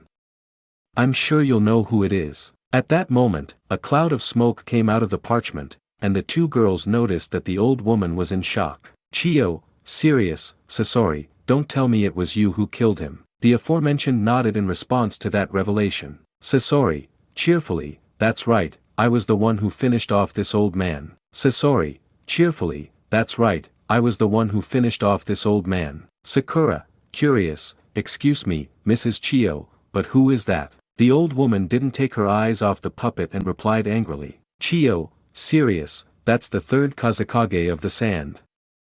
One day he disappeared and we never saw him again. Even his body was never found. Now I know why. Sasori, calmly, yes, the fight was difficult, but the best works of art require great sacrifice and effort. That's what makes them unique and beautiful, don't you think? The women simply frowned at that and braced themselves for whatever was to come. In the sand village, Kankuro waited patiently and smiled as he saw a group led by his sister arrive. Kankuro, amused, wow, I go to the trouble of getting a replacement quickly and you take so long. The blonde with 4 pigtails just huffed. Temari, annoyed, seriously. If I remember correctly, you were lying in a hospital. The puppeteer stood up, somewhat annoyed. Kankuro, serious, alright, let's go, we don't have much time. The group nodded and left in search of their Keisuke. In the pursuit of Naruto and Kakashi. Naruto got frustrated with following him, so he did something risky. Naruto, annoyed, I know that perverted sage told me only in emergencies, but I can't take this anymore. Kakashi watched in disbelief as the blonde youth pulled out another bag of kunai, but it was the weapon he chose that left him speechless. Kakashi watched in disbelief as the blonde youth pulled out another bag of kunai, but it was the weapon he chose that left him speechless. Kakashi, shock, wait, those are. He received no response when the young man in front of him disappeared in a flash of blue. Deidara scoffed when he saw the boy throw a kunai, but his eyes widened as he recognized the weapon, a weapon that had shaken his entire nation during the Third Shinobi World War, and not a second later, a powerful blow to his cheek sent him flying towards a nearby cliff. Naruto, noticing this, cut off the bird's head, but was surprised not to see Gaara inside it. Deidara, annoyed, you damn annoying brat. The bomber took a step back from another clay figure and distanced himself from the blonde man. Naruto noticed the figure begin to glow and quickly flashed back where Kakashi glared at him sternly. Kakashi, serious, Naruto, what happened? The blonde man just stared straight ahead, annoyed. Naruto, serious, after that I couldn't even mark it. After that, they both followed the man, who began to be more wary of the shinobi who were following him. In the cave, the 3 women were staring at Sasori's puppet. The redhead knew what that thing was, it wasn't normal, and she confirmed it when she saw poison blades emerge from the puppet. Rias was impressed, she had never in her life met a being capable of such things. This proved that Riser wasn't a repulsive being in her eyes, but she hated seeing innocent people die, and, being an idiot, she was upset to see the man. Rias was impressed, she had never in her life met a being capable of such things. This proved that Riser wasn't a repulsive being in her eyes, but she hated seeing innocent people die, and, being an idiot, she was upset to see that the man in front of her had no remorse and, in fact, was proud of his actions. Before she could say anything, they both noticed the puppet approaching at great speed, but she was surprised to actually see it. Granny Chio managed to connect some chakra threads to Sakura, who was being attacked by the puppet, but before she could do the same to Rias, Rias appeared at great speed and, with her fans, before anyone could realize what had happened, one of the puppet's arms was severed by Rias. Rias, serious whisper, I won't allow it. Looking at Sasori and raising her voice, I won't allow it. Don't take another life. Sakura and Chio, who were behind her, were surprised to hear that, and Sasori, who looked at her, was shocked to see something. Those eyes, once blue-green, were now red, and they emanated a great evil, something he hadn't felt in a long time, fear. Sasori sad face shock, a demon. It was true, behind Rias and only to Sasori's eyes, her black, bat-like wings emerged to propel her towards her target and what was close to the face of the rogue shinobi. Rias, whispering, you're not wrong, I'm a demon. With a swift movement, Rias spun in the air and unleashed a blast of cutting wind with her 2 fans, but she was surprised to see metallic particles in the air. She was even more shocked when the old woman Chio pulled her back. Chio, serious, you're more than you seem, Rias-chan, but don't risk it alone. He's not one to have compassion for his enemy. The redhead nodded, but before she could say anything, large spikes of iron sand were fired at high speed, and Rias knew that with her current energy she wouldn't be able to stop them, so she made that known. Rias, would be, that dodging. The 2 women nodded and quickly dispersed so that it wouldn't harm them. But Sasori wasn't about to be humiliated either, he quickly focused on the redhead, who was the biggest threat at the moment. The puppeteer focused on the puppet's chakra threads, where Rias noticed a large number of arms which forced her to separate from her 2 companions who were dodging the 3rd Kazekage's iron sand attacks. Sasori, annoyed, well, I was surprised for a moment, but you will die. The redhead kept jumping from hand to hand with poisoned blades until she let her guard down and was caught by the hands. Rias, annoyed, damn it, what do I do now? She tried to move but couldn't. She panicked when a tube came out of one of the arms. Sasori, annoyed, fine, you damn thing, now die. Sakura and Chio noticed this and panicked when they saw Rias enveloped in a purple cloud that was clearly poison. Rias, noticing this, held her breath. Thanks to her magic, she could hold her breath longer than a normal human, but she knew nothing would save her. Then something Naruto had taught her came to mind. Flashback. Naruto and Rias were in an open field when Rias asked a question. Rias, curiously, Naruto-kun, the aforementioned looked at her, how could I use the chakra natures? The blonde man looked at him and thought for a second before smiling. Naruto, cheerfully, the truth is, it's harder than you think. Remembering, you had wind, water, fire, and your ability, right? The redhead nodded. Naruto, cheerfully, well, I'm special, but I can help you with the wind so you can enhance your fan techniques. The redhead nodded as she took out the beautiful fans that Naruto had bought her. Rias, cheerfully, good job, what are we doing? Naruto smiled as he explained the advantages and disadvantages of the element. When he finished, Rias was able to use 4 techniques, 2 of them were basic, while one was powerful but didn't require much chakra, but the last one was the one she tried at the end. Naruto noticed Rias collapsing. He quickly ran to catch her and settled her in his arms with a shy smile. Naruto, shyly, sorry about that, I should leave that for tomorrow. The redhead just laughed as she looked with some pride at the sight of almost 5 kilometers of trees cut with a clean cut in the trunk. Rias, curious, excuse me, but I saw something surrounding you, what was that? Naruto just smiled as a breeze enveloped them both. Naruto, cheerfully, look, this is something I still need to master, but I can wrap my chakra around my body, but it's unstable. I don't know how to do it yet, but I'll get there. The redhead smiled in the blonde's embrace. Rias, cheerfully, well, I trust you, Naruto-kun. The blonde man simply smiled and prepared to take the tired girl back to the hotel so she could rest. End of flashback. Rias's eyes widened as she remembered that. Rias, serious, the wind is fine, but I can't. Her eyes widened as she thought, if that will do the trick. Rias focused on her magic, she was quickly enveloped by its destructive power. She concentrated as much as she could. After a few seconds, she opened her eyes and noticed how the arms that bound her were disintegrating upon contact. Seeing that she was free enough, she deactivated her destruction armor and quickly grabbed her 2 fans. Ria's sad face meant, futon daitopa. Chio was worried, almost 2 minutes had passed since Rias had been on that purple cloud. She and Sakura were facing Sasori's puppet, who only had a stoic expression. Sasori, calmly, stop worrying about the dead, they. At that moment, the 3 of them felt a great gust of wind that dissipated all the poison, and a panting Rias came into view. Sakura and the old woman sighed in relief at seeing the redhead. Sasori, for his part, was annoyed at seeing that, and even more so at seeing the triumphant smile of the annoyed girl. Rias, cheerfully, and what do you mean, Pinocchio? Sasori didn't understand the mockery, but he knew what it was when he saw the redhead smile, who already had her preparations in mind. Sasori, annoyed, you're an annoying brat. I'll enjoy turning you into my personal puppet. He launched the 3rd Kazekage puppet at great speed.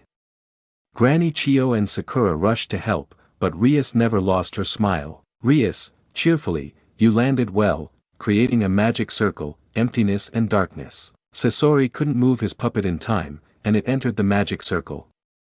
The redhead, seeing that the puppet had entered, quickly closed the teleportation magic circle. Sasori clearly noticed the chakra threads he used to move his puppets on the ground, which annoyed him. Sasori, angry, you damn brat, what have you done? He got up with a mocking smile on his face. Rias, mockingly, you know that's not very nice, woodpile. Smiling, and don't worry, I just sent your wooden doll to a pocket dimension that only I can open, so relax, it's safe. Sasori was now truly annoyed, this was his most prized creation.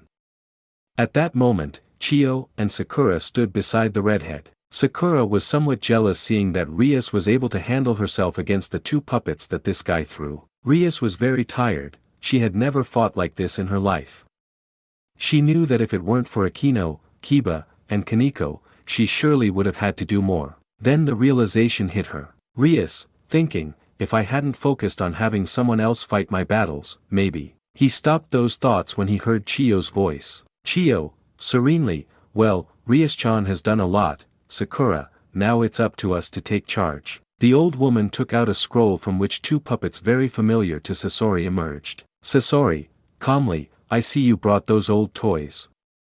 Well, taking off his Akatsuki cloak, what do you say? Are you serious now? Sasori, calmly, I see you brought those old toys. Well, taking off his Akatsuki cloak, what do you say? Are you serious now? Sasori, calmly, I see you brought those old toys. Well, taking off his Akatsuki cloak, what do you say? Are you serious now? The old woman and Sakura stood in front of Rias, who was panting from her efforts. Outside the cave, Naruto and Kakashi stared at the blonde boy, who was further away than before. He was annoyed because he had missed a great opportunity. Deidara, annoyed, well, these are a nuisance. Naruto and Kakashi angrily noticed how the Akatsuki launched several clay spiders. Naruto raised an eyebrow. He felt the earth and fire chakra in the clay spiders that were falling and heard a voice in his head. Fox, calmly, alright, brat, that's all from me. Naruto smiled upon hearing the fox's voice, but realization struck him. Naruto, cheerfully, alright, but this has to work or we'll be toast.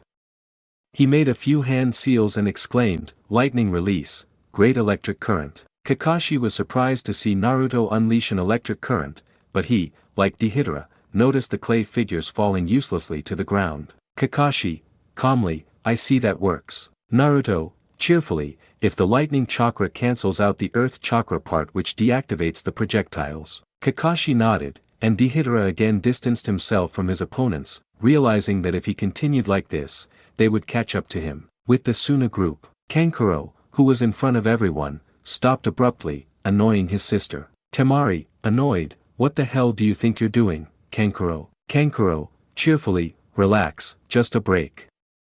Pointing behind him, upon looking back, they noticed the sand shinobi sitting and recovering from the long race they had just run. Temari, annoyed, what do you think you're doing? She was then interrupted by the old man Ebizo, who spoke calmly. Ebizo, serenely, calm down Temari, I see you still haven't realized. Temari, annoyed, but, Matsuri, panting, that's not true, we have to keep going. Gaara-sensei must be in danger. Ebizo, calmly, it's not necessary, besides, look around you. Everyone looked up and noticed the wreckage from some fight. Temari, annoyed, and besides, that's not the attitude of a sand shinobi. Kankuro, annoyed, there's no point in arguing. Maybe they're shinobi, but being forced to do a 24-hour guard duty and then run a marathon is simply unacceptable. Ebizo, calmly, I see you don't understand. Pointing to the crater where a toy was, that bird belongs to Chio. It's surely where they faced the Akatsuki, so we're already in enemy territory. Acting like this is what landed Kankuro in the hospital. Come on, sit down. I'll tell you a story. At that moment the old man sat down on a log and all the children sat down to listen to the old man as he explained about the disappearance of the third Kasuke. With Naruto and Kakashi agreed that this guy was already annoying, and the blonde was already exasperated. He felt Gaara's chakra was less than before, he knew the redhead was dying. Naruto couldn't take it anymore, and in a burst of speed, he surprised his enemy with a normal kunai. Panic, thinking it was another flying thunder god technique, the blonde Akatsuki member reacted in favor of the Konoha shinobi, finally achieving his objective and recovering the Kazekage's dying body. Deidara, annoyed, you insolent dwarf, you will die. Naruto, cheerfully, well, I think it's time. Naruto jumped back and created two clones which took Gaara away and he entered the forest. Deidara was annoyed that he had to fight in that territory without his figures, so he smiled, confusing Kakashi, until he realized. Kakashi, serious, Naruto is a trap. Deidara, cheerfully, too late. In the field where Naruto had been, a huge explosion took place. Kakashi looked somewhat worried at the state of the forest, but Naruto remained calm beside Kakashi. Naruto, cheerfully, oh come on, seriously, you never noticed the kunai at your waist. Seriously, you're losing your touch, Kakashi-sensei. Kakashi looked in amazement at a kunai tied to his waist at his side. Deidara, for his part, was angry. He would never let these guys make fun of him and would take on 2 Jinchuriki by himself. In the cave, Rias, Sakura, and Chio were escaping from Sasori's flames as he tried to burn them. Sasori noticed they were behind a large rock. He quickly activated a high-pressure water scroll, noticing how fast the fire scroll was running out, which sliced through the rock, forcing them to separate. The Akatsuki Shinobi could only smile at the sight, but he never expected to see Rias come out from behind and hit him on the head. Rias, cheerfully, "Good, I don't notice it." In a fit of rage, Sasori pulled blades from his sides and cut Rias in half. The redhead smiled, but grew angry when he saw what he thought he had killed explode into smoke. And suddenly his grandmother's 2 puppets cut him to pieces. Sakura sighed, "Well, I think we're finally done here." Chio, serious, "Sakura-chan, please don't let your guard down. This was too easy." Sasori just laughed at that as all parts of his body returned to their original position except for his head. Sasori, cheerfully, "Well, I think this fight is about to get interesting." After that, her head moved forward with a smile. Chio, serenely, "Well, this has begun. I hope you're ready." After saying that, 10 puppets in white suits emerged from a scroll. After saying that, 10 puppets in white suits emerged from a scroll. Sasori, calmly, "Well, it said that a puppeteer's skill is the number of puppets they can control. I know you destroyed an ancient fortress with that, but how about this? Pulling out a scroll, behold my secret trick." The women were astonished to see many puppets, all connected by a string that Sasori pulled from his chest. The women were astonished to see many puppets, all connected by a string that Sasori pulled from his chest. Rias was somewhat annoyed by this. She had no idea what to do now, only one option, but it would be risking her secret. Then a magic communication circle, one that he only taught to Naruto, appeared in his ear. With Naruto and Kakashi, both Leaf Shinobi managed to anger the bomber, who launched a large clay bird. Before Naruto could act, he noticed a large concentration of chakra in the cave where Rias and the others were. Naruto, thinking, "Wow, I think something happened." Then he remembered something, "Right, that'll work." Naruto remembered that Rias had given him a small magic rune so he could communicate in any emergency, and that's what he did. Kakashi raised an eyebrow upon seeing the magic circle on Naruto's left ear. In the cave, Rias, serious, "Naruto-kun, what happened?" Sakura and Chio were amazed to hear Naruto's voice. Naruto, cheerfully, "I sense you're in trouble. Throw a kunai. I have something that might help." The redhead raised an eyebrow but shrugged. Rias, serenely, "Good." The old woman Chio was confused by that, but then her eyes widened when she saw a kunai, but not just any kunai, one with 3 points. Chio, shocked, "Those are..." Sakura was about to ask, but Rias wasn't paying much attention and threw the kunai at all the puppets. Sasori chuckled, but upon closer inspection, he was confused until he remembered, but it was too late. With Naruto, Naruto grabbed the clay figure that was about to explode and disappeared in a blue flash. Kakashi, seeing the astonishment on Deidara's face, took the opportunity to absorb the Akatsuki member with his eyes. As Deidara felt himself being absorbed, he managed to move the clay figure he was riding. Due to the struggle and the resulting instability, Kakashi was unable to absorb anything significant and only managed to tear off the arm he still had. As Deidara felt himself being absorbed, he managed to move the clay figure he was riding.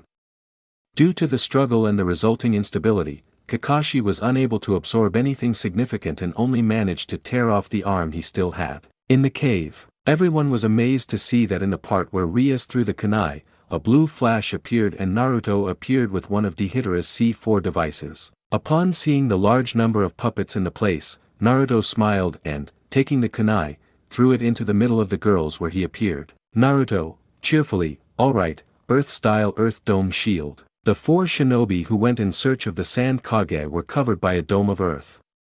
Seconds later, a great explosion resounded, taking away a large number of Sasori's puppets along with the roof of the cave. The women noticed the protective dome crumbling and saw Sasori looking unhappy as he watched many of his puppets turn to dust. Sasori, annoyed, "You bastard, I'll kill you." Naruto, cheerfully, "Sorry, kid, but that other idiot needs my attention." Besides, smiling, Rias-chan can reveal it. It's just the four of us, after all. The old woman was confused, but Rias asked, somewhat worried. Rias, concerned, hey, do you think it's safe to do that? Naruto smiled at her and touched her shoulder. Naruto, cheerfully, if there's no one here and, whispers, first, just try to take the ring. After that, she walked away from a smiling Rias. Rias, happily, well, that's it. Naruto just smiled and looked at the three girls. Naruto, cheerfully, good luck. Without another word, he vanished in his blue flash, leaving behind a kunai for Rias to use again. Rias, cheerfully, well, I should do it first. The redhead smiled as she watched the puppets still moving. Thanks to her agility, she skillfully dodged them. Sasori was annoyed, but he became offended when he saw her cut his hand with a fan. Sasori, seeing that the girl only did that, became annoyed. Sasori, angry, what nonsense is that?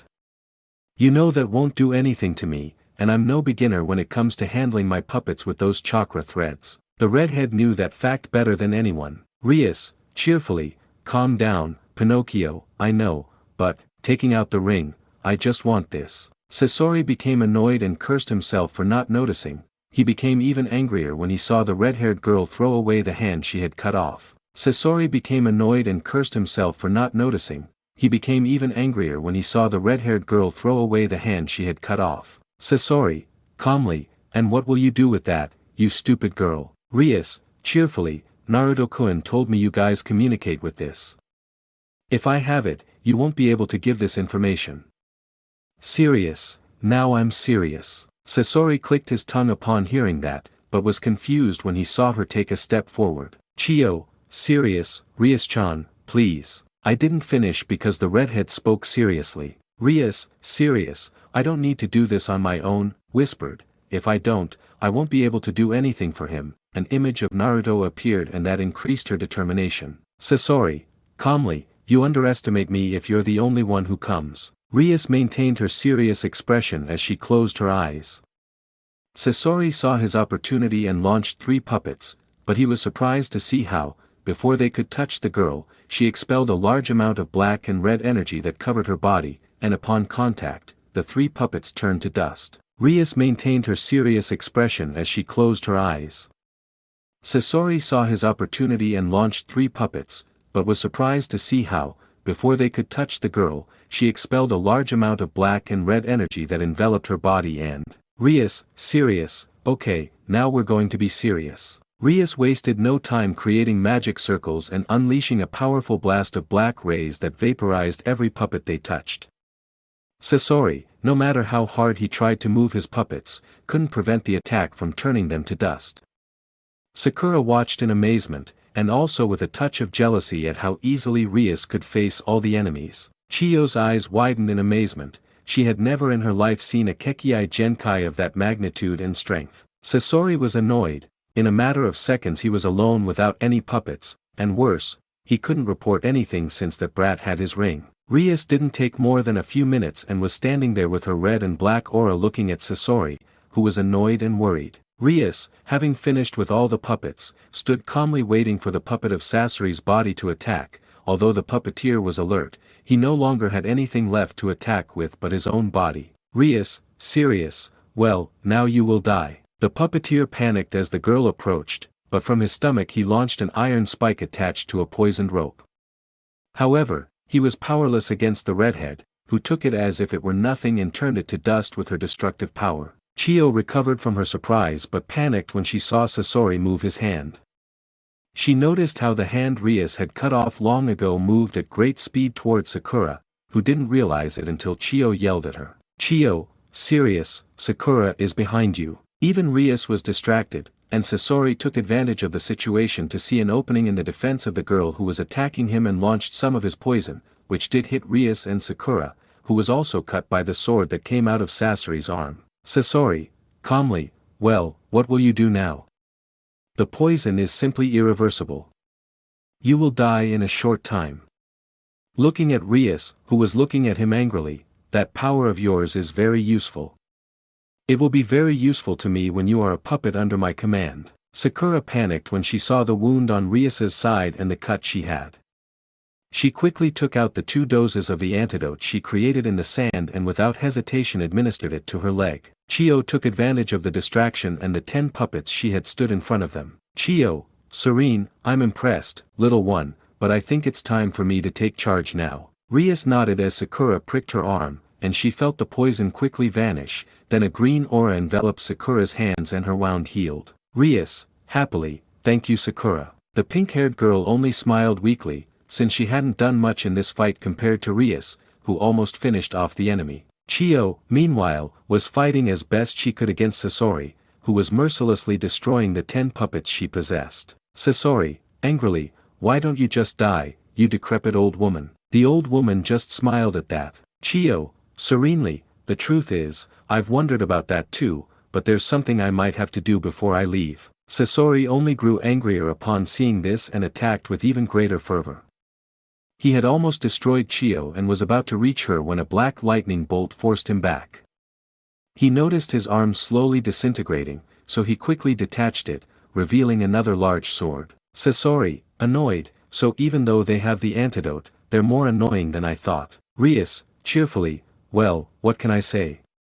We're a good group. Sasori was furious. Not only had he lost his most useful puppets, but a large part of his arsenal had been destroyed by the redhead. That ability was very useful to him, and he would get it at any cost. Sasori was cautious, despite seeing the girl was tired, he knew he shouldn't approach recklessly, or he might be the next to be vaporized. Sasori, calmly, that's ingenious. I've never heard of that power in my life.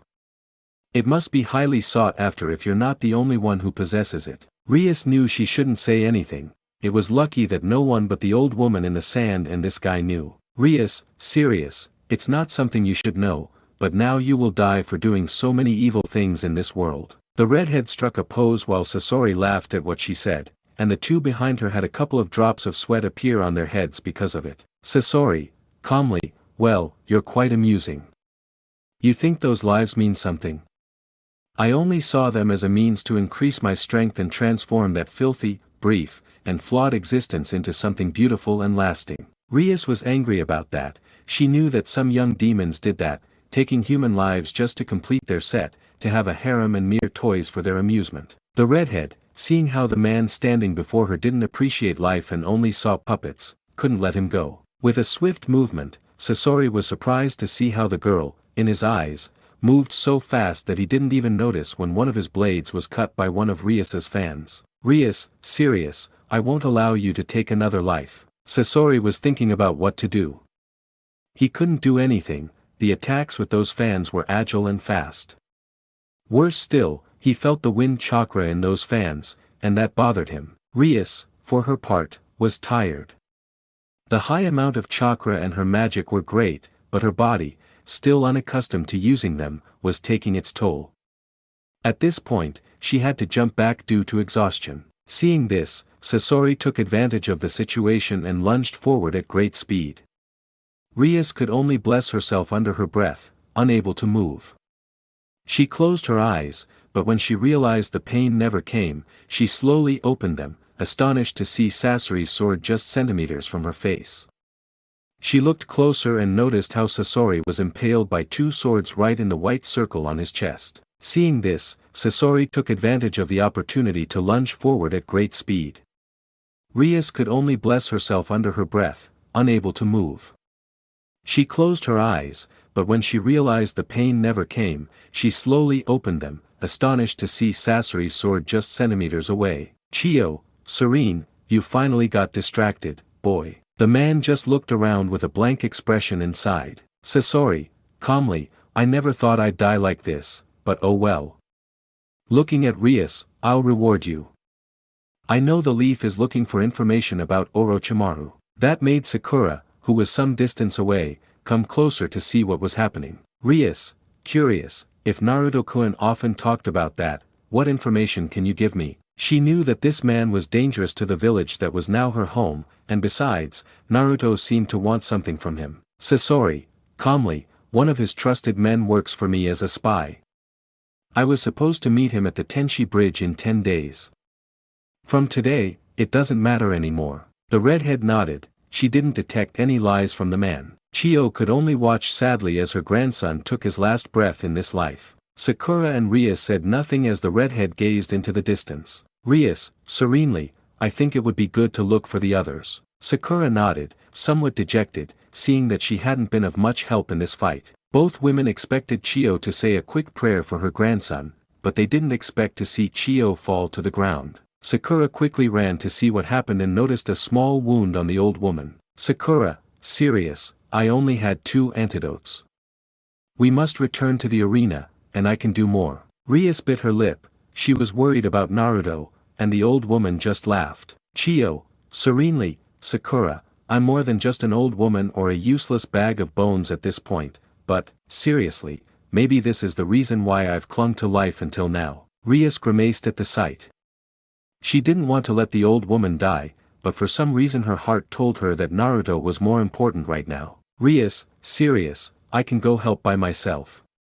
You can take her to the arena. Chio just laughed at that. Chio, serenely, oh dear, you don't have to worry.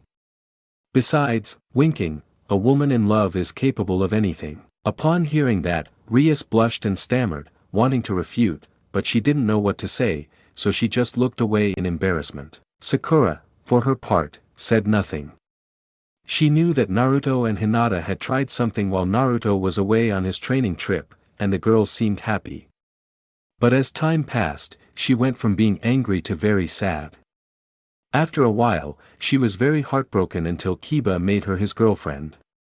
After that, talking about Naruto was a bitter pill for the Hyuga girl to swallow, but for some reason, every time that topic came up in her group of friends, the Inuzuka boy tensed up and changed the subject. Sakura didn't know what happened, but thanks to her teacher she knew that every coin has 2 sides, so she would wait, but the topic hadn't come up yet. Chio noticed the atmosphere, so she spoke. Chio, calmly, okay, it's best to keep going. Something might happen, and we should find the others. Rias put her embarrassment behind her and nodded. Sakura snapped out of her thoughts and nodded too, and together they helped the old woman to where the rest of the shinobi on this mission were. With Guy's team, the 3 students and their teacher finished fighting their clones and quickly headed towards where the explosions were getting stronger. That was the place where Naruto and Kakashi were trying to capture Deidara. With Kakashi and Naruto were cornering Deidara, the bomber didn't know what to do. If either of those 2 caught him, he was toast. Deidara, cheerfully, well, friend Sasori, I'm sorry, but this is no longer my concern, so goodbye. The blonde boy managed to create optimal camouflage with that huge explosion, allowing him to distance himself. During the fight, he noticed the Jinchuriki's sensory abilities, so he created several clay mines with his chakra. He was about to escape when the 3 girls appeared. The one who had been hidden looked at them, somewhat annoyed. Rias was relieved to see Naruto safe, and likewise, Naruto didn't know why, but he felt a weight lift from his shoulders upon seeing Rias safe and sound. Naruto, cheerfully, well, I'm glad you're okay. Worried, Rias, are you alright? The redhead smiled at the worry on Naruto's face. Rias, cheerfully, yes, Naruto-kun, I'm fine, but, curious, did you guys break up too? Naruto grimaced at that, looked around, and felt it. Naruto, serious, not yet, but I know where he is. Upon hearing that, Deidara cursed. When he was discovered, he crawled away from the bush where he was hiding. As he tried to run, a kick sent him stumbling backward. Guy, serious, intense leaf whirlpool. Deidara was stunned but quickly shook himself off. He managed to grab a kunai lying on the ground with his mouth and was defending himself as best he could, but he knew it wouldn't be long since the distance he had traveled wasn't far and the other group would soon arrive. And it was true, noticing how the others arrived on the scene, he was distracted for a second when Niji hit him. Niji, serious, vacuum palm. The gust of wind sent Deidara flying, but while in the air he noticed parts of a clay bird that hadn't exploded.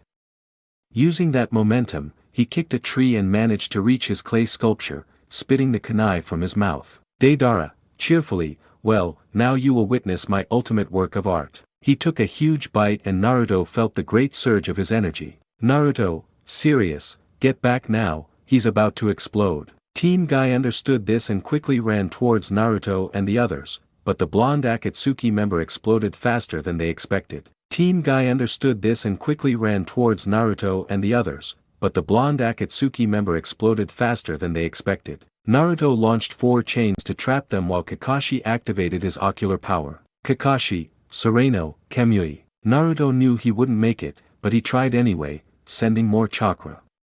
But in a matter of seconds, they noticed the explosion disappear in a strange vortex, and Kakashi was on his knees, panting. Naruto knew he wouldn't make it, but he tried anyway, sending more chakra. But in a matter of seconds, they noticed the explosion disappear in a strange vortex, and Kakashi was on his knees, panting. Kakashi, panting, I'm finally done. He's gone, was Naruto's annoyed voice. Naruto spoke, sounding somewhat annoyed. Naruto, serious, it was just a distraction. His chakra is already far away.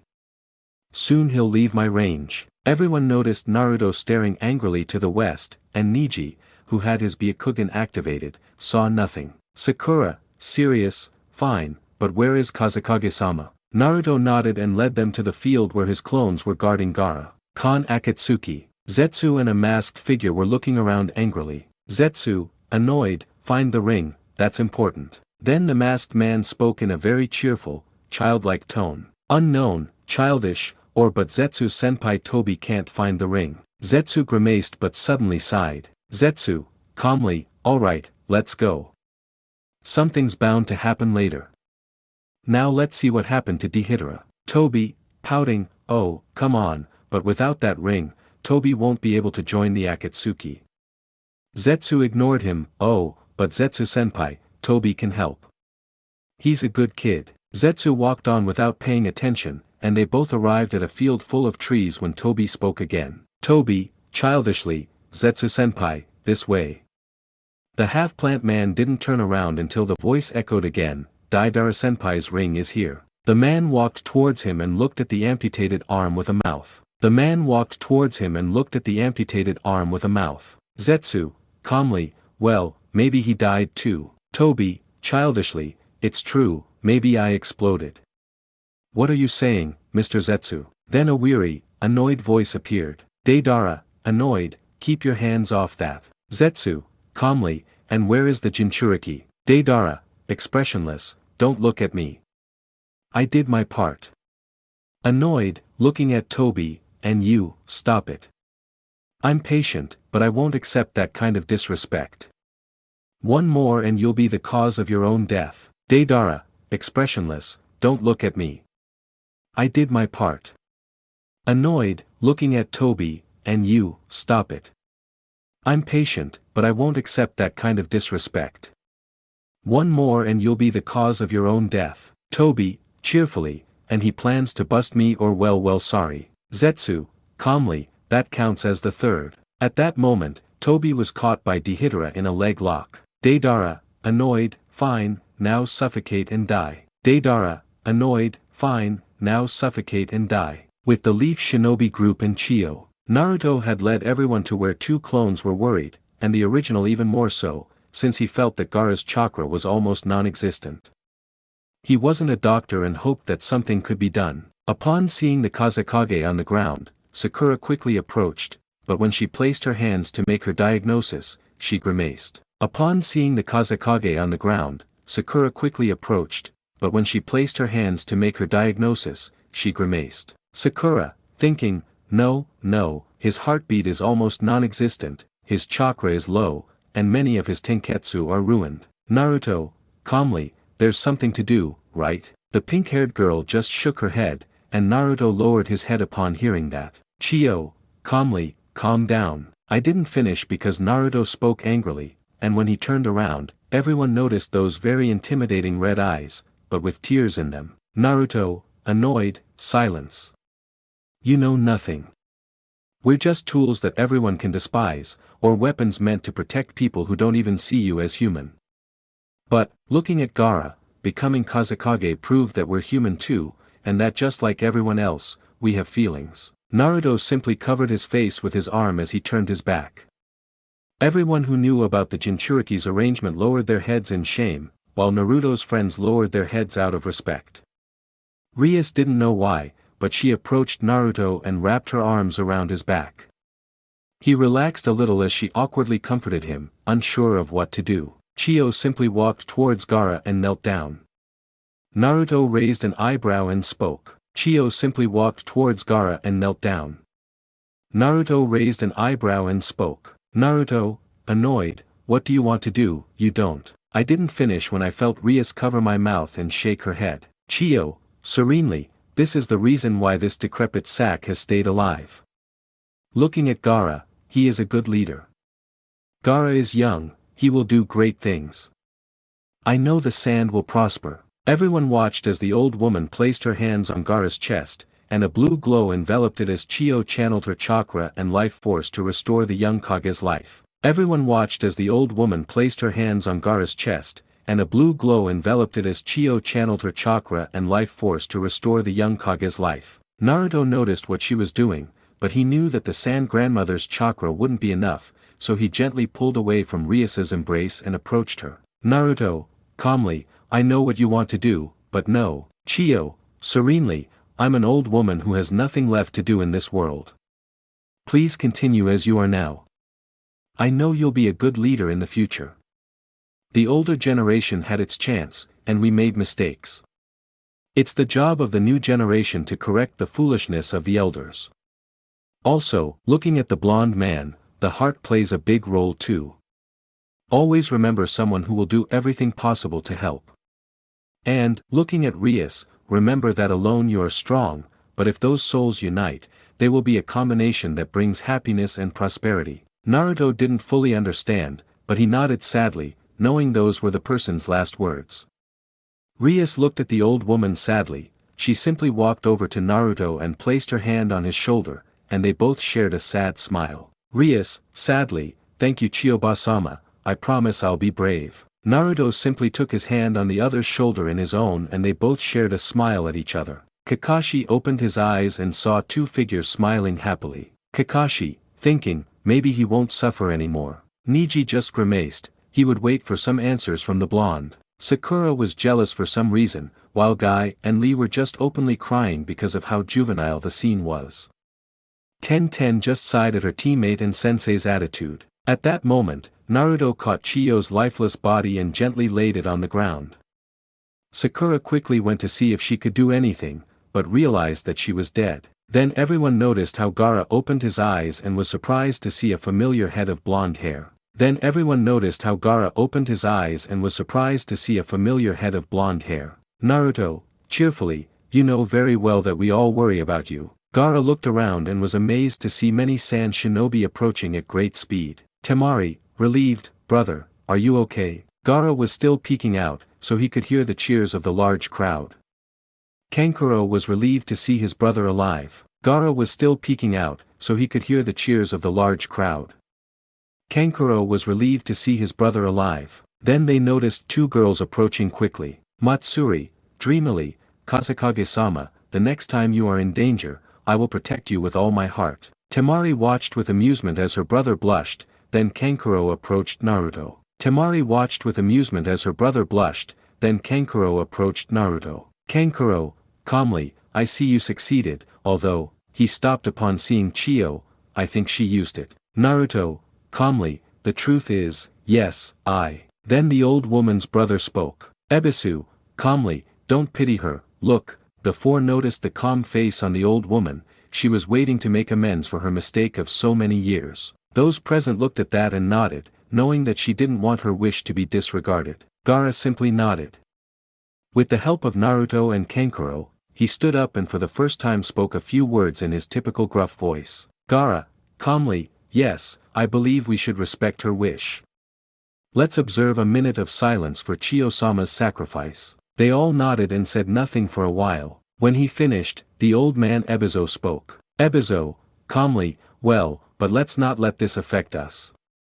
She wouldn't want everything to come to a standstill because of this. Everyone nodded, and a group of sand shinobi took a body bag and a stretcher out of some scrolls. When the four shinobi finished, they carried her. Gaara tried to stay on his feet but failed. He was lucky to feel his arms being taken, one by Naruto and the other by Kankuro. Naruto, cheerfully, well, how about a break? Kankuro, cheerfully, you're right, that sounds good. Gaara smiled at that, and then a new voice made itself known. Rias, cheerfully, well, come on Naru, maybe a shower would be good. Besides, it's been a while since we shared a soft bed. When she opened her eyes, she saw an embarrassed Naruto. She was confused to see him like that. They slept together very often. Naruto, embarrassed, Rias-chan, I think you should have waited to say that. The redhead tilted her head, and when she turned around, she looked at Kakashi, who, despite his exhaustion, had a smile on his face. Guy, Lee, and Ten watched in shock. Niji raised an eyebrow, annoyed by it. Sakura looked on, somewhat astonished. She knew they had a strange relationship until she realized. Sakura, shocked, wait, you two sleep together. Naruto blushed and looked away. Rias took Naruto's free arm and pressed herself against him, her face the same color as her hair from embarrassment. Naruto, shyly, you know, what if we walk? What do you say, Kankuro? The sand shinobi glared at him. Kankuro, annoyed, you better shut your mouth, show off. Naruto was just saddened by that, but someone wanted to set out on the path. Temari, serenely, well, what does it matter now? Let's go, we have to get home. Naruto was relieved to hear that. Rias, who had her head buried in Naruto's arm, nodded as she walked along, leaning on the. After a few minutes, everyone followed their Kazekage's group towards the sand village. Mr. Tsunade, Baki, the sensei of the Sound Brothers, was impatient. Many shinobi were just waiting for orders to move, but before they could do anything, someone spoke. Baki, the sensei of the Sound Brothers, was impatient. Many shinobi were just waiting for orders to move, but before they could do anything, someone spoke. Ninja, serious, over there. In the distance, a large crowd gathered. Baki was relieved to see his leader safe and sound. Quickly, everyone descended, applauding and cheering. The vast majority were relieved to see the arrival of their Kazekage. In the distance, a large crowd gathered. Baki was relieved to see his leader safe and sound. Quickly, everyone descended, applauding and cheering. The vast majority were relieved to see the arrival of their Kazekage. Baki, cheerfully, I'm glad you're okay. Look, Gaara looked in amazement at everyone celebrating this event, right in front. Naruto and Kankuro were about to advance, but Gaara spoke. Gaara, calmly, stop, I don't think it's fair. Naruto and the others were confused, but Rias spoke in a solemn tone. Rias, solemnly, I believe this is a fitting tribute to Chio Basama. Everyone nodded at Gaara's instruction. The four men in charge of transporting the body nodded and walked slowly as the procession followed respectfully.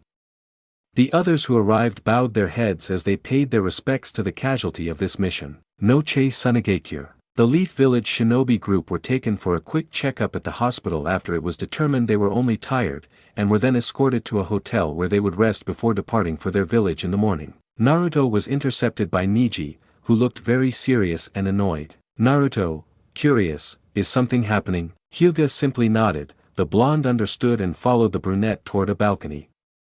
Neither said anything as Hyuga pondered what he should do. Naruto, calmly, you want to know what happened between Hinata and me, right? The Hyuga nodded and took out a card. Naruto raised an eyebrow as he read it. It said many bad and degrading things about the purple-haired girl, but something didn't add up for him. Naruto, serious, who wrote this? Niji glared at him. Niji, serious, you, idiot, do you know the damage you did? Naruto raised an eyebrow at this but took out his notebook. Naruto, serious, it looks like my handwriting, but my writing style is different. Look. The Hyuga raised an eyebrow, looking at several letters, but some looked like numbers. Ero Sennin explained to me that we should always have a characteristic when writing. He always forced me to write with some characters that looked like numbers, so it just stayed with me. Niji calmed down a little and raised an eyebrow. Niji, serious, Hinata-sama, I was receiving these kinds of letters a year after you left. Naruto got confused at this point. Naruto, curious, but those dates are impossible. The pervert and I were sent to the border between the village hidden in the rocks and the land of lightning. We were there for about 7 months, where neither he nor I could do anything because we were being watched. Besides, I sent him a letter explaining that before, and, pulling out a letter, that was the last thing she said to me. Niji looked over and made a face. He knew his cousin was serene and a little shy, but if she got angry, she could lose her temper. Niji sighed. Yes, Hinata-sama was very upset about this. Naruto looked at the letter with a frown. Naruto sighed. This is weird. I thought only she and I knew about this.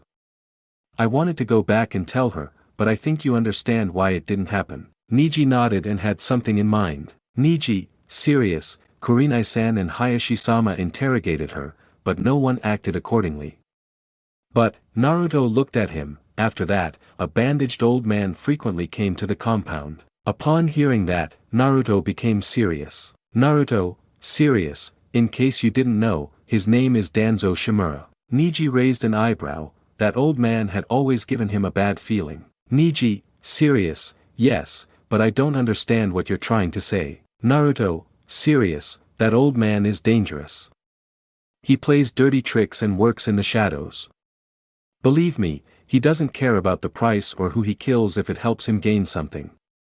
You must be careful. Niji was surprised and became serious. He was surprised to see a barrier create and Naruto watching with great seriousness. Niji, serious, what's going on? Naruto, serious, this is what Jiraiya and I found. Handing him a folder, read it, but in the end, burn it or destroy it. That old man doesn't leave any traces. We're just waiting for him to slip up. Then Niji looked at Naruto and sighed. Look, this is dangerous, and I shouldn't tell you, but something tells me your leader is playing with something more dangerous than fire. Just watch for anything strange. But if this decrepit old man is up to this, it should set off alarm bells for anyone. Niji glanced through the folder and became serious as he looked at each file. Niji, serious, fine, I'll see what happens. Naruto nodded and looked dejected. Naruto, tired, damn it, a criminal group, and to top it all off, if that wasn't enough, I still have to hope that idiot Sasuke doesn't do something stupid. I seriously don't know what to do. Niji looked at that with some pity. When Naruto saw that Niji had put the folder away, he dispelled the barrier, and they both heard a voice that Naruto recognized perfectly. Rias, happily, oh, I found them. Let's go. Kakashi-sensei wants to divide the rooms. Niji noticed how what he perceived about Naruto dissipated upon hearing that voice, and how his problems no longer existed. Naruto, cheerfully, okay, let's go right away. I want to sleep a little. Naruto walked with his cheerful, genuine smile. The redhead, seeing him close, simply took his arm so they could walk together. Niji just watched, knowing that someone had interfered and that his cousin, like Naruto, had been deceived. Upon reaching a hallway, they noticed the sensei, one who seemed dead inside and another who seemed energetic. Sakura, annoyed, fine, I'll do it. Kakashi-sensei and Gai-sensei will take room 3, Niji and Lee can have room 4, while 10-10 and I can have room 5. Oh, she realized, wait, Rias just smiled and took the keys to room 9. Rias, cheerfully, don't worry, Sakura-san, Naru and I can share a room. The blonde man just laughed and nodded at the request. Naruto, cheerfully, don't worry, it's more comfortable this way. Despite his exhaustion, Kakashi smiled at the teenagers. Niji said nothing as he walked to his room.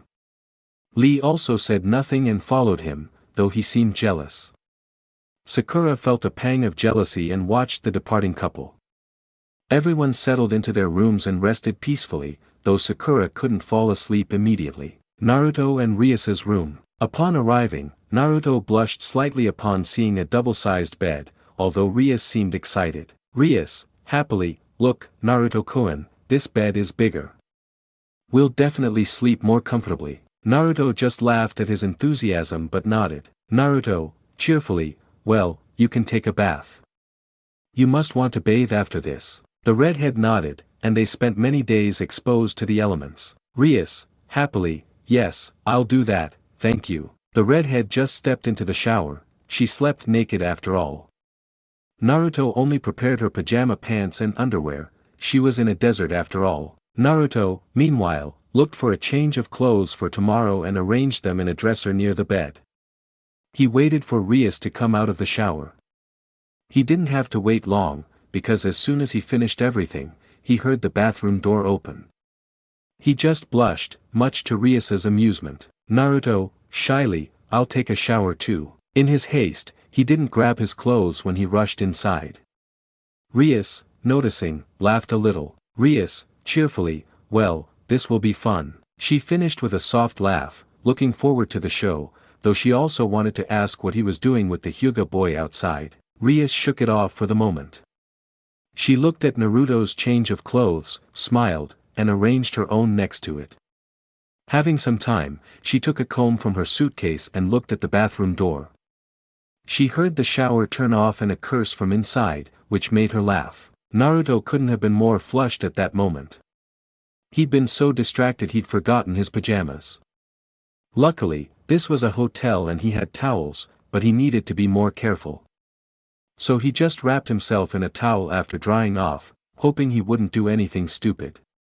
But when he came out, he bumped into a smiling Rias brushing her hair. He looked like a fool when he saw her in the moonlight. Naruto, blushing, wow, you really do look beautiful. He said it without thinking. Rias, despite her confidence, was caught off guard and blushed furiously because of it. Rias, blushes, thank you, Naruto-kun. Naruto was still blushing but did his best not to look at Rias too much, who was embarrassed by what happened.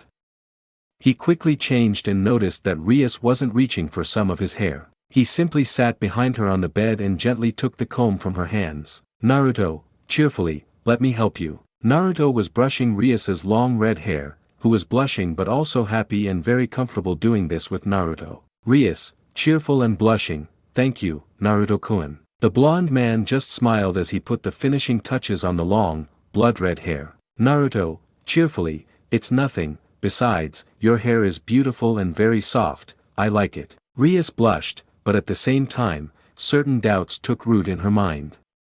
She had still hidden her true race, and she was somewhat frightened by the thought that he might hate her for it or no longer see her the same way. That terrified her more than anything, and she didn't know why she was so worried about what he thought of her. Naruto noticed how she tensed up, so he just hugged her and smiled. Naruto, cheerfully, relax, it's over now, and I'll help you with whatever you need. Don't worry, now rest. What do you say? The redhead nodded and Naruto arranged the blankets as he got into bed. Rias took off her towel and laughed at Naruto's flushed face when he saw her. Rias, cheerfully, it's fun to see you like this, you know. Naruto just looked away, embarrassed, while Rias laughed. She quickly went inside and covered herself up to sleep. The redhead settled comfortably on her side of the bed, but something felt different. When she slept alone, she'd had trouble resting, but now she was confused about what was happening. Naruto, who hadn't had as much trouble sleeping, was looking for his pillow to hug. He wrapped the nearest thing in a hug, which turned out to be Rias. Rias was surprised to be hugged suddenly, but instead of feeling anything bad, she felt safe and as if a comforting warmth surrounded her. For some reason, she felt comfortable, and sleep came over her, so she just yawned, resting her head on Naruto's chest and closing her eyes to sleep. The following morning, all the Leaf Shinobi and the Sand siblings were waiting for Naruto and Rias, who were still missing. Sakura, annoyed, seriously, what are you doing so much? Kakashi, who looked like he hadn't slept in over a week and was leaning on Guy, just gave a weak smile. Kakashi, tired, come on Sakura, they're young, maybe they'll finish soon. Then the other two appeared. Naruto was blushing, although Rias seemed to have had the best night of her life. Rias, cheerfully, hello, good morning. Naruto, shyly, hello everyone. Everyone's eyes were on Kankuro's partner, and the other boys were jealous of those two, especially since the blonde boy seemed embarrassed. Kankuro, annoyed, can someone tell me why you both took so long? Rias blushed slightly and Naruto looked away. Naruto, shyly, I'm really sorry, I didn't realize that. The redhead stuttered a little at that. Rias, blushing, it's okay, Naruto-kun. In fact, I slept very comfortably. Naruto sighed in relief knowing that his friend wasn't upset, although Kankuro was jealous knowing that those two slept together. Temari, calmly, fine, but Kakashi-san said he wanted to visit Chio-sama's grave, didn't he? Everyone nodded in agreement. Nobody said anything thanks to a good night's sleep, everyone walked calmly. The only one who seemed tired was Kakashi. Upon arriving, they all noticed an old man standing in front of a tombstone.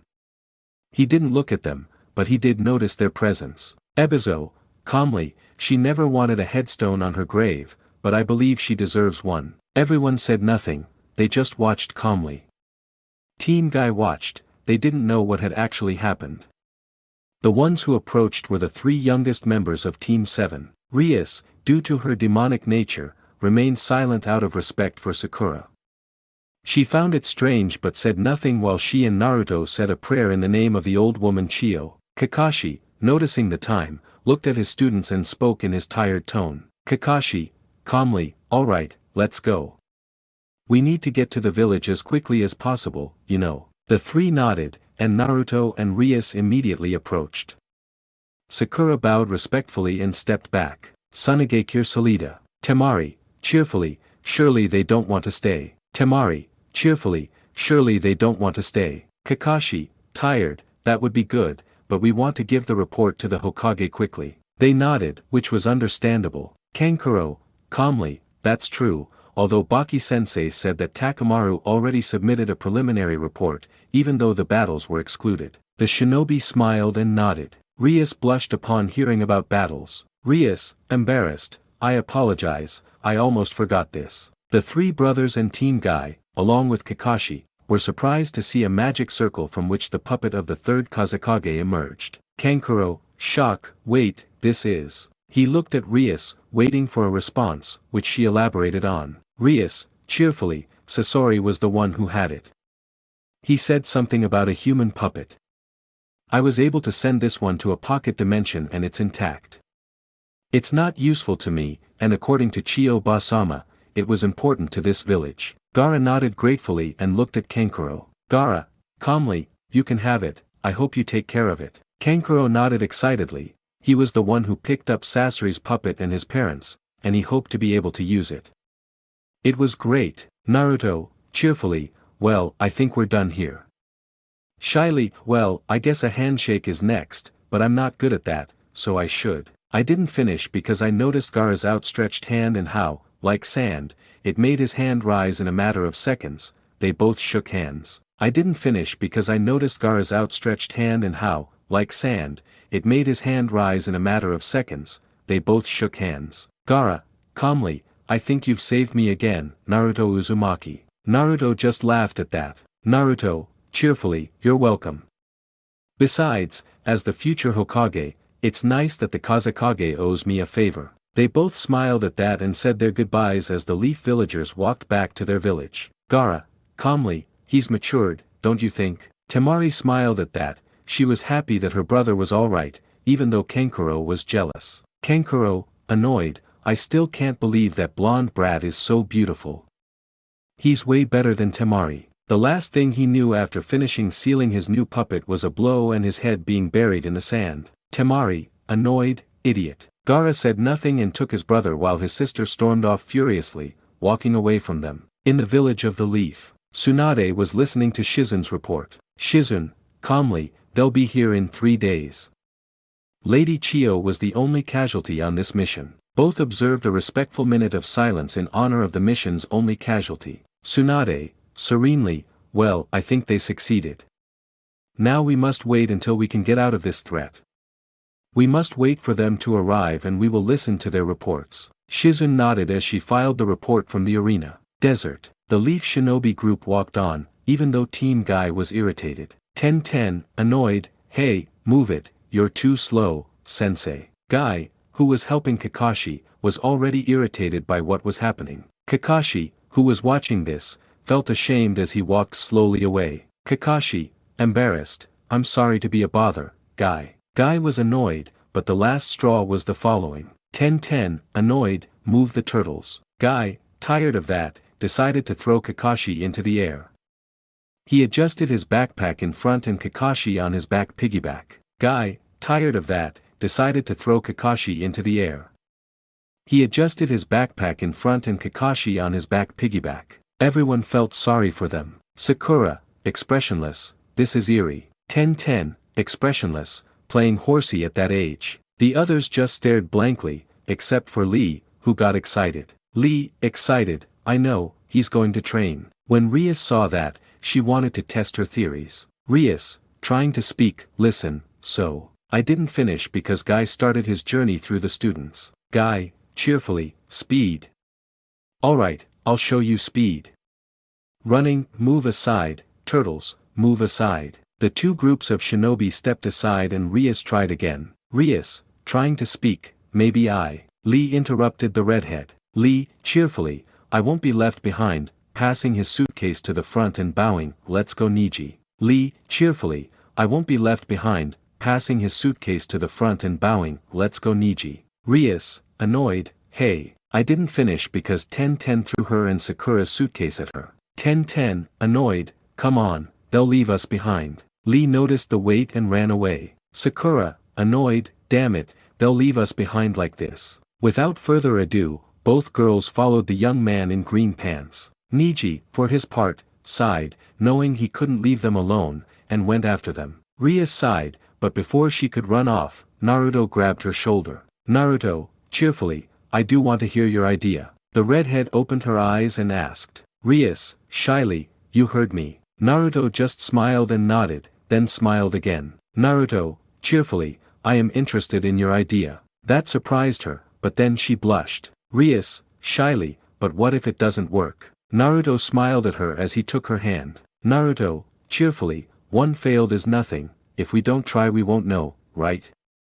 And if it doesn't work, challenging smile, we'll know who's faster. The redhead nodded with determination and took Naruto's hand. Rias simply closed her eyes and concentrated.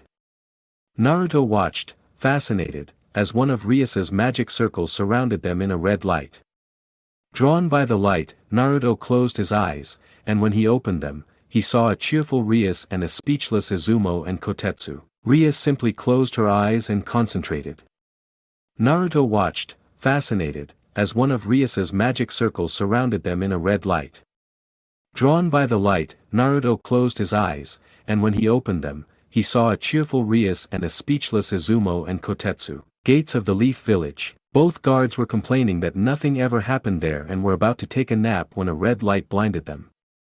Looking ahead, they both stared in astonishment at the two figures that appeared out of nowhere. Both guards were complaining that nothing ever happened there and were about to take a nap when a red light blinded them.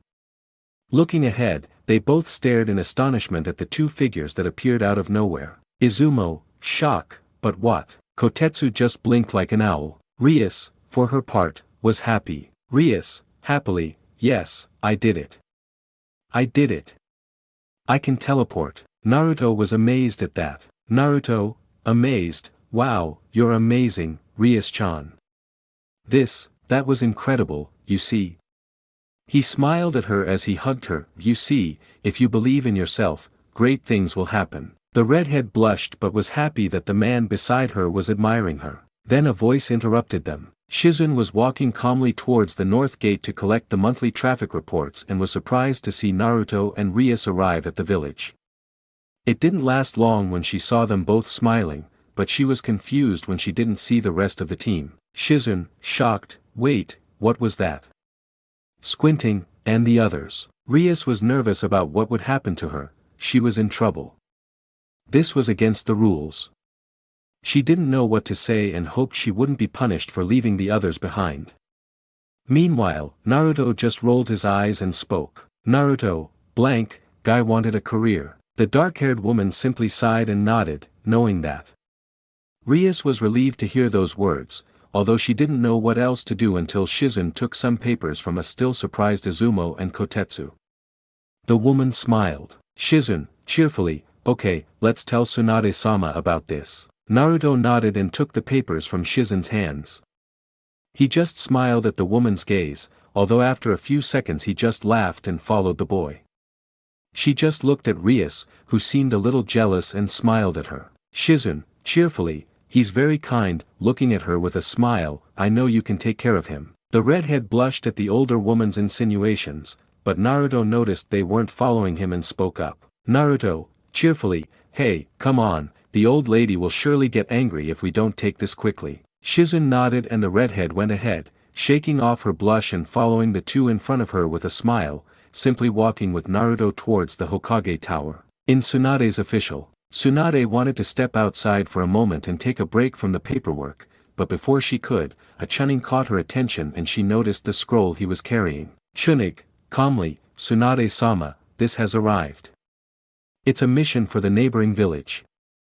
Information about someone who has been pursued, but they've lost the trail and are asking our village for help. The blonde just sighed and nodded. Tsunade, sighs, fine, he says he's just a thief, but he might have more allies.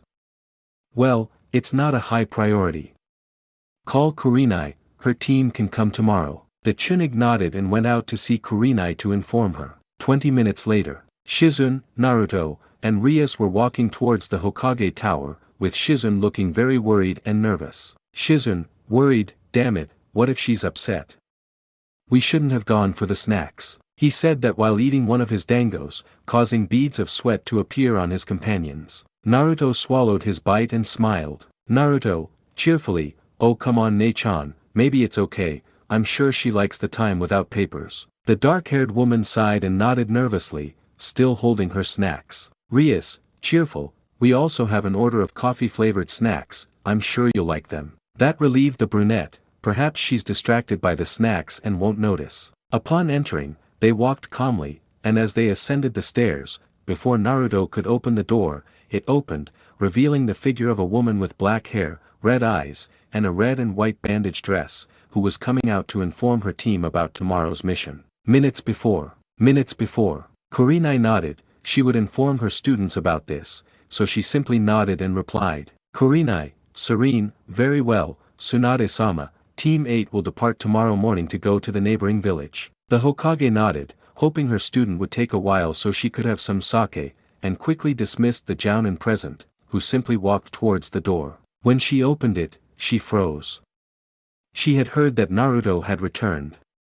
She hoped not to run into him and that her team would have time out before that. Kurenai froze, but Naruto's voice snapped her out of it. Naruto, curious, excuse me Kurenai-sensei, but it's okay, she just froze. The red-eyed girl shook herself and gave a fake, forced smile to the child. Kurenai, Tenza, yes, Naruto, I see you've returned. Naruto, Rias, and Shizun knew she was tense but said nothing, and Naruto nodded. Naruto, cheerfully, yes, I arrived a while ago, but I left on a mission.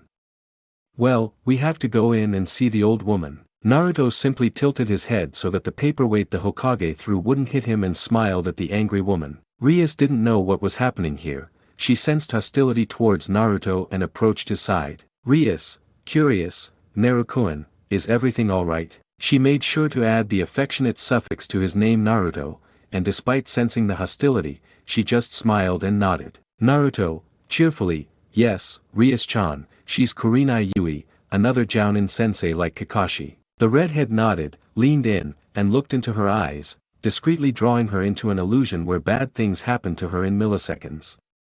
The jounin was panting. Kurenai, mind, illusions like I didn't even feel it. She looked cautiously at the redhead, who just smiled. Rias, cheerfully, I'm new here in the village, please just go your own way and we won't have any problems. Naruto just shook his head slightly and took her hand as he entered. Naruto, cheerfully, I appreciate that, Rias, but I can't change people's minds. Please leave it alone. Then he smiled at her, thank you. The redhead blushed and leaned against Naruto's side. The Hokage just sighed and smiled. Tsunade, thinking, maybe what that pervert said is more true than we thought. They both simply entered and stood in front of Tsunade, who sighed but smiled at them. Shizun just sighed and stood next to Kurenai and whispered. Shizun, whispered, you should leave that behind.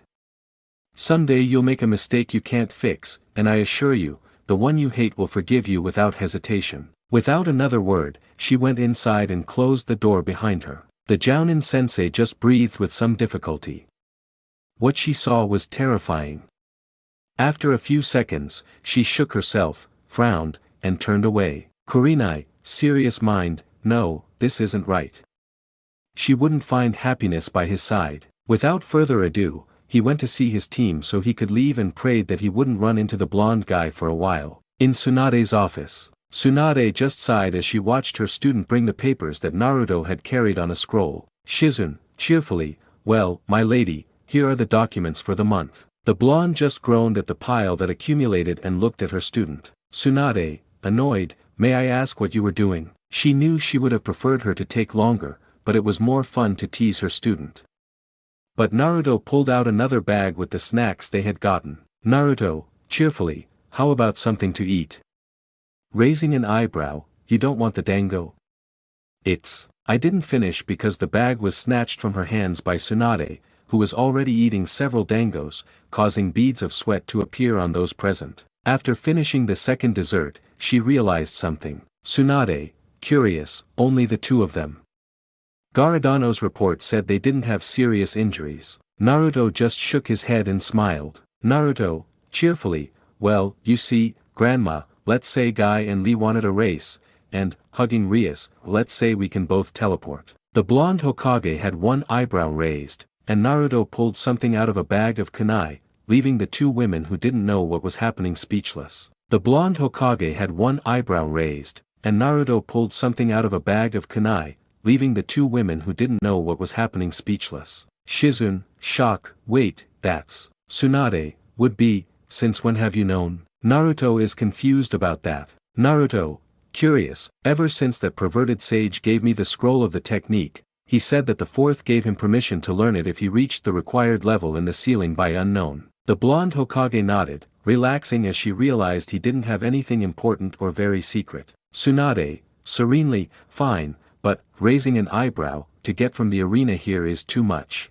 Naruto laughed at that and pointed at Rias. Naruto, cheerfully, actually, she was the one who brought me here. Rias blushed at the compliment, though she felt the gaze of the leader of her new home. Tsunade, would be, I could know how. The redhead shuddered, but even though Naruto smiled at her and nodded, she just took a deep breath and nodded. Rias, serenely, I have a rune which allows me to teleport to some places that I know. The busty blonde nodded and looked at her seriously. Tsunade, would be, how do you expect me not to believe you're not a spy? That made Rias shudder, although Naruto just stared at her expressionlessly. Naruto, blank, you know she's from another dimension, right? This took Rias by surprise, and Tsunade sighed as she looked at him.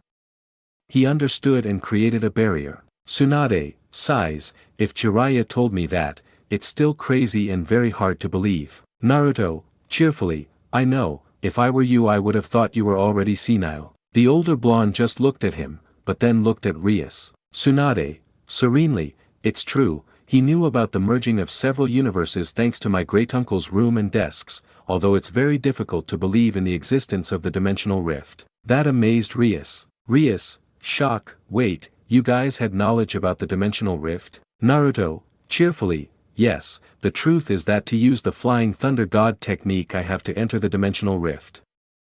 I do it for milliseconds and after that I appear on my scoreboard. The three women in the room didn't understand much of it, so the blonde Hokage just looked at Rias, completely ignoring Naruto's dejected expression. Tsunade, sighs, we know you're not from here. The ANBU who were watching you have already withdrawn, but Naruto is in charge of that mission. I'm sorry, but I can't trust you yet. The redhead thought about it, she knew it was true. If someone suddenly appeared at her school, she was sure she would act that way, so she nodded. Rias, cheerfully, very well, Tsunade-sama, I promise to abide by the rules and be accepted. The older woman simply smiled, she sensed the sincerity in his words, so she nodded, but then looked at Naruto. Tsunade, cheerfully, fine, I accept that, and, seriously, you know he won't stay still. I had to include a Foundation member on your team. Naruto nodded, knowing this was strange. Naruto, sigh, well, I'll keep that in mind. He's probably the one who'll find us tomorrow. Tsunade, serious, just be careful. Looking at Rias, please don't reveal too much with him nearby. The girl nodded, and Naruto dispelled his barrier and smiled as if nothing had happened. Naruto, cheerfully, well, I think you want to listen to us, right? The blonde simply leaned back in her seat and nodded. Naruto just chuckled a little and explained what happened with Deidara, how he got Gaara back, although he was ultimately annoyed to learn that the explosive blonde had escaped. Tsunade, sighs, well, that happened. At least now we know that the rings are their means of communication, looking at Rias, and in your case. The redhead thought about it, but then smiled, created a red magic circle, and spoke. Tsunade, on guard, what is that? Rias, cheerfully, I'll simply recreate the fight from when we separated. Shizune and Tsunade stared in amazement as Sakura shattered the rock. Chio, and Sakura fought off Sasori's puppets, and they were shocked by the amount of damage he inflicted. Then they watched as Naruto arrived to save them and destroyed Sasori's puppets. Tsunade and Shizune then witnessed Rias's destructive power in action, but Naruto raised an eyebrow upon hearing what Sasori said to Rias in the end. Tsunade sighs, "This is interesting, but I don't know if I believe it." Naruto, cheerfully, "I will." They looked at him. "I heard about the ring, I knew about the informant, but I don't know what to do. Besides, Sakura might be able to tell me what I've learned." The blonde nodded and looked at the two of them seriously. Tsunade sighs, "Well, you're free. I know you'll go see him anyway, so get some rest. From what I've heard, Kakashi isn't in any condition to be well.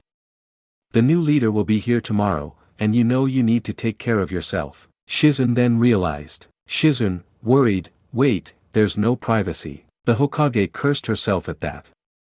Rias was about to panic, but Naruto squeezed her shoulder and smiled. Naruto, cheerfully, "You know, old woman, I must tell you that I can create the best barriers in milliseconds." At that moment, the three of them noticed a blinding light and a barrier dissipated, and Tsunade sighed in relief. Tsunade sighs, "Well, we're finished.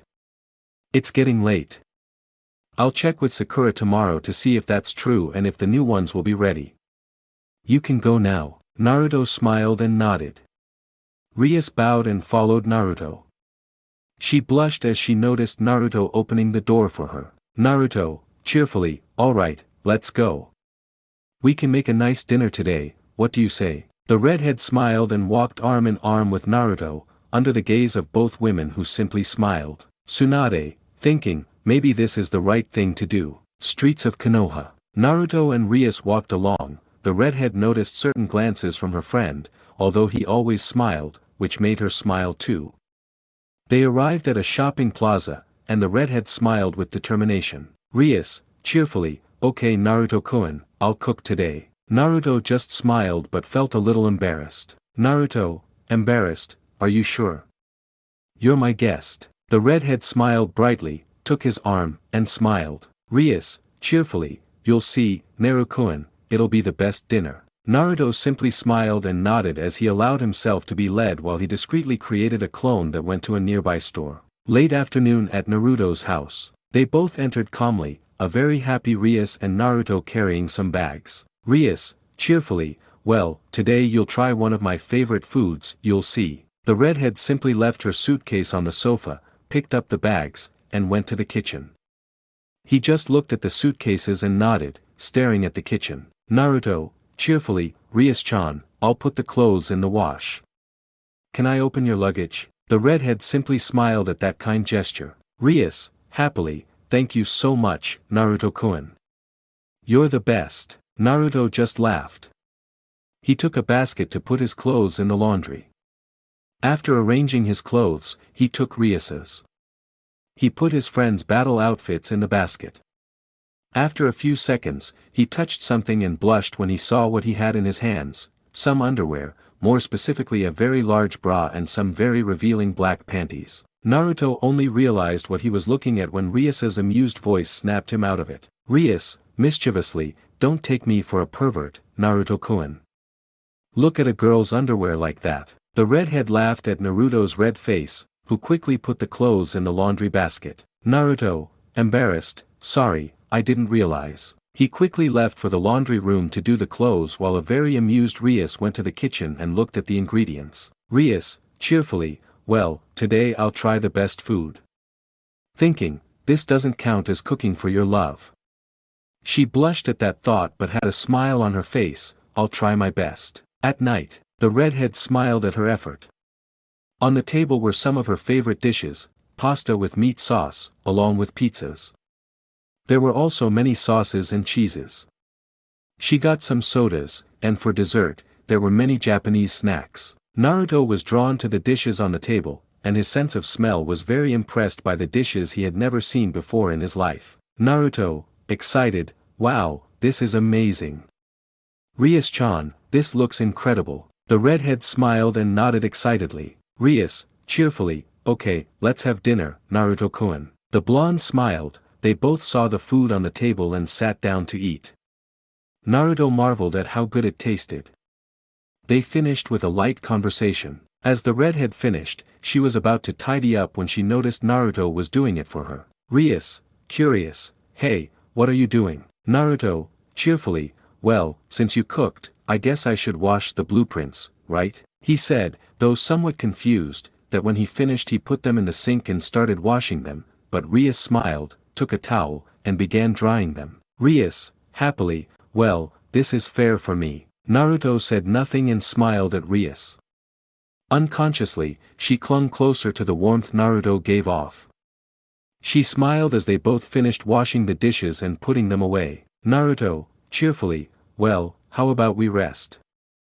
We've been gone for a long time. Rias nodded, it was good to be back in the comfort of home. She smiled and walked towards the room that Naruto told her she could use and was surprised to see a larger bed. 3 people could easily fit in it. She smiled and walked towards the room that Naruto told her she could use and was surprised to see a larger bed. 3 people could easily fit in it. Rias, shock, wait, that's. Naruto just smiled. Naruto, happily, yes, I got it today and I asked some clones to bring it, although there isn't much room. Naruto sadly noticed that the bed took up more space than he had planned, since the wardrobe where Rias kept her things no longer fit, and some of her other things were also in the way. The redhead just laughed but looked at something curious. She wanted to satisfy one of her curiosities. Rias, curious, hey Naruto-kun, but where's the other bed? Naruto, cheerfully, I'll settle into the room next door. Rias cut it short at that moment, she already knew what to do. Rias, cheerfully,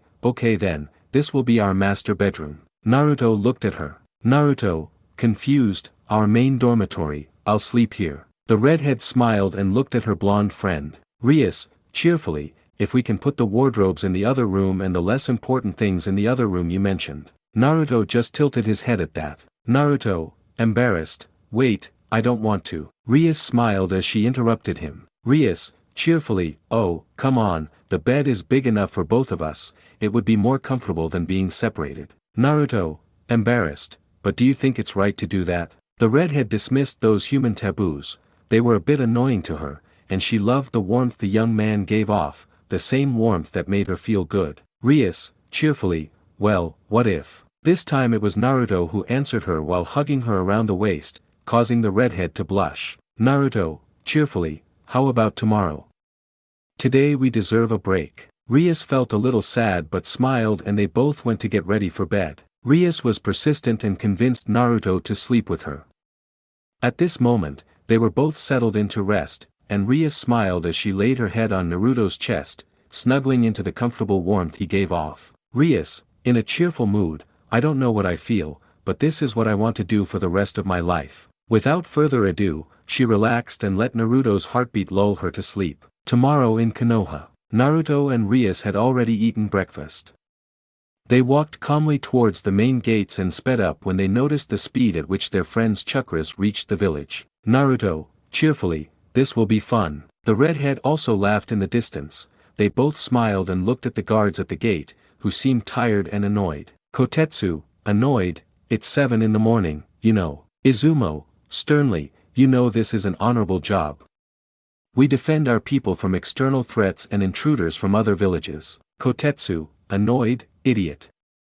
If someone wanted to get in, they'd do it another way.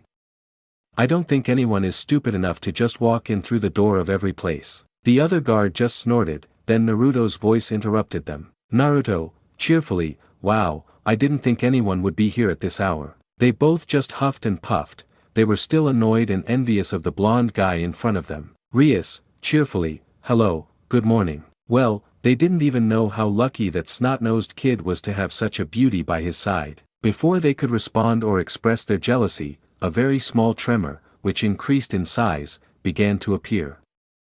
Before they panicked, a voice was heard. Before they could respond or express their jealousy, a very small tremor, which increased in size, began to appear. Before they panicked, a voice was heard. Guy, shouting, Aiya, the finish line is near victory. Naruto and Rias watched, amused, still waiting to see what their reaction would be, but before that, another scream was heard. Naruto and Rias watched, amused, still waiting to see what their reaction would be, but before that, another scream was heard. Naruto and Rias watched, amused, still waiting to see what their reaction would be, but before that, another scream was heard. Lee, scream, Aya, I came in second but almost. Guy just laughed and prepared to tell the truth. Guy just laughed and prepared to tell the truth. Guy, cheerfully, I'm sorry for my student Lee, but for your information, if you haven't noticed, I'm carrying Kakashi on my back, so technically you arrived in. As Guy turned around to make the matter more dramatic, Naruto decided to speak. Naruto, cheerfully, well, I think I'm in 5th place. Both spandex ninjas returned upon seeing Naruto and Rias standing calmly next to Insumo and Kotetsu, who looked like they might burst into laughter at any moment. Then a tired but very annoyed voice made itself known. Sakura, tired and annoyed, can someone tell me how you got here so fast? Naruto, cheerfully, well, before you ran you should have remembered you have a teammate who can teleport, right? Amused, but anyway, Rias won the race, so it's best to go to the hospital. Granny Tsunade already has a room for sensei. Niji and Ten looked somewhat worried at Sakura, who was blank before exploding. Sakura, annoyed, that's right, that idiot knows that technique. How could I have forgotten? Remembering, wait, how come she won? As the group walked towards the hospital, the pink-haired girl didn't hesitate to ask. Rias, cheerfully, well, I can teleport too, that surprised them, but I can only get to places I've seen before, so it's only useful for transportation, not like Narukuen uses it in battle. This confused everyone. Niji, for his part, was serious like a jounin. This was worrying, although Naruto noticed and smiled. Naruto, cheerfully, okay, relax Niji, Granny Tsunade already knows everything that happened with her, you don't have to worry. The Hyuga looked at him but nodded, he would trust his friend's judgment. Naruto smiled at her. Rias, noticing how he was defending her, just smiled and took his hand, much to the jealousy of some on the streets who were watching them. Rias, cheerfully, that's right, and the next mission is coming up soon and I can't wait. Naruto sighed at that. Naruto, sighs, it's true, I still can't believe Sasori is with Orochimaru. That left Sakura speechless. Sakura, shock, wait, you guys. Naruto, cheerfully, yes, since we arrived yesterday, the old woman has already been informed, but, calmly, there's one more mission in this. Sakura was annoyed this time. Sakura, annoyed, are you really leaving? You know what happened, and besides, in a new action that surprised everyone, Naruto covered his mouth. Naruto, curious, what are you talking about? You're going too. Serious, but Grandma will explain the mission to you. Let's just say it's something more serious. Leave it at that for now. The pink-haired girl nodded in shock, that's why she never thought Naruto would do that. After they relaxed, they arrived at the hospital only to see the Hokage herself standing at the door. Tsunade, serious, well, this is good. Looking at Guy, good, I want your report later. For now, Team 9 can rest. Guy nodded dejectedly, but when he placed Kakashi on the stretcher, he regained his strength. Guy, determination, fine, if I can't run 3,000 laps around the village until lunchtime as punishment, it'll be 4,000 push-ups. Lee, excited, well said, Guy-sensei, go ahead. After saying that, they both ran off towards wherever they did their exercises. Guy/Lee, shout, for the youth. They all looked at that with a bead of sweat on their foreheads but shrugged. 10, sighs, I don't know about you, but I need a good bath in my bed. Niji, calmly, it's true, I can't stand their level of ridiculousness. 10, amused, you still ran like crazy, huh Niji? The aforementioned simply turned away, and everyone laughed at that, but Tsunade looked at her student. Tsunade, would be, alright, now Shizun, take care of Kakashi and, looking at Sakura, Ben, we need to talk, Sakura. The pink-haired girl nodded and left with her teacher. The two members of Team Guy gathered their belongings, said goodbye to everyone, and headed home. On the hospital rooftops, Tsunade, calmly, well, you can tell me how your fight with Sasori went. The pink-haired girl just grimaced upon learning that Rias had practically won that fight. Sakura, sighs, the truth is simple, Rias was the one who defeated him. Then Sakura recounted all the details of the fight, how the redhead overcame the rogue ninja, and how, in combination with Granny Chio, they were able to stay alive. But before she could finish, Tsunade raised her hand. Tsunade, would be, what follows is still an S rank and you know it, but I'm satisfied with that. Sakura nodded, but then looked seriously at her teacher. Sakura, would be, okay, when will we leave for the mission at the Tenshi Bridge? According to Sasori, there are only 7 days left from today. Tsunade nodded and looked up at the sky. Tsunade, would be, tomorrow, but there's something you should know. The pink-haired girl nodded and listened to her teacher. 20 minutes later in Kakashi's room, Naruto and Rias were waiting for their other teammate and the Hokage. They were both sitting chatting about anything and everything when the two women entered. Sakura was serious and Tsunade was serene. Tsunade, serenely, you leave in 2 days, and get a good rest. The leader and your other companion will be waiting for you. Naruto and Rias nodded in agreement. Naruto, cheerfully, okay, we're leaving, Grandma. The blonde had a mark on her forehead but sighed. Tsunade, sighs, alright, go on. Looking at Rias, take care of him, okay? The redhead smiled and bowed to that. Rias, cheerfully, understood, Tsunade-sama, taking Naruto's hand, I will prove myself trustworthy and be accepted here. Tsunade just sighed but smiled. She knew she wasn't a threat, but she and Naruto were watching her for their own protection. She didn't know what those 3 old men would do if they found out about her abilities. She knew nothing good would come of it. Without another word, Naruto just smiled, squeezed her hand in support, and they both walked until they stopped at the door. Naruto, cheerfully, we can take you home, you must be tired. Sakura only twitched her eyebrow at that, but she followed them without saying anything, to the amusement of both of them, and Tsunade just chuckled. She looked at Kakashi, who was asleep, and left in a sunshine. She had one person to call. In the streets of Konoha, Naruto and Rias were walking comfortably. Sakura felt uncomfortable watching them both enjoying the walk, until Naruto smiled and let go of Rias's hand. Naruto, cheerfully, Rias-chan, I have something for you, wait a moment. Without waiting for a response, he went ahead and entered a shop.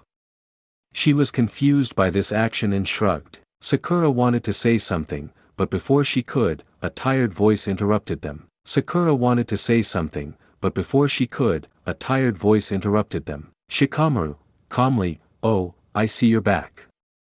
How did it go? The two women turned back to look and Sakura smiled weakly at him. Sakura, tired, I'm really tired, you have no idea what it's like to put up with those 2 young guys. Shikamaru grimaced, he didn't want that position. Rias just laughed demurely at that and looked at the boy. Rias, cheerfully, hello Shikamaru-san, it's good to see you. Before saying anything, Shikamaru sharpened his gaze and pulled Sakura close to him. Rias raised an eyebrow at that, but was confused when she felt arms around her waist before seeing Naruto's blonde hair. The redhead was impressed to see a very large hand which crushed some figures that looked like lions.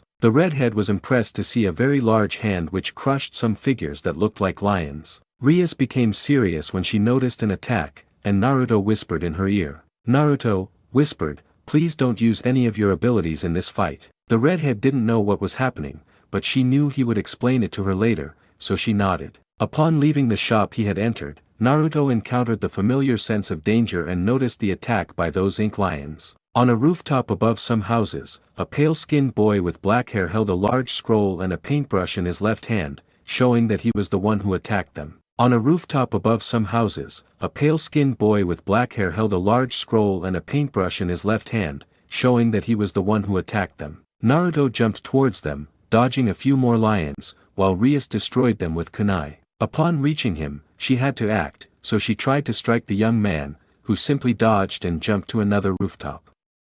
Up to this point, neither Sakura nor Shikamaru, nor the other person who came to their aid, noticed who it was. Upon reaching him, she had to act, so she tried to strike the young man, who simply dodged and jumped to another rooftop.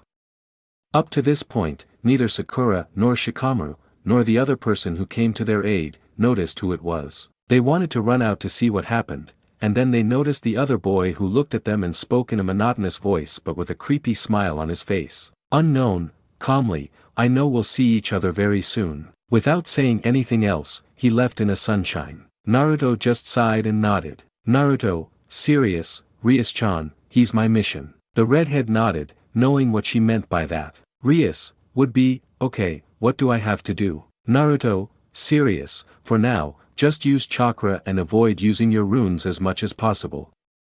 Cheerful, it'll only be for a while, and don't worry, I'll be here for you. The redhead nodded with a smile, she didn't know why, but that smile and those words relaxed her a lot. Rias, cheerfully, I understand, and don't worry Naruto-kun, I'll be fine. Naruto and Rias smiled at that and both walked calmly towards their friends. Sakura, would be, what happened, Naruto?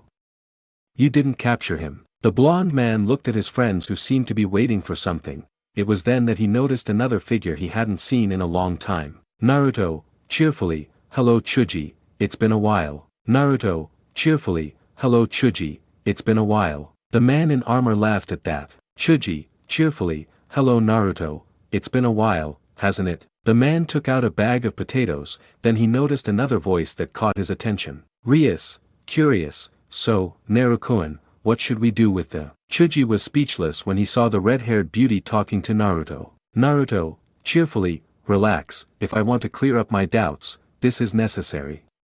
Now relax.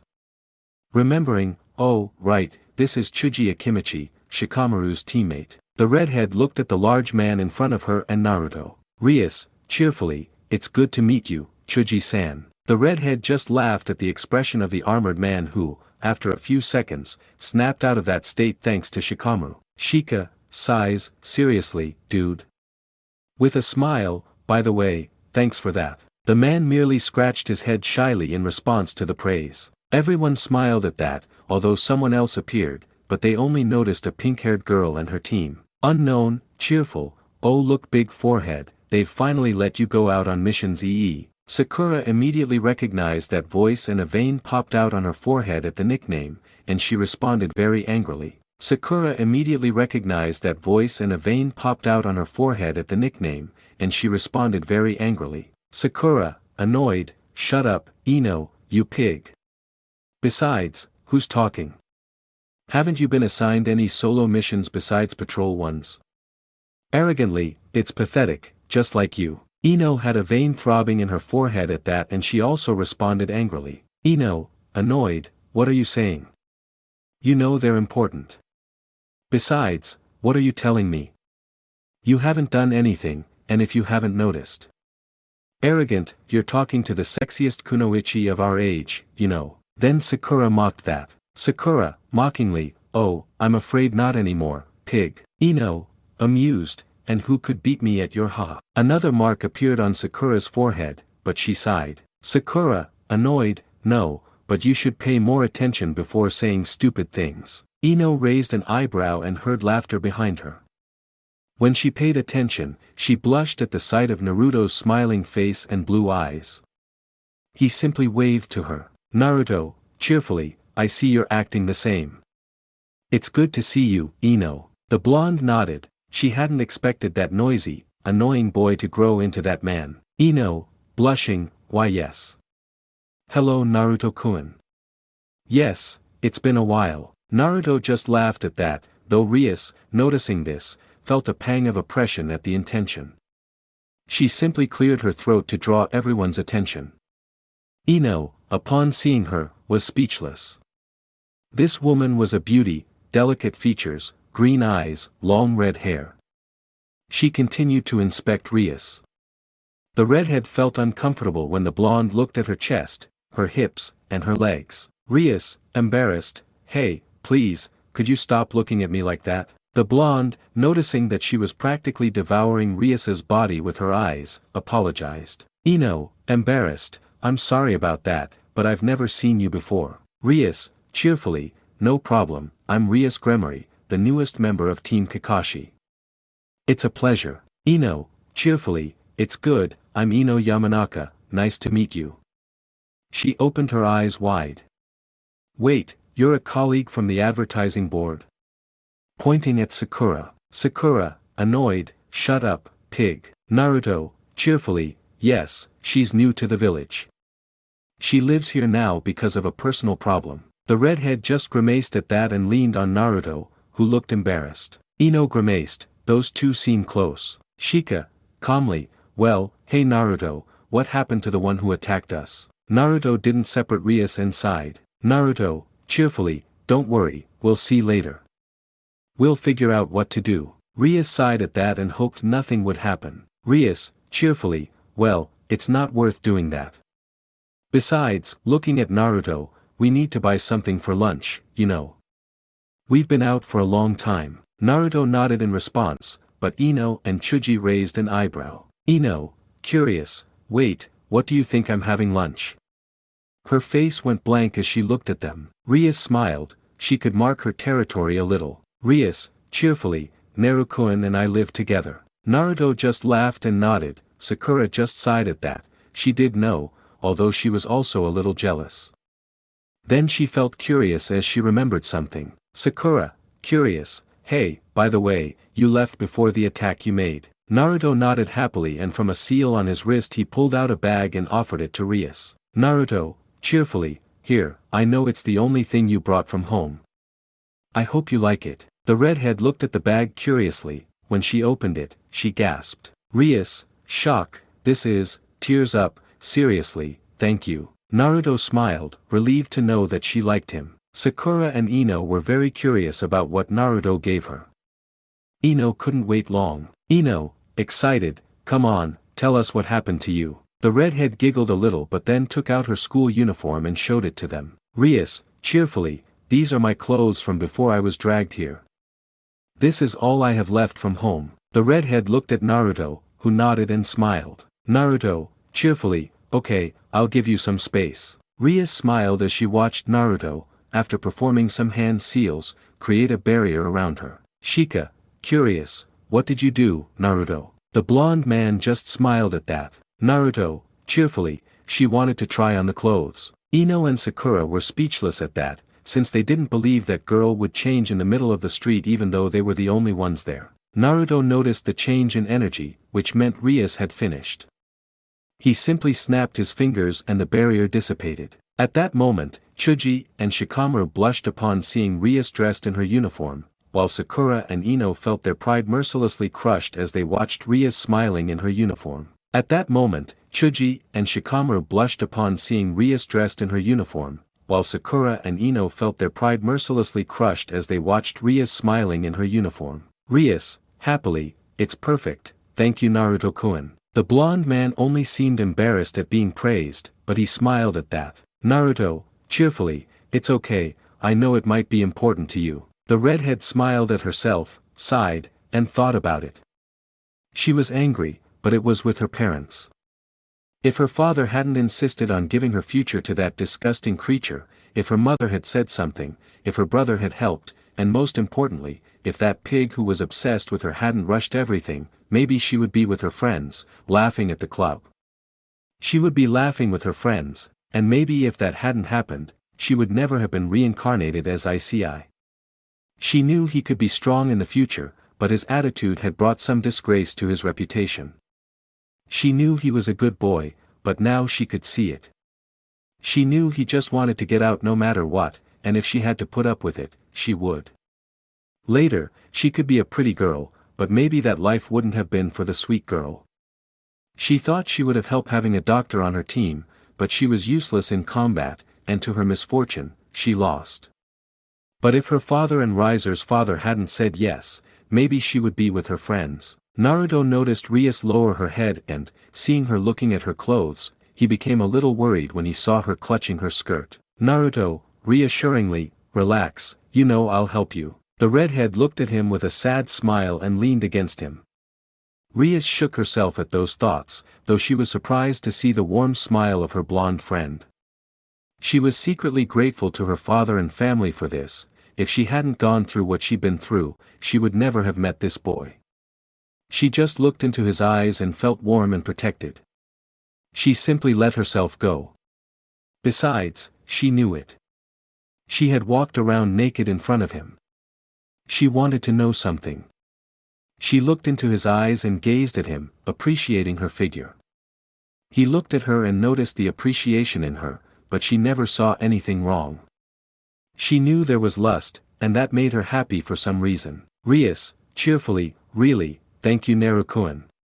Excitedly, well, I prepared something delicious for you, you'll see. Naruto wanted to say something when the redhead dragged him towards the market. but the blonde just waved goodbye while laughing at the redhead's bubbly attitude. Team 10 and Sakura just watched the scene with various thoughts running through their heads. Shikamaru shrugged, he had work to do. For Chuji, it was a mixture of envy towards the blonde boy, since he heard that the beautiful girl was cooking for him. For Ino it was worse, she was dying of jealousy over what she saw and heard. She looked at her pink-haired friend. Ino, annoyed, hey forehead girl, if he turned into that you should have called me. If Hinata dumped him, he was on the market, you know what a good couple we'd make. Sakura glared at her, annoyed. Sakura, annoyed, shut up, you pig. Besides, he's the one who brought her here. Then she sighed, I think what happened to her is a mystery. The members of Team 10 just nodded, still jealous, although there were also many flaws and they didn't know what happened. What mattered now was that both were calmer and they just had to keep them apart. Without further ado, everyone left with ideas in their heads, although Ino's were about how to get that boy for herself. With Naruto and Rias, they were both walking peacefully through the market. Rias wanted to make a good meal, she was gathering ingredients and fruit. They both arrived at the butcher shop, and Rias took what she needed. She was more than excited, and Naruto just laughed at this. Naruto was simply grateful that most people in the village had some new opinions about him, because he was calmer. He calmly carried the bags Rias had bought, and he and his new friend were enjoying their shopping when Rias noticed something. Rias, pumping, well, we just need the vegetables and that'll be it. Naruto just nodded. He hated vegetables, but he didn't want to disappoint or ruin anything, so he said nothing while he and Rias looked at the different stalls. Rias went into a store. Naruto decided to wait outside. He was looking at the bags, trying to figure out what his friend was going to cook. Then he noticed something, a chakra that seemed familiar. He raised his head and looked at a young man who was covered with a green trench coat and black pants. He had his hands in his pockets and a hood covering his head. Naruto tilted his head when their eyes met, and Naruto was happy to remember him. Rias entered a store. Naruto decided to wait outside. He was looking at the bags, trying to figure out what his friend was going to cook. Then he noticed something, a chakra that seemed familiar.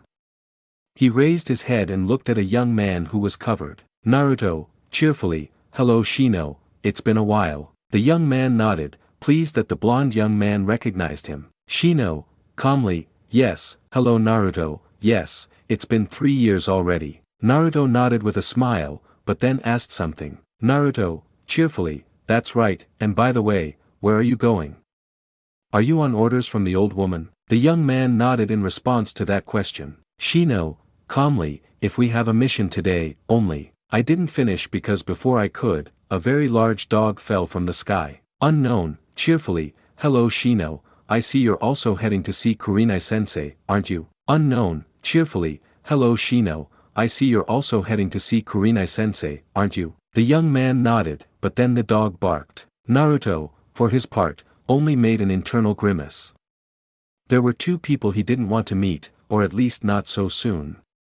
With that, Naruto decided that he had to greet them out of courtesy. Naruto, cheerfully, wow, I didn't think I'd see them so soon. At that moment, the newcomer turned his gaze. He was surprised to see the blonde boy. He was somewhat worried, but he didn't show it, he simply smiled and greeted Naruto. At that moment, the newcomer turned his gaze. He was surprised to see the blonde boy. He was somewhat worried, but he didn't show it, he simply smiled and greeted Naruto. Unknown, cheerfully, oh hello Naruto, long time no see. Naruto just nodded, somewhat uncomfortably. He hadn't expected to find the fiancé of the girl who had practically left and broken him, so he wouldn't want to come back. He just nodded stiffly. Naruto, cheerfully, well, I should have arrived a long time ago, but anyway, how are you doing, Kiba? The brunette simply got off his dog with a smile, but deep down he wasn't so sure when he saw the blonde. Kiba, cheerfully, yes, it's true, they never told us you came back. Naruto just smiled, but he was happy this time. Naruto, cheerfully, well, yeah, I think you know something happened a while ago, but I've gotten over it, even though it took me longer than her. Kiba nodded, knowing who was being referred to, then another voice made itself known. Unknown, shyly, I see you're late, sorry Shino and Kiba-kun. Unknown, shyly, I see you're late, sorry Shino and Kiba-kun. At that moment, Kiba cursed inwardly.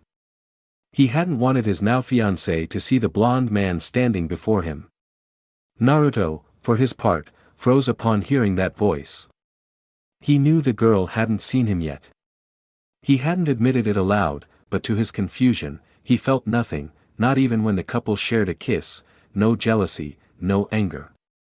The truth was, it shook him. When she finished, the girl blushed, although Naruto knew he didn't belong there and decided to speak, somewhat timidly as well. Naruto, shyly, well, I think they must be late, it'll be better. When Hinata heard that voice, she shuddered.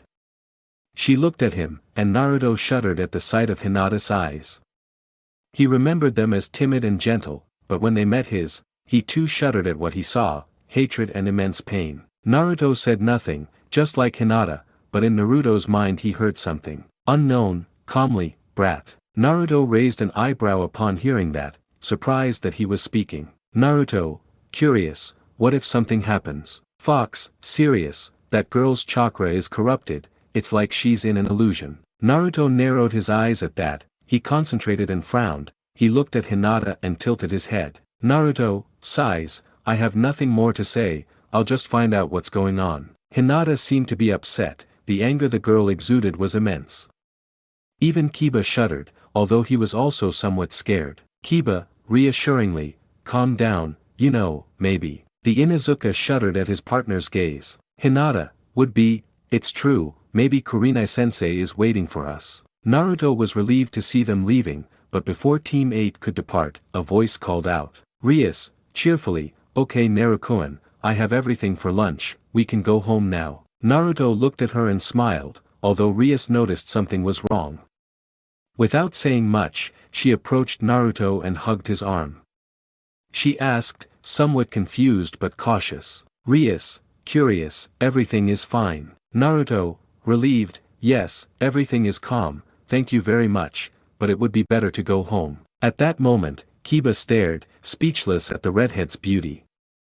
He even let go of Hinata's hand, which made her frown, though she glared angrily at the redhead and her former love interest. Shino, who was the most sensible, besides, this topic was not of interest to him. Shino, calmly, well, Naruto, who is she? Naruto felt embarrassed and scratched his head at that, but he smiled at them. Naruto, cheerfully, well, she is. Rias decided it was better for her to speak, especially since she was looking into the pale eyes of the little girl who was also looking at her. Rias, respectfully, my name is Rias GREMORY.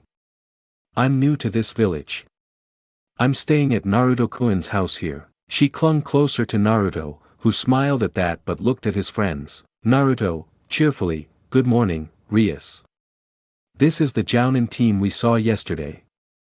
They are Inuzuka Kiba, Shino Aburame, and, Rias noticed the tremor in her blonde friend's voice, Hinata Hyuga. The redhead bowed, and Rias smiled at that. Rias, cheerfully, okay Naruto-kun, let's go, it's getting late. I prepared lunch. Naruto just smiled at that and looked at his friends from the academy and smiled. Naruto, cheerfully, well, goodbye and good luck on your mission. Looking at Hinata, please speak with Niji, he has some things to say. And if it helps, I'm sorry I had the mission on the borders of Kumo and Iwa. I'm sorry I couldn't write for those 7 months. Naruto said nothing more and turned to Rias, who was still clinging to his arm as they walked home. Upon hearing that, Hinata felt a pain in her head, she felt something that she, as a shinobi, recognized. Hinata, thinking, Genjutsu but when? She looked up and felt a pang in her chest as she watched Naruto put his arm around the redhead woman's waist and they both walked calmly towards her house. The dog trainer felt something strange when he saw the blonde man with that red-haired beauty. He shook it off, smiled broadly at his victory, and went to take his girlfriend's hand, but she reacted by pulling her hand away. Hinata, embarrassed, I'm sorry Kiba, but we're late. Let's go see sensei. Without further ado, the girl stepped forward, taking his head in her hands, not caring about her partner's shocked expression, though he only frowned and followed Hinata. Shino simply followed his teammates, not knowing exactly what was happening but hoping to do the right thing. Kiba, annoyed, damn it, I hope sensei can do something about that. Without further ado, Team 8 went to see their teacher. In some guards, a man with bandages is seen, and in front of him was the same boy who attacked Naruto and Rias. In some guards, a man with bandages is seen, and in front of him was the same boy who attacked Naruto and Rias. Stranger, calmly, you saw it, didn't you? Tell me what you think. Unknown, monotonously, to be honest, Danzo-sama isn't all that great. He was able to react to my attack, but he's too slow for me, and besides, he was so distracted by the redhead who was with him. That definitely captured the man's interest. Danzo, serious, redhead, you say? The pale boy nodded at that. Unknown, calmly, I honestly don't know, but she was with him, I don't know who he is. Danzo gritted his teeth at that. Danzo, serious, it seems the Hokage has some secrets, and I'll interrogate her later. Looking at the boy, good, I want you to keep an eye on the Jinchuriki. Your mission hasn't changed, but if the redhead is a ninja, keep an eye on her too. The boy nodded in response and raised his head for the first time. Unknown, calmly, well then, Danzo-sama, I'll leave. The man nodded and looked him in the eyes for the first time after that. Danzo, calmly, you can pack for tomorrow, and from now on, for this mission, your name will be Sai. The boy nodded but said nothing, as the man had already turned his back on him and started walking off to who knows where, so he simply went home to pack. Danzo, thinking, well, we should move forward with the plan with the Hyuga clan. I must collect my share as quickly as possible. In another part of the village, Hinata had some doubts in her head, she felt that something was wrong. She looked at her teacher, who smiled at her. Hinata smiled back and spoke. Hinata, happily, it's good to see you, Kurinai-sensei. Kurinai, cheerfully, that's good, Hinata. I see I'll be here first. Tell me how you're doing. Smiling, it's good that you and Kiba have made your relationship official, don't you think? For some reason, Hinata felt that this wasn't right and looked away. Hinata, shyly, excuse me, sensei, but I think I just snapped out of a genjutsu when I saw Naruto. The girl felt strange when she opened her eyes in shock. But wait, if he had a mission during those 7 months, who wrote the letters? Because I was looking down, I didn't notice how Kurinai's eyes widened and she looked worried. Kurinai, thinking, how did she get out of the illusion? It's impossible. There was still time for the effect to wear off and for her to explain. Hinata grabbed her head, sensing that there was another layer to it. She activated her Byakuya and pursed her lips. Hinata, serious, I'm free now, but what's going on? She looked up, Kurinai-sensei, I'm sorry, but I need to talk to Niji-san. Kurinai didn't know what was happening, but before anything else, Kiba and Shino arrived. Kiba, cheerfully, calm down Hinata, we must go on our mission. The dog trainer said, although he was looking at his teacher, who was worried. Then Shino arrived and spoke calmly. Shino, calmly, alright, we must make up for the hours we lost. Kurinai blushed as she remembered that she and Asuma had gone too far the night before and she had woken up late. Kurinai, thinking, damn it, what do I do now, Asuma? I shouldn't have let you sleep at home. The illusion expert cursed in her mind. Thanks to her lust, she and Asuma spent the whole night in her bed, but she shook herself off and decided to talk to her team. Kurinai, serenely, if that's true, we must reach the border as soon as possible. Looking at Hinata, then we'll see. That thing about you being in an illusion is very strange. The pale-eyed girl nodded, still wondering what was happening and what to do. Hinata, thinking, okay, Niji-san must know what happened. Without another word, the girl walked away, ignoring Kiba, who was annoyed by this, while Kurinai was worried about what had happened. Kurinai, thinking, damn it, I have to do something before something bad happens.